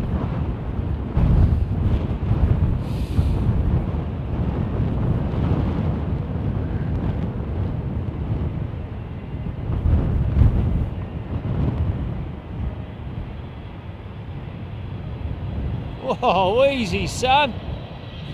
Catch a bit of flipping wake there, did ya? Hey? From that previous one? Blimey O'Reilly. Get after him, mate. Oh, he's gifted 20 channel memberships and all. Nice one, Ty, mate. Thank you so much. What a wonderful thing to do. Lots of very lucky people there. If you're a recipient of a channel membership today, anybody, make sure you, if you're there and you're watching, come in and do the righteous thing and say thank you to whomever gifted you your membership.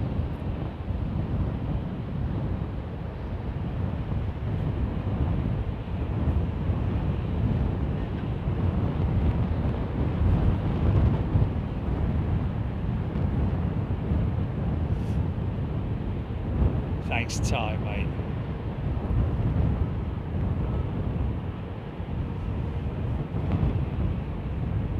Okay. Kerosene is stable, energy dense and safe at altitude. There we go.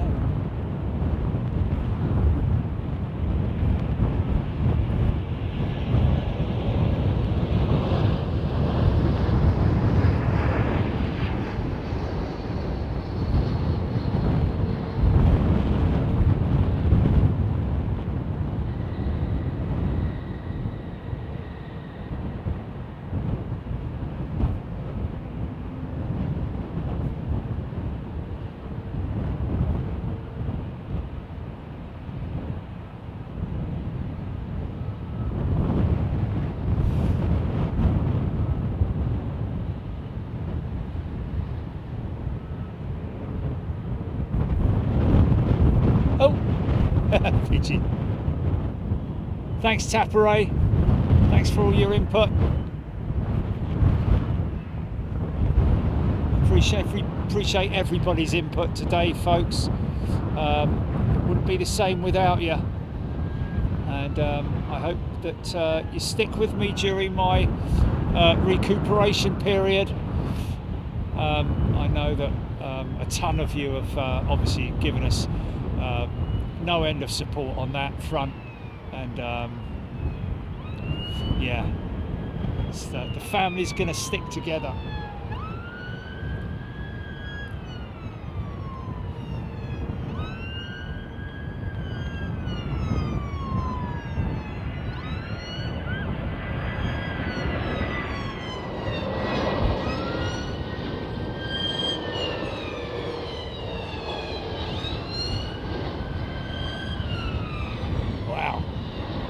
Smooth.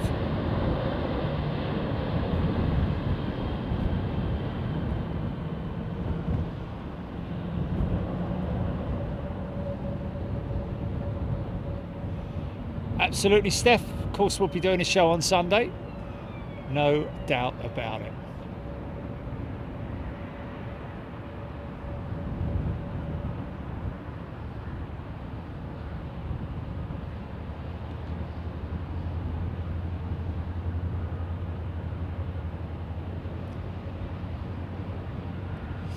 Stoneman's missus might be going through the same. Well, wishing her all the best, Stoneman, JD Stone.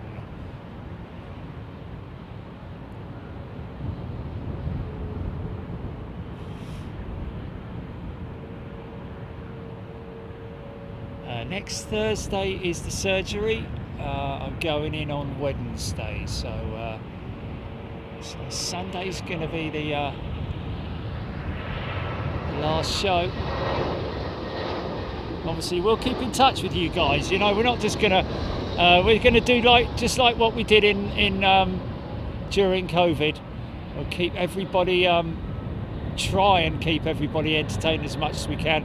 And if you're not aware, we will be doing. I am planning to do a round the world trip, taking in around about, what was it, 60? How many? 60,000 miles or something like that, Tilly? 68,000 miles or something, was it?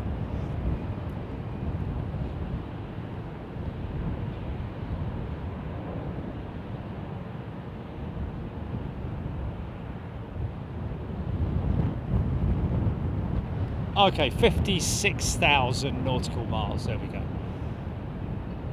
Last show with the old valve, Nick Gray. Yeah. Might get it made into a key ring or something. Obviously not. Thank you, Palpatine. Thank you, everybody.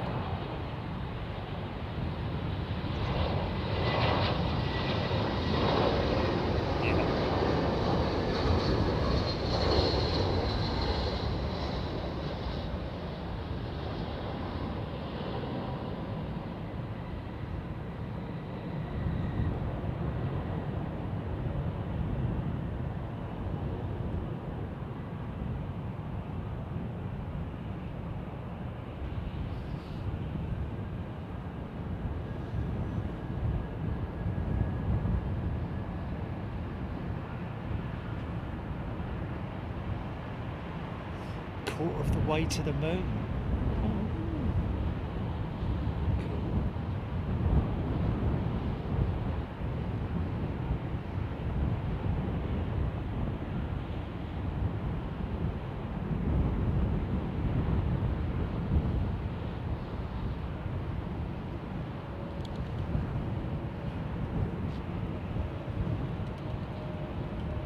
Thank you, Lady Jennifer.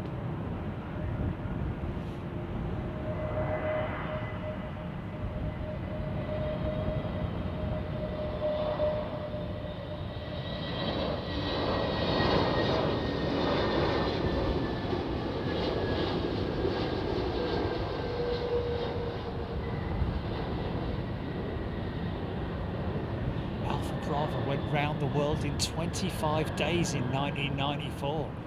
Wow, fueled on jet lag, no doubt.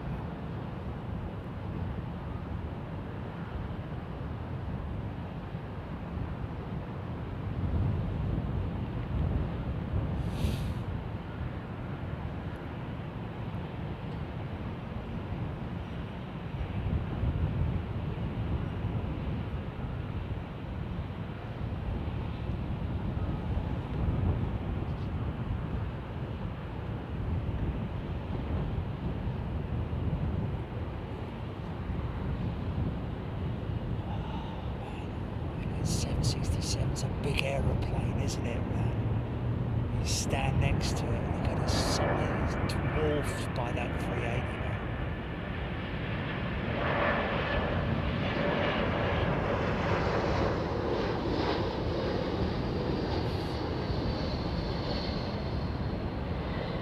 Cool, that was a steep old flare, wasn't it?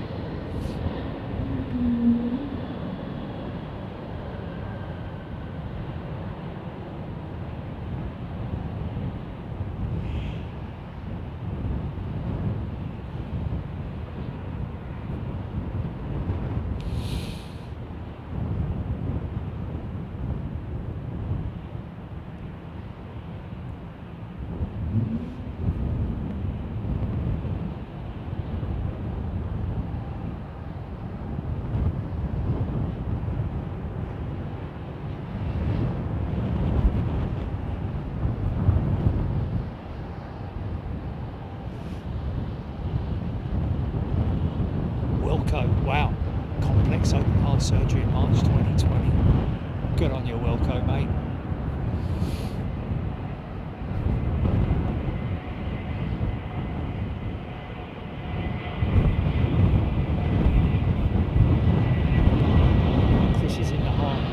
Heart Bionic Club and all.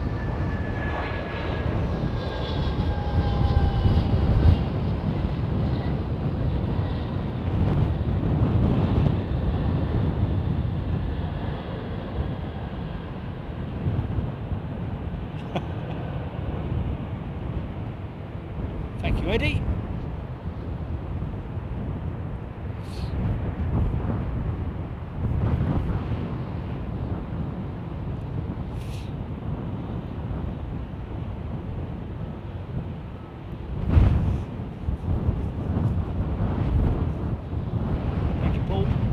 Everybody, good people, good kind.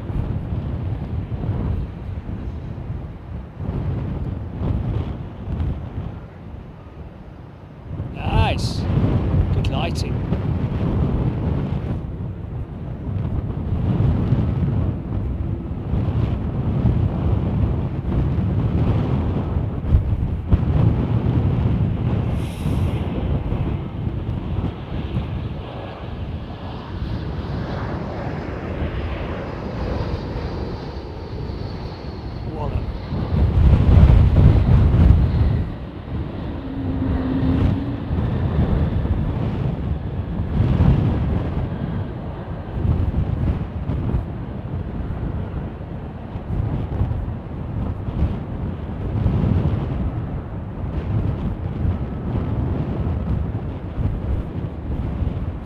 Things in high res. Right.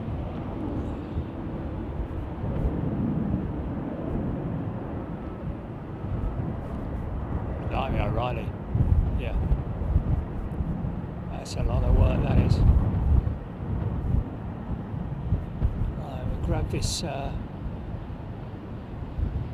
grab this triple, and then I'll be on my way. Little bit of housekeeping just to say thank you to everybody who's been involved in the show today. Really enjoyed your company. Thank you to all our pilots for their great input as always. Great knowledge, as well as everybody else as well, who bring their own individual stuff to the table. Really appreciate that. Thank you for keeping everybody entertained, and thank you Heathrow as well, of course. Thank you to all our amazing moderators and all the people who just are part of this amazing family. We really appreciate it. Of course, I will be back on Friday for the Sim Challenge if you fancy joining me then. Hopefully going to get to the bottom of some questions that I've been asking since the last one, and we can figure it out.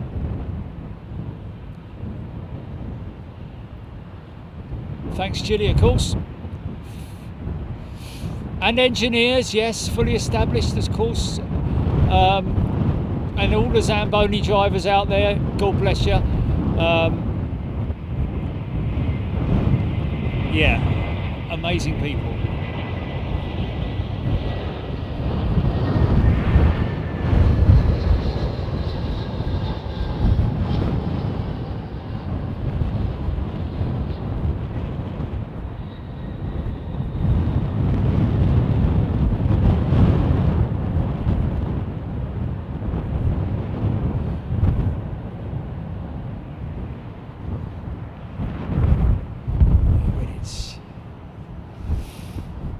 Everybody, thank you, Mikal Pam, HPX, Tony Duty, Bella Lou, Ken Miller, all you guys, amazing people.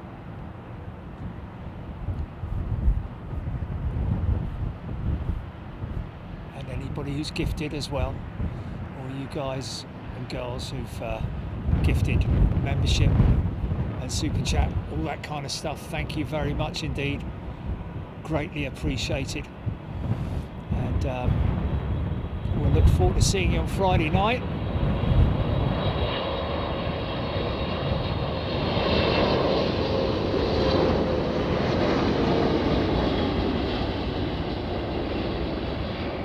Nice.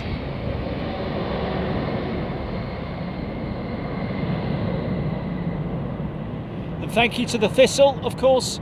Let's not forget our good friends at the Thistle who've looked after us, giving us this exclusive access onto the roof here. Really appreciated. And of course, don't forget, just look under your perks if you fancy visiting the Thistle in the future. They've got a great bar facility downstairs, great restaurant, friendly staff, and of course that huge, great big viewing deck outside as well, which you're more than welcome to go and enjoy an evening's meal, watching the planes either come in or go out. Yeah, I hear it that the steak sandwich is particularly nice. Right, folks, look after yourselves. Thanks, everybody.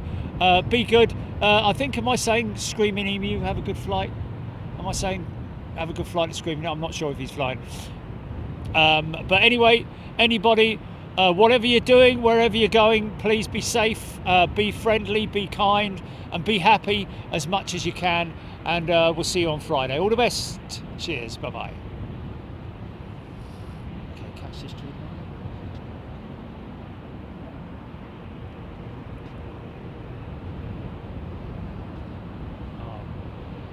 Yeah, okay, we'll grab the Korean triple behind it. Stand by, folks. We just got the, you know what's like. Okay, we're just going to catch the Korean triple.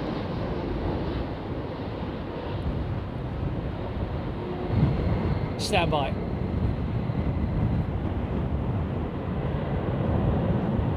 Oh, he's landing in 10 minutes. Oh, he's been on the Wi-Fi, has he? He's landing in 10 minutes.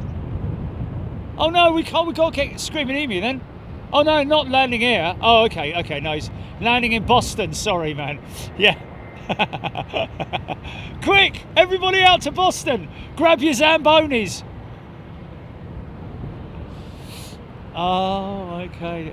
Oh, yes, of course. Yeah, brilliant.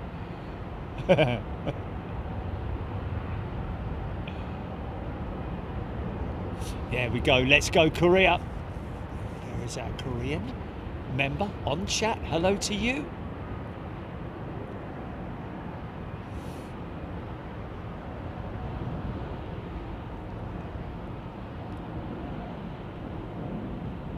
Yeah, fully established. And just one more thing.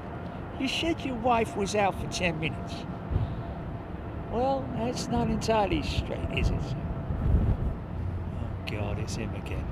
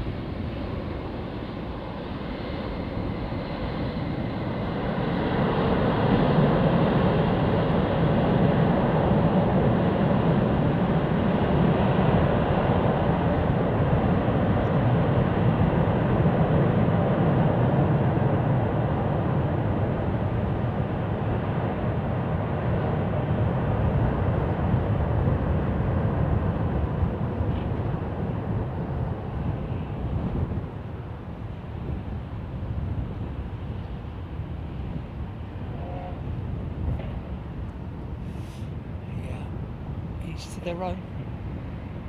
It's funny, in some light it looks all right.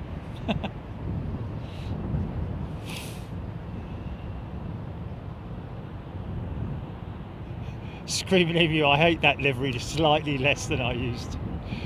Yeah, I just can't get on with it, man. I just not sort of like, I like that. If only they put some colour on it. That's all it needs, isn't it? Just the old tail colours, maybe. That's all it needs. It's just that tail sticker. It just looks wrong, man. Just looks wrong. Anyway.